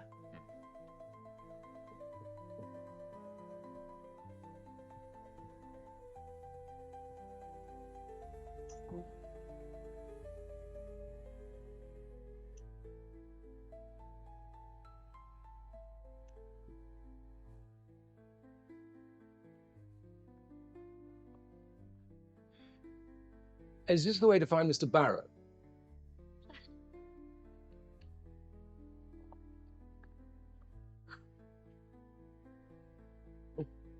So this is where you hide. Can I help with anything, sir? Well, you can certainly help by not calling me sir. I'm not sure what Mr. Carson would make of my receiving a visit from an upstairs guest, Mr. Dexter. Well, Mr. Carson isn't in charge now. You are. Suppose someone comes in, what would they say? I don't care. I've lived in America for 10 years now. I don't believe in that stuff anymore. Please call me Guy. What's your real name? Quentin. Quentin Sidebottom. That was a good decision. Do you know what you're doing next? I don't think anybody does. I shall go home and await developments. I might call Clive Brooke or Charlie Chaplin, see what they think. You know Charlie Chaplin? Well, he's a little wild for me, but yeah, I know him. Hollywood gets some bad publicity, but I live in a place called Hancock Park, and it's pretty nice. I can believe it. Well, why didn't you come and see for yourself?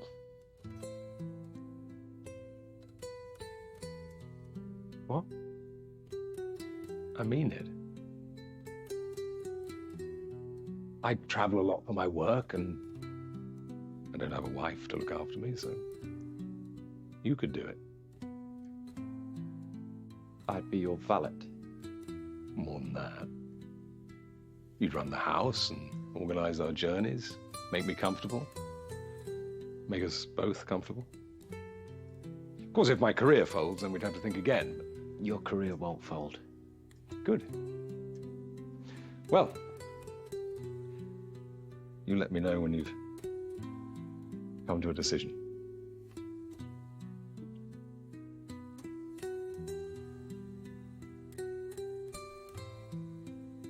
Right, I have everything I need. I will come up to the house with the results as soon as I have them. But do you feel optimistic? Robert, there's no point in that sort of talk. Lady Grantham knows too much to pull the wool over her eyes. But even if everything is as bad as it could be, there's still surgery. Let's take it one step at a time. Oh, God. Robert doesn't see it, but things could be a lot worse. How many have to face this kind of thing feeling they've wasted their lives? I don't. Not at all. How are things at the farm? Ram. Oh, Mr. Mason, he'd be so unhappy to hear you say it. He's been talking about you lately. Oh, yes? Saying what a fine woman you are and how much he admires you. Does he? Really? But he won't take it any further. Why not? Because he can't ask you to live at the farm and he couldn't be dependent on a woman. Oh, couldn't he? We'll see about that.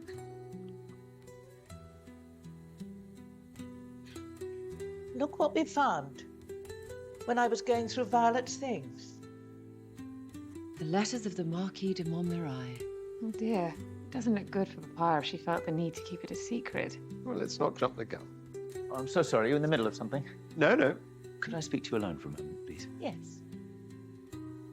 So what happens now? Well, I had thought we could read them together. Bertie, you and I can do it and report back what they contain. And we'll break the news to Papa.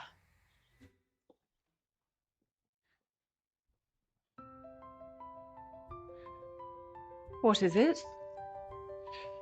You have to help me.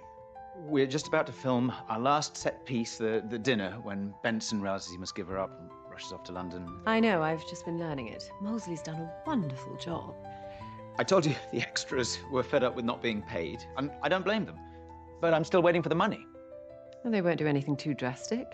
Won't they? They say they're not coming into work. But how can I help? Could your servants stand in? You're welcome to ask them.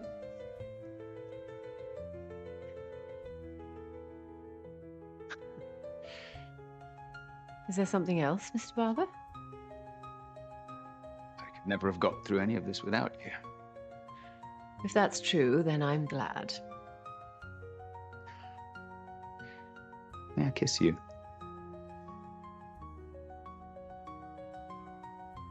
No. Don't you want to?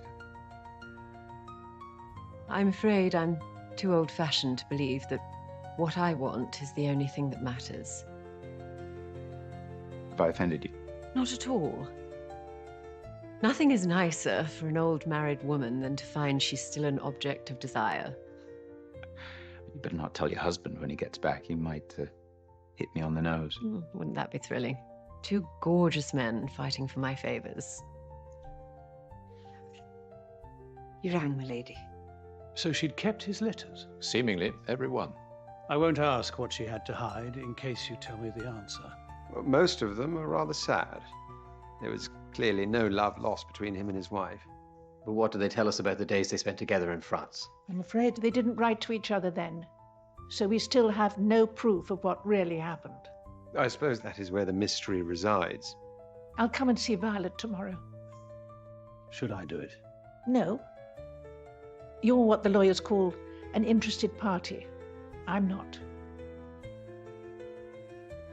You mean we'd be up there on the screen with Miss Dalglish and Mr. Dexter? That's exactly what I meant. Do it, Mr. Carson. Do we want to join in? How many do you need? We need 10. Miss Denker, are you up for it? Certainly not. I want to keep an eye on her ladyship. What about Mr. Mason? Look at all his eyes. No, hurry to the farm and ask him now. And they got costumes for us. Well, they'll need time to fit them, so you should go upstairs to wardrobe before the end of the day. Who's going to wait for us? I was thinking we could use Albert.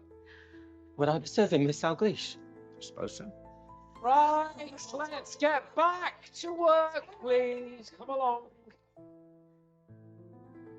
Filming must be the slowest occupation known to man. It makes a glacier look impatient. I suppose Robert's in hell. He was longing for it all to be over by the time they got back. You could ease his pain if you wish. We found the letters of Monsieur de Montmirail, but Robert still doesn't have the answer he needs. I won't pretend not to understand you. Did they tell you about the miniature? What's its significance? Well, could you fetch it? It's in the bottom right-hand drawer. If you open it at the back, you'll find the letter he sent with it. It's still there, after all this time. Could you read it?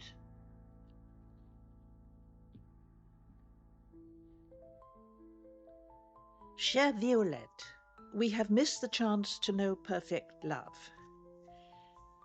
But we still can if you would only change your mind. Why didn't you just tell us? There was nothing to tell. Nothing happened. Apart from years of being pestered. Well, no, that's not quite right. Then what is? I never saw him after that. I knew I'd have given in. If I'd been tested again, I would have failed. Oh. I was a fool for love in those days. A few years later, we went to Russia, and I got into terrible trouble. Well, I nearly did. With Prince Kuragin, yes, I know. How did you avoid it with the Marquis? I can't think. He was the most attractive man I'd ever met in my life. But I hadn't long been married, and it must have seemed a shame, to spoil that. I wish you'd said all this. I didn't want you to think my life had been a fraud, when it hasn't. I was happy with Robert's father, but, well, happy enough in that English way when you never talk about anything, but you trust each other. If they'd put Kuragin and Montmirail together, I would have come out as some sort of scarlet woman. You don't seem very scarlet to me. Well, I'm trusting you to make sure that's not how I'm remembered. Well, the next Earl will be Matthew's son. My grandson, your great-grandson. I'll do my best to see he values you. I know you will. I know I can trust you to do the right thing. That's very generous of you.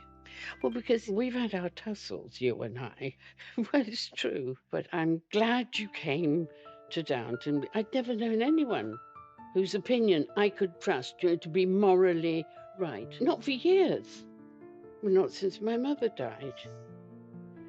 You must have wondered why I asked you to go through my papers. I did, rather. When I think about that world, of long ago, when I was a girl in my first crinoline. In those moments, I feel as if I've been transported to a different planet. And so you have been. Like every human being who lives long enough. And I have lived long enough. I didn't mean it like that.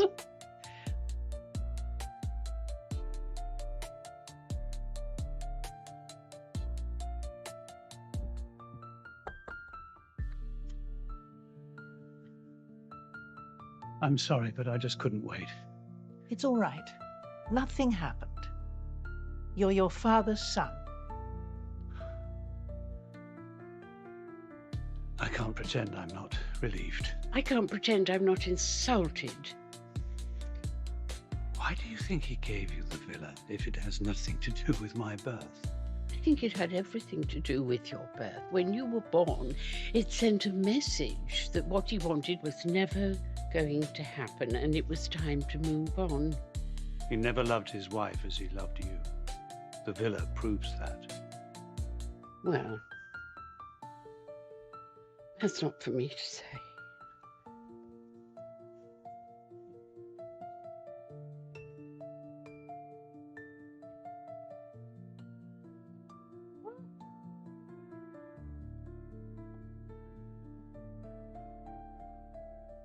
I looked through the final scenes. I'm impressed. Does this kind of work appeal to you? Writing plays for the screen? What? You mean? Well, say, 4 a year. I'd send you the book or short story I was keen on with my notes and suggestions. I would pay 700 guineas against 1,000. Mr. Barber.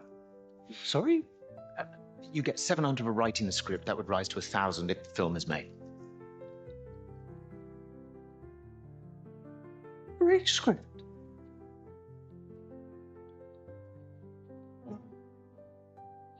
Like the Queen. Well, I don't envy her if these corsets are anything to go by. This is absurd. Cheer up. After all, you should be used to the costume. We've put the names on the places, so please all of you find your chair and sit. Mr. Carson, you will be playing Lord Humphrey at the head of the table. Seems odd to be sitting in here. You've spent enough time standing. I'd say you spent long enough. You may be right, Mr. Dexter. Tell me, did your offer mean what I think it did? It can mean as little or as much as you like. I'd like it to mean a great deal. And you're in luck.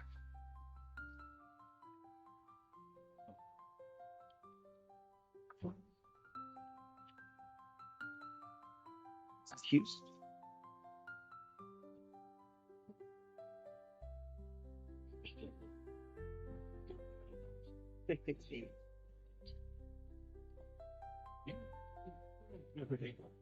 Please, we're not here. My lord, if you could make your way up behind the camera.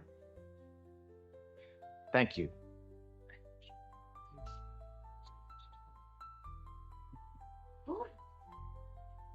You look like something to scare the crows. Oh, nonsense. You're a picture of elegance. Now, sit down here and have something warm in. I thought it was just coloured water. So it is for the others. For us, I've smuggled in something nice. You're right. This is good.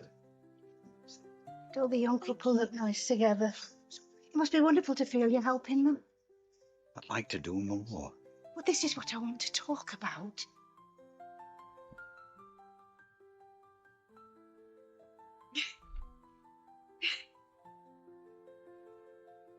You're not nervous. Well, how should a man feel when all his dreams have come true? All your dreams. I know. But you see, Miss Baxter. Phyllis, I felt ashamed. The best I could offer was a poor life on a schoolmaster's salary. I'd have taken it. But now you won't have to. I'm going to write plays to be made into films. For Mr. Barber? For Mr. Barber now, but who knows what'll happen if I'm any good at it. He's going to be talking films from now on. Lasers. For the first time, I can offer a decent, prosperous life. For both of us. So what do you say? Are you not going to kneel? You want me to?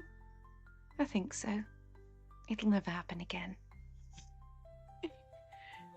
Then,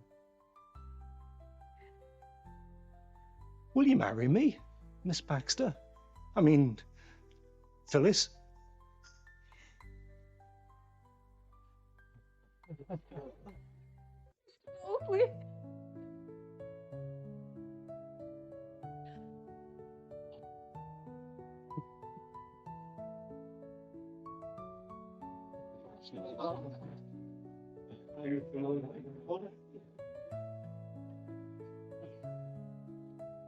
Settle down, everyone, please. Let's go for a first take. Say it again. Barkis is willing. Oh, Mr. Mace. And you'll be content to live in my little cottage? Unless you think it's wrong. I most certainly do not. And now the young ones can have the farm? I'll surrender the lease. Well, I'll drink to that. Right. Remember, clarity, diction, and keep your heads still. Thank you. Roll the camera. And action. Where are you going? Back to London. What? You can't. I can and I must. If I stay, darling Anne, I'll destroy you along with myself. Can't you see? We'll fight it together. No, we won't. I'm the worthless one. I'm the exile. I'm the lost soul. Now let me go!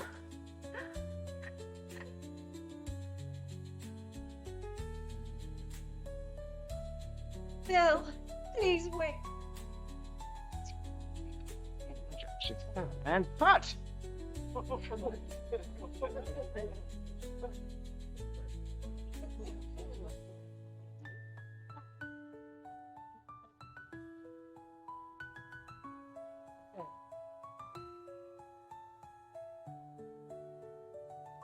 The buffet in the hall is ready. Thank you, Barrow. Milady, I wonder if I might have a word. Of course. I'd like to hand in my notice.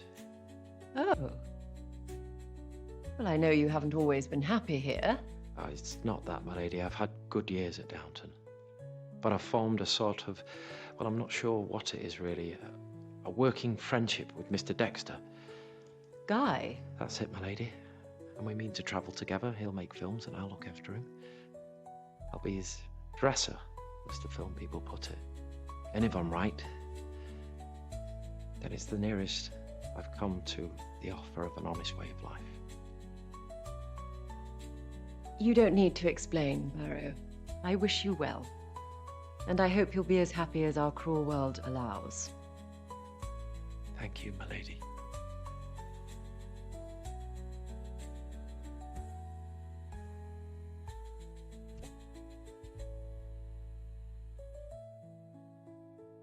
Well? I've done it. Good.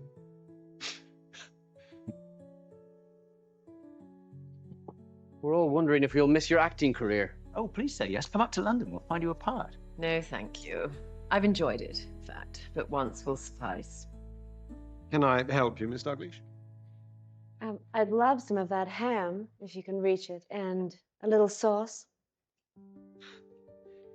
What happened to your voice? What do you mean? Well, you've lost the ghastly. Of course, I didn't mean ghastly, exactly. She's a natural. Well, Lady Grantham thinks I can go to Hollywood and just be an American. Well, why shouldn't you? Come along, Bertie. Would you excuse me? I just want to go downstairs. Thank you. Why is she so nice all of a sudden? Simple, she's not afraid anymore. You do know that I'm completely mad about you. Dear Mr. Barber, I can't give you what you want. But I can say that I've loved working with you. And I must be content with that. It's all you're going to get. I'm mainly glad to be my father's son because I loved him. It matters more to me than all the dynastic stuff. And so it should. I'm happy for Sibby, as long as she learns how to pay back. You don't believe in the idle rich? I believe in them. I just don't want any member of my family to be one of them. That sounds good to me. I think I'll have another cup. Excuse me.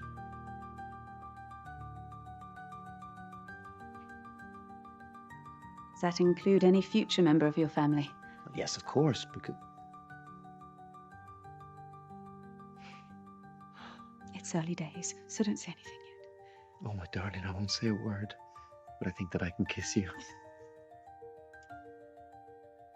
Sir Clarkson has arrived, my lord. I notice you're very friendly with the handsome Mr. Barber. Don't start. I've kept myself out of trouble and I've been good. With some difficulty, I might add. It is not what you were dreading. Pernicious anemia is often mistaken for cancer, and until a few years ago, it might well have finished you off. But there is now treatment. It won't be particularly enjoyable, but you will get better, and you won't die. Well, thank you, Doctor. Thank you, Doctor. Yes, thank you. Now you must come in and have some supper. It's very much catch can tonight. All the servants are film stars now. I doubt we'll ever get them back behind the green baize door. Oh, my lord, my lady, come quickly, please, quickly. Doctor. Say it again. Talk in that voice. I just want to say how grateful I am. You both licked me into shape when I needed it. Thank you. So you'll go to Hollywood now? Why not? I've no family to hold me here. And I've done a talkie now, which puts me ahead of the race, I hope. Just don't forget who you are or where you've come from. But don't let it hold you back either. And good luck. Come here.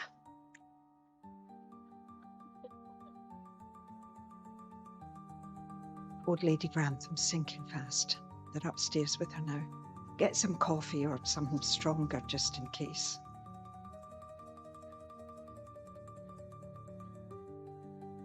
Charlie, are you all right? What did King Lear say? Blow winds and crack your cheeks. Rage, blow, you cataracts and hurricanos. Has the moment of her leaving come at last? Oh. That so great a lady should go when the house is full of film.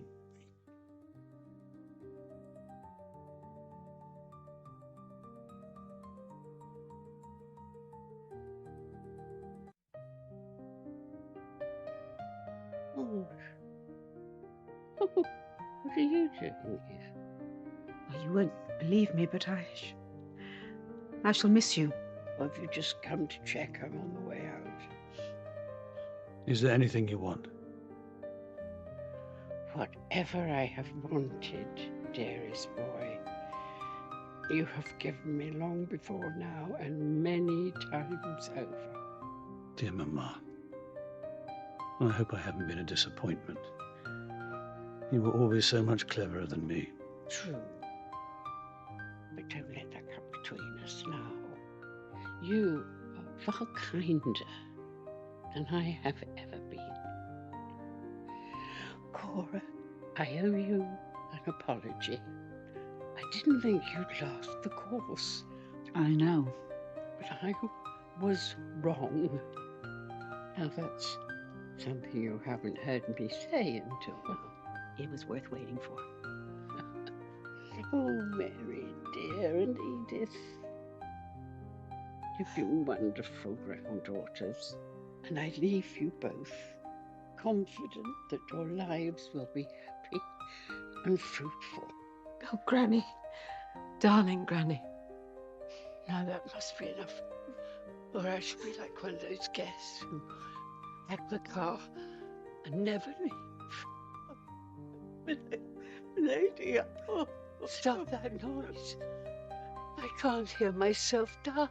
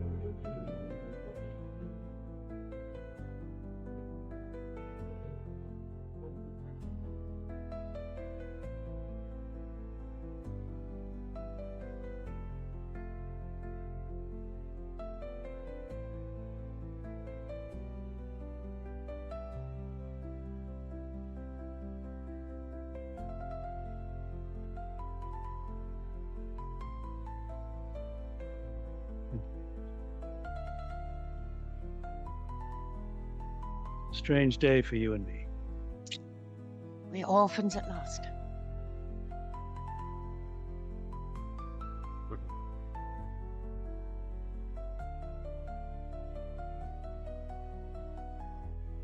My lady?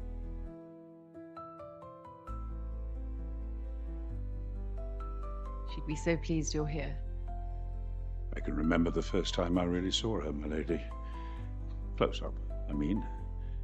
I'd just been promoted from hall boy, and I was in the dining room with the old butler then, Mr. Mountjoy. I'd been terrified of him. But then she walked towards us. She was angry about something, and I could see him tremble. I never forgot that, and I was never afraid of him again. You belong to our history. In fact, I wonder if your part is quite done. Would you ever consider coming back? For a bit longer, anyway. My lady? Varro is leaving, and I can't break in a new butler alone. Could Andrew be your steady hand while you train him up to succeed you? Could he manage that, do you think? Well, certainly. In time. Her ladyship's brooch. So now the Downton torch has passed to you. To his lordship. But if I'm to carry it too, I shall try to do so with pride. I can't pretend I'm not a little frightened. Oh, you've no need to be. You have the strength for it. Do I? Sometimes I wonder. Well, I don't wonder. Not a moment. You can always count on me if that means anything. It means a great deal.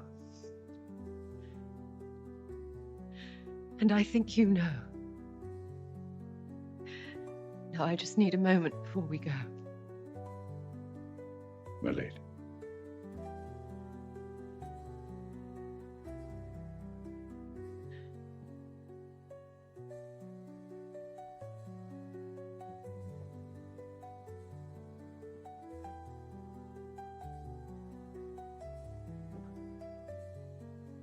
What did she have to say? She wants me back in the house as butler. Does she indeed? We ought to move off. Thanks for organizing. She left instructions down to the tiniest detail. I can imagine. You'll be burying me one day, and I'm glad to see it'll be done well. I suppose the point is individual Crawleys come and go, but the family lives on. Mama knew that and believed in it. Didn't she just?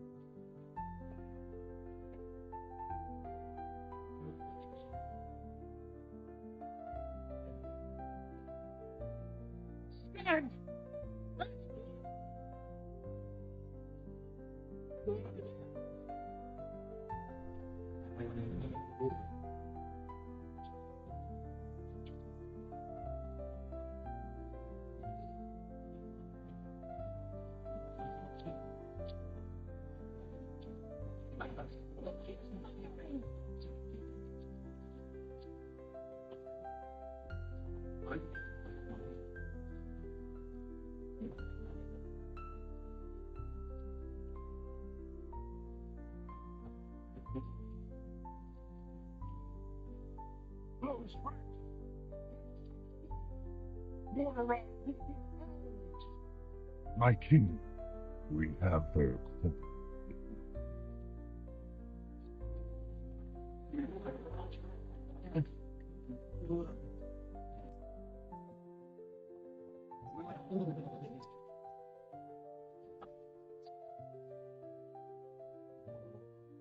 My son, the day you were born, the very forests of Lordaeron whispered the name Arthas.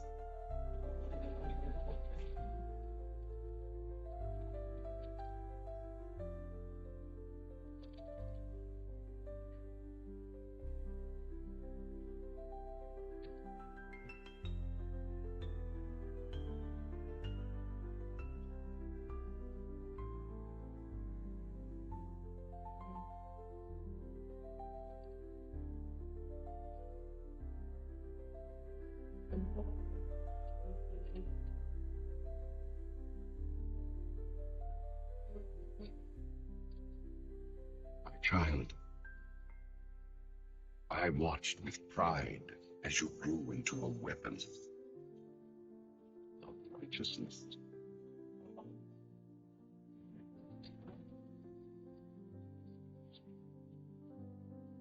Remember, our line has always lived with wisdom and strength.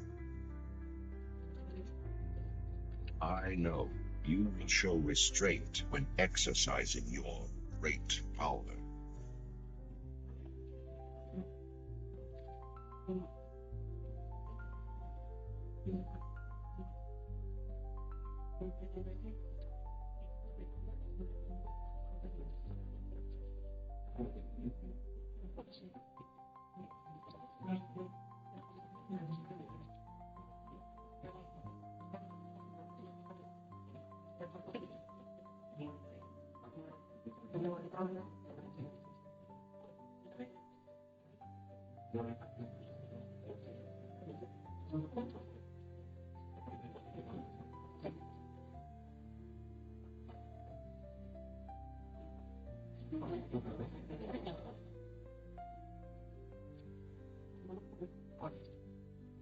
The truest victory, my son, is stirring the heart.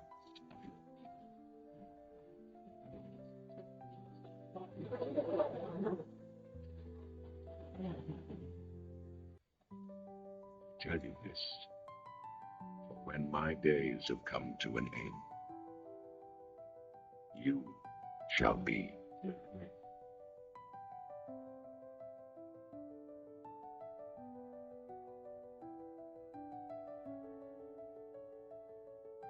Ice crown.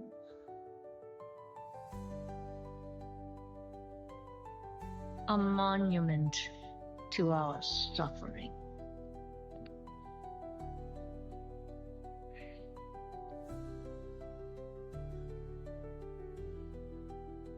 The veil between life and death, where a usurper sits on a frozen throne.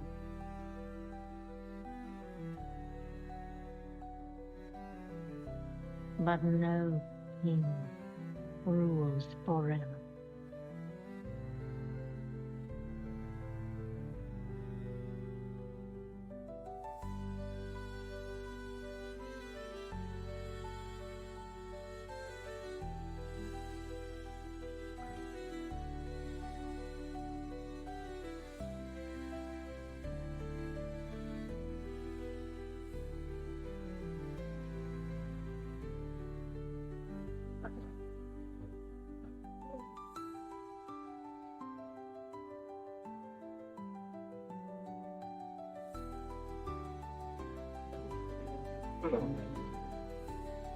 Oh.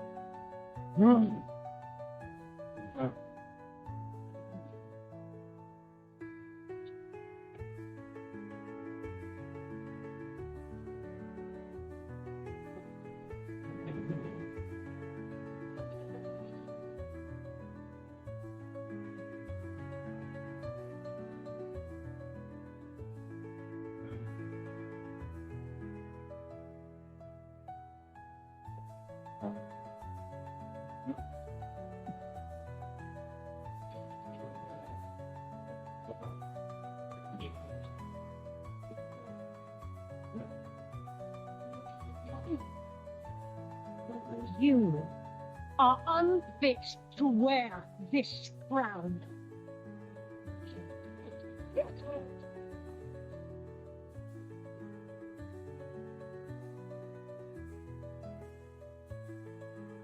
To wield throne.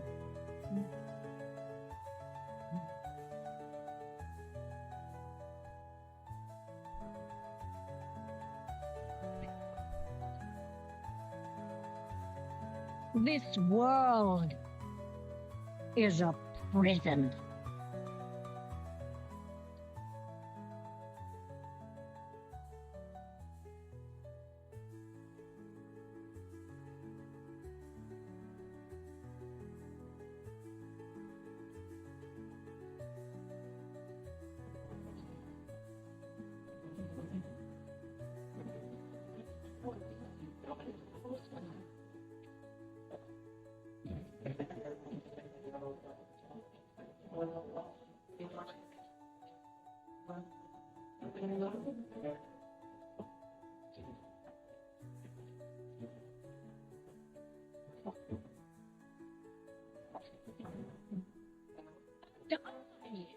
Will set us all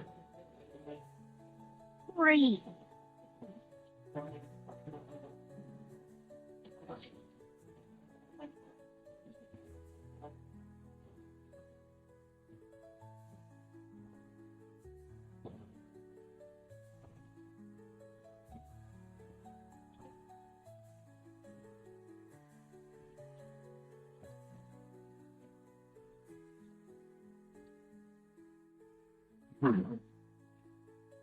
Free. Name. Just.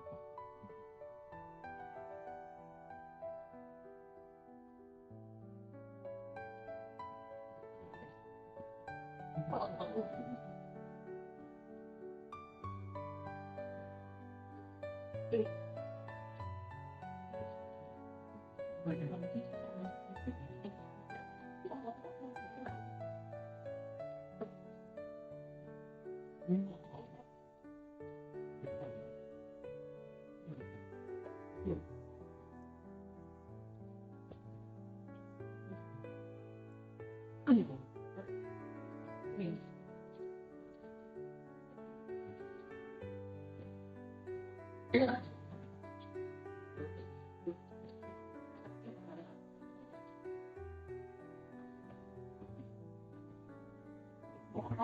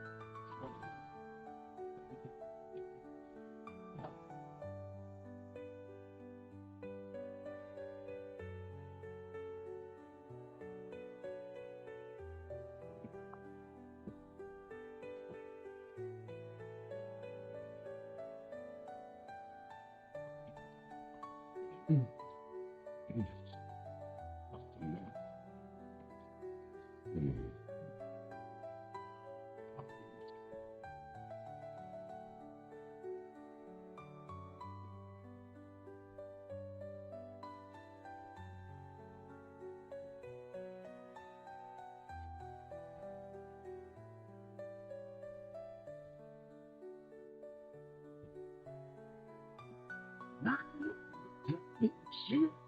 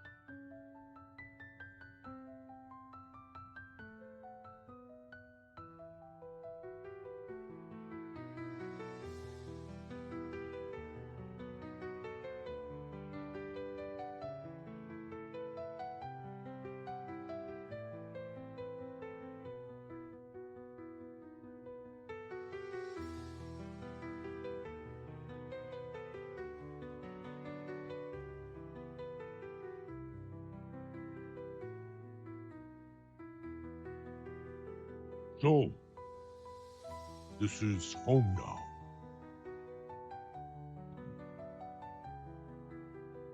Family. And where are they? Not far. This world looks good. But it's wrong. Broken. Falling apart. Just like the Horde.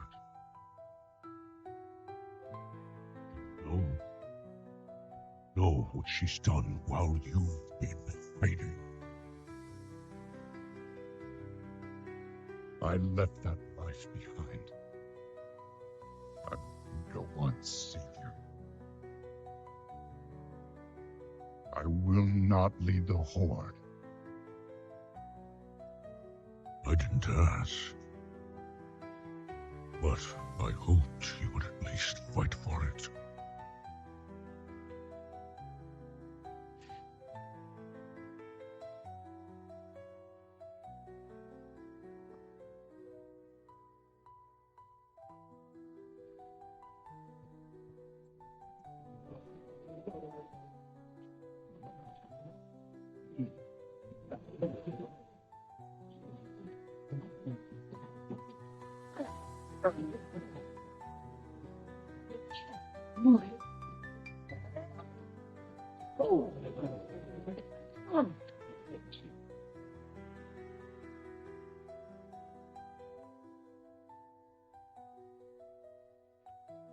You were followed.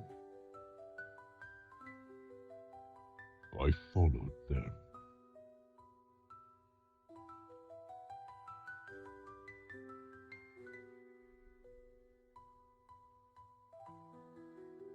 You and I, we Bonito.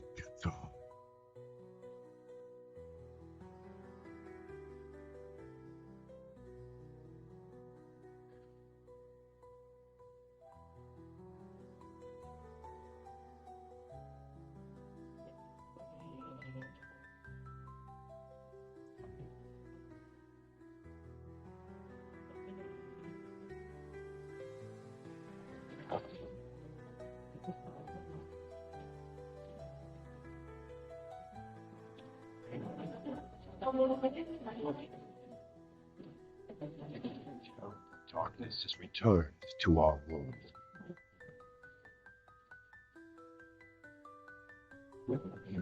As before, it seeks to annihilate everything that we hold dear. I go to face it, knowing I may not return.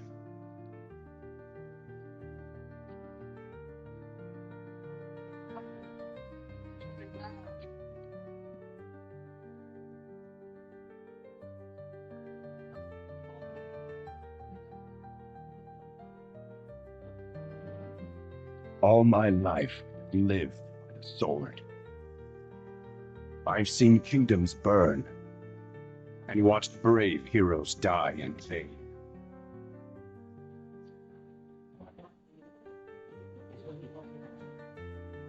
It's been difficult for me to trust after losing so much.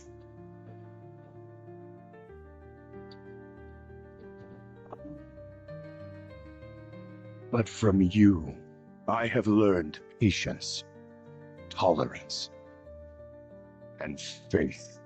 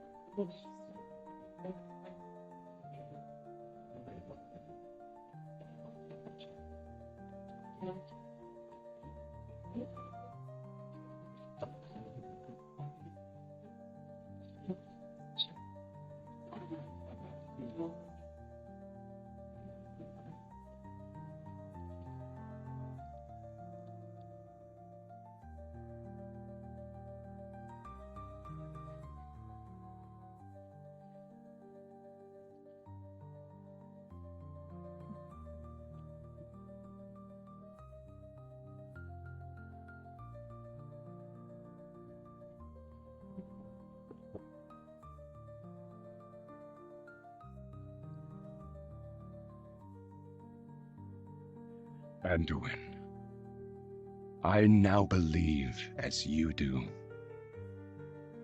that peace is the noblest aspiration.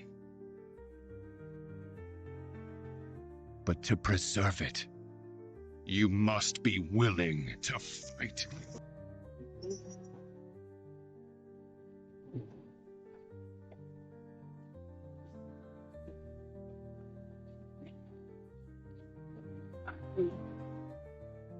Or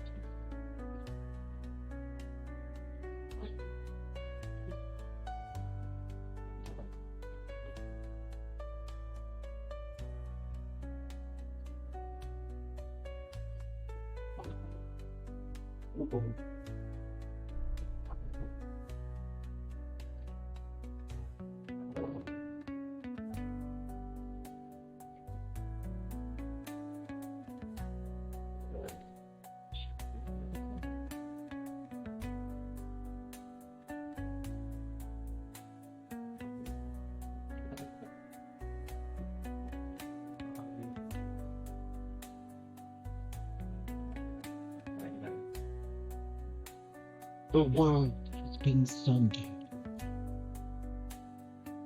It cries out in pain.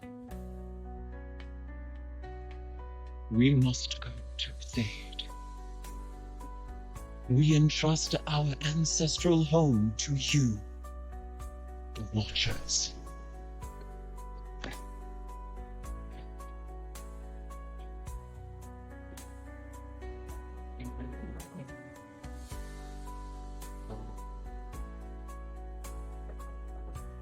Let the lion slumber, hidden even from our own eyes.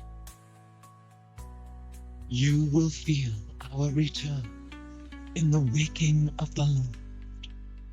Then you must light the beacon of tear hope, lest the path home be lost to us forever.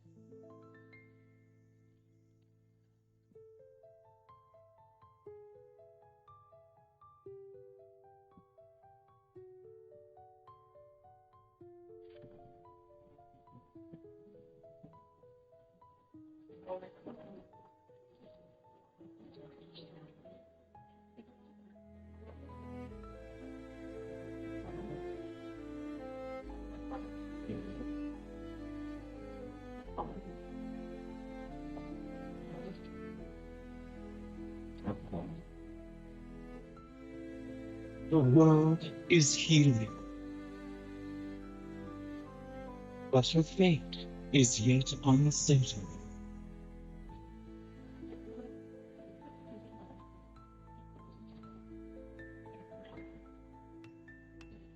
Together, we shall be Azeroth's protectors once again. Here, the new age of dragons shall begin.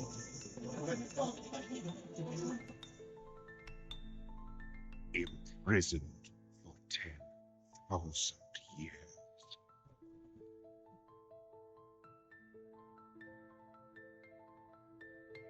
Banished from my own homeland.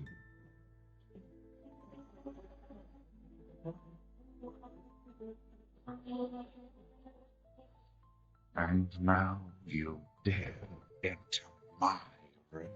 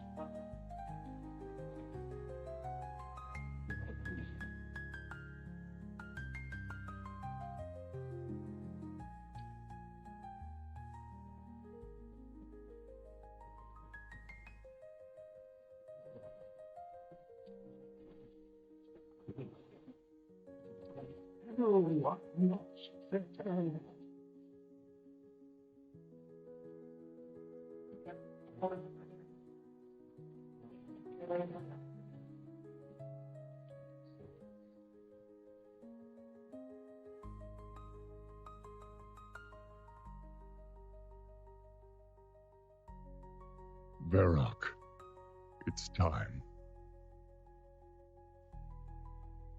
Those who defend Orgrimmar are hordes well. My brothers and sisters. These warriors have sworn to fight. For you. Many lives will be lost. Or perhaps just one. Sylvanas Windrunner. I challenge. Mordora.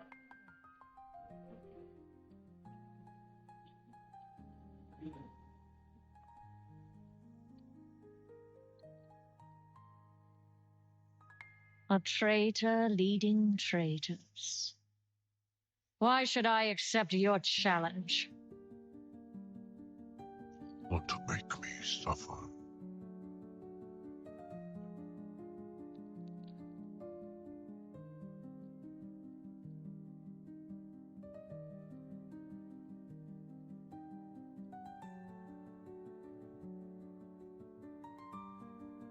Brother, you cannot win. Mild. You and I.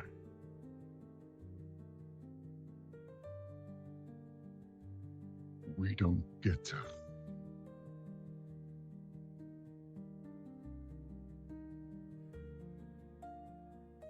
I set you on this path. And we knew where it could lead. Walk with me the rest of the way.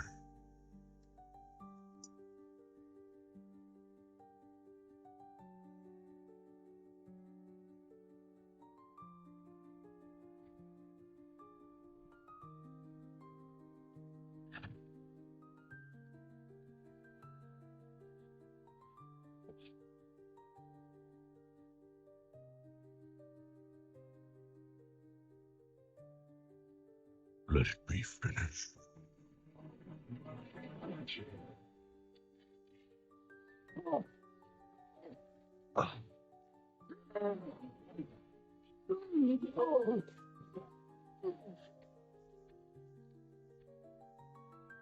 The High Overlord falls.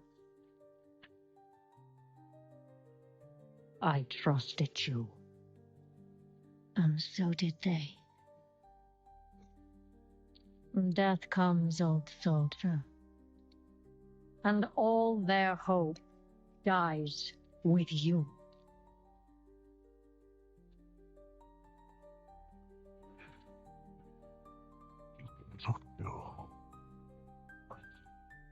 You tried at Delversive. You failed.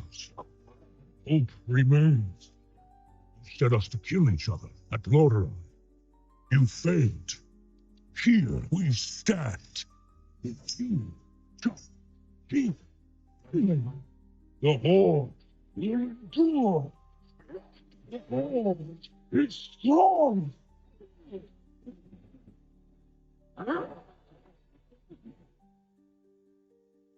The Horde is nothing.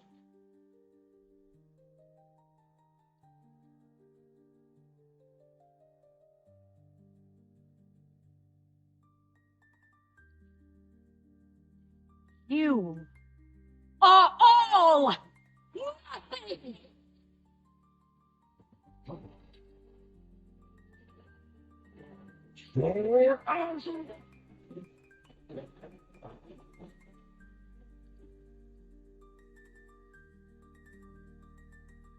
If you could see yourselves as I see you, toy soldiers in tin plate, beasts who howl for honor, standing as one. Savor it. Nothing lasts.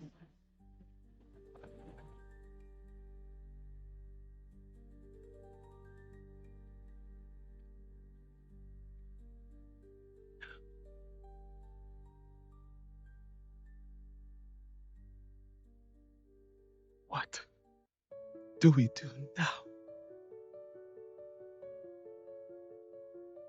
We bring him home.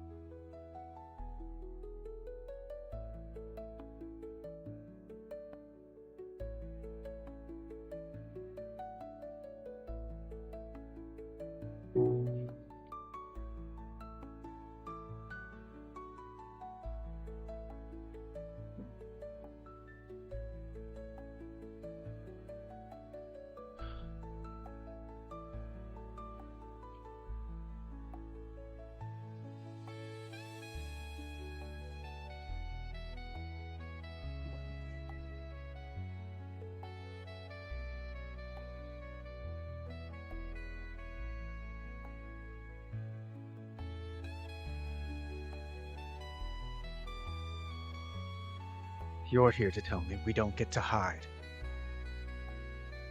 Is that it? You needed time. We stayed away. But time by itself heals nothing.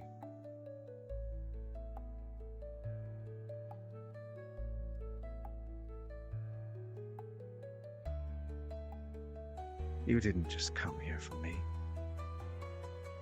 It's the visions. You've seen them. I suspect many have lately.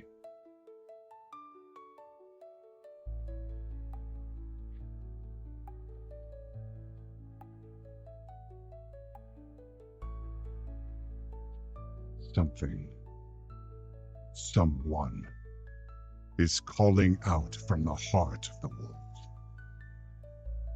like a voice from a dream.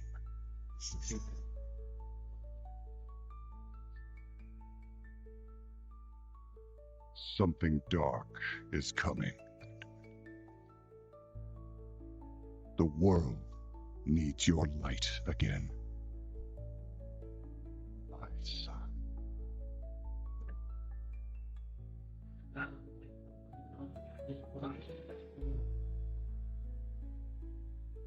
I am not that person anymore.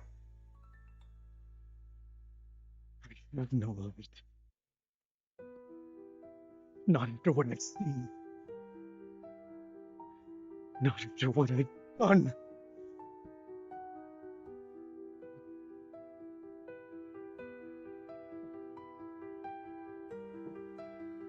You are not your past, Anduin.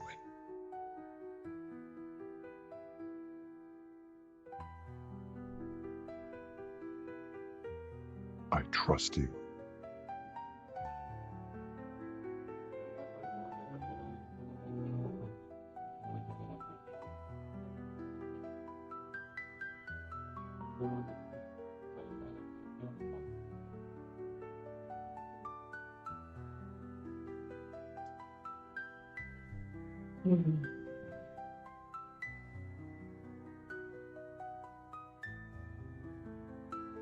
They're getting worse.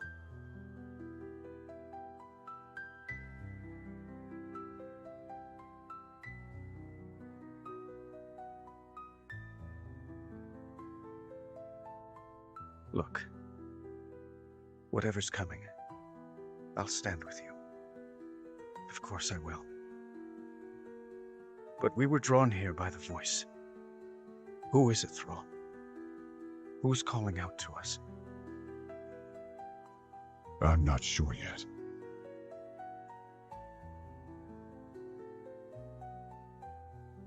But that sword was aimed at someone.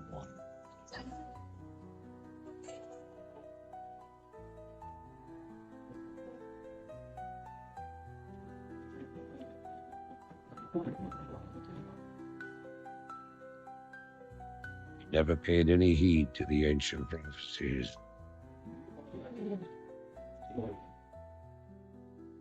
Like fools, we clung to the old hatreds and fought as we had for generations.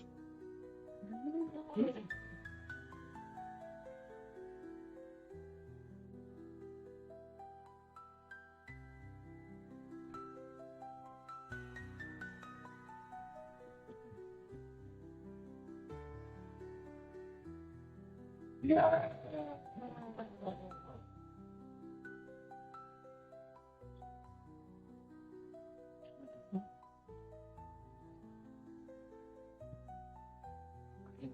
Until the day the sky rained, new enemy came among us.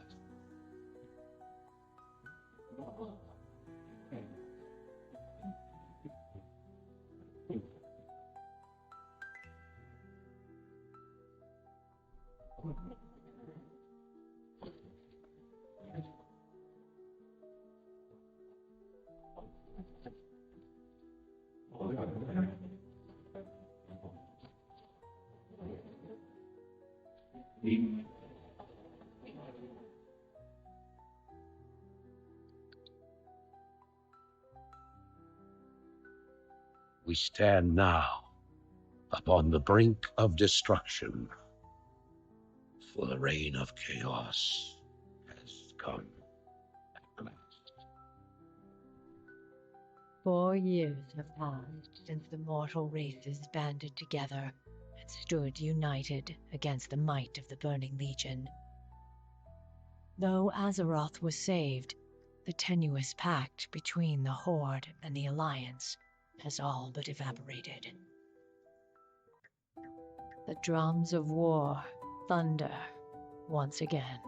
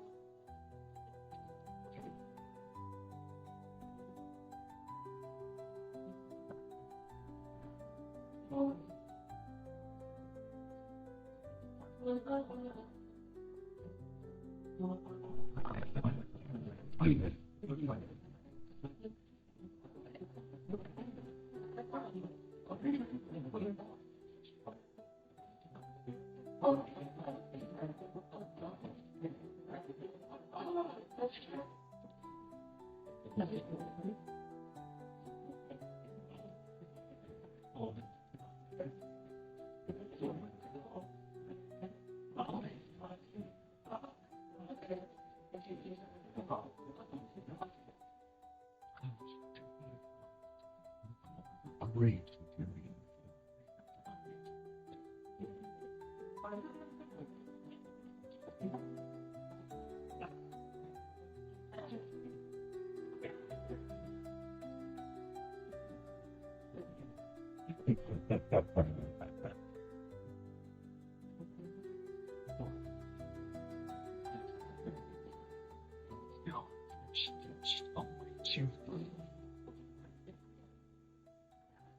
You simply do.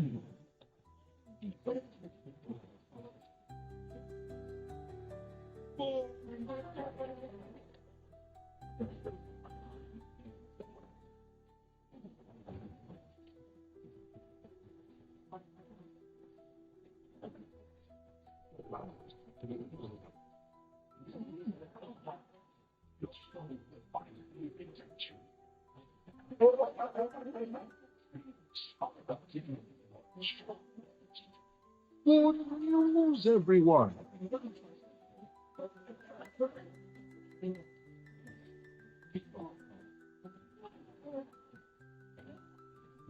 Sure,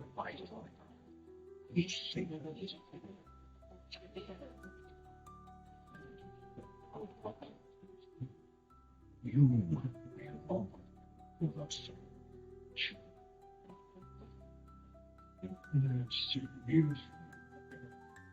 Arthur! I would have been when I started at Light's home. Light won't touch you.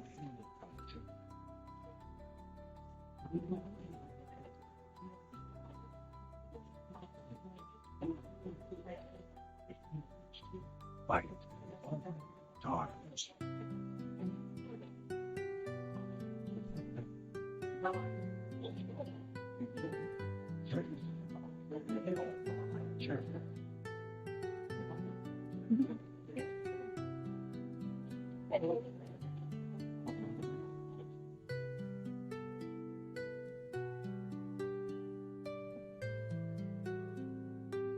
Cries of war echo upon the winds.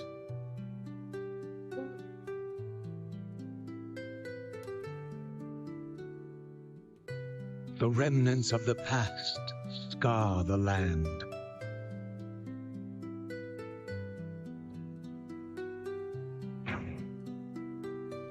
Which is besieged once again by conflict.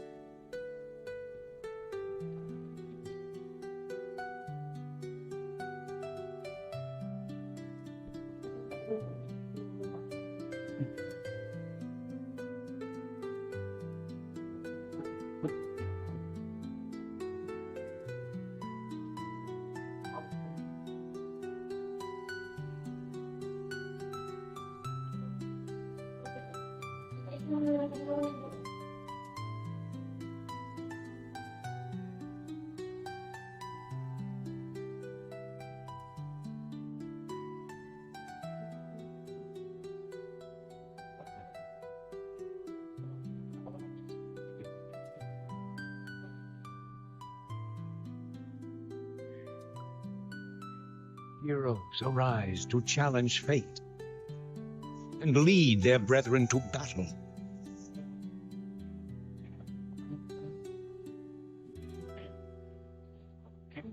As mortal armies rush blindly towards their doom, the burning shadow comes to consume us all.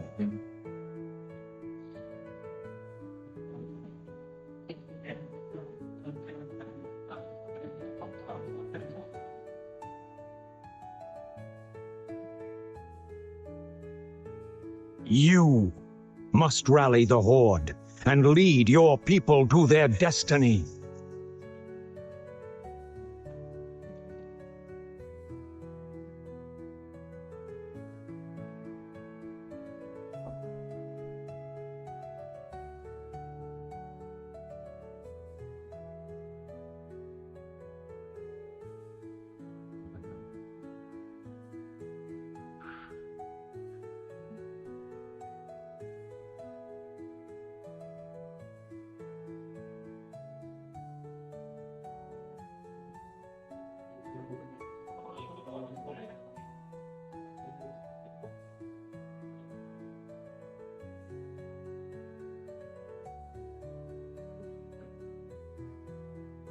We've received reports that the orcs are regrouping. Certainly the recent attacks against the internment camps are evidence enough. Agreed. The Horde is on the move. This is absurd. Thy nation will not stand by and watch as the Ford masses on our very doorstep. The orcs are not our primary concern here. How many times must I repeat myself? King Terinus, you must heed my warning. This plague that has gripped the Northlands could have dire ramifications. Plague? Wizards are just being paranoid.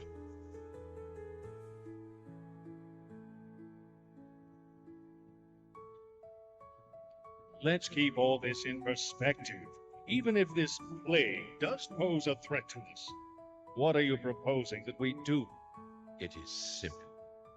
As I have said, the Kirin Tor are already prepared to place the villages under strict quarantine. I will not institute quarantine without proof of your claims, Ambassador. The people of Lordaeron have suffered enough without becoming prisoners in their own lands.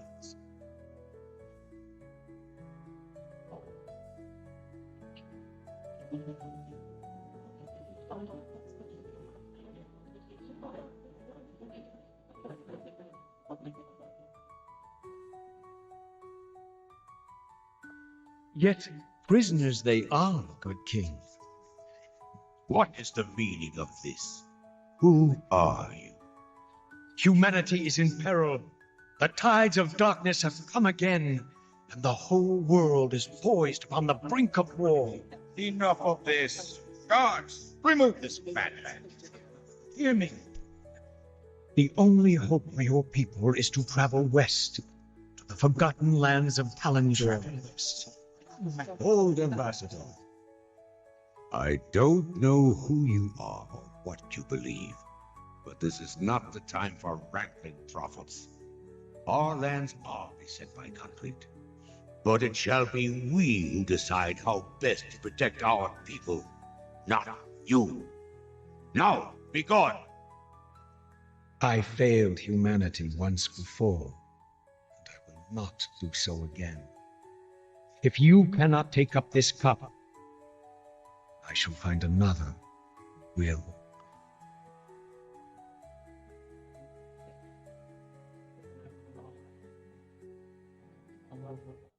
A warning has been given.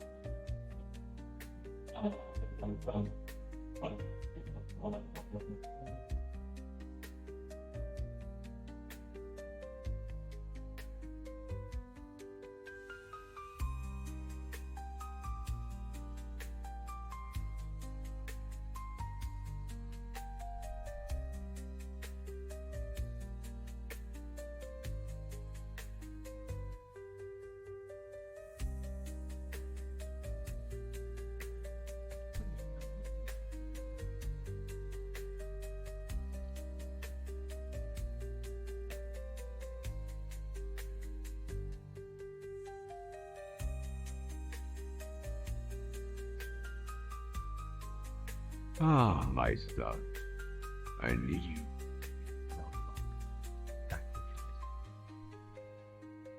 You no longer need to bear the weight of your grief. I've taken care of everything.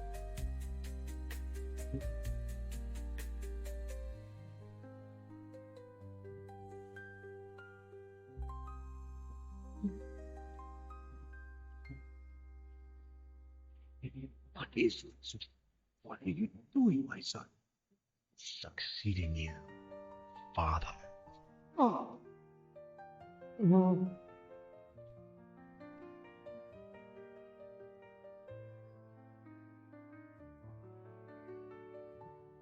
This kingdom shall fall, and from the ashes shall arise a new order that will shake the very foundations of the world.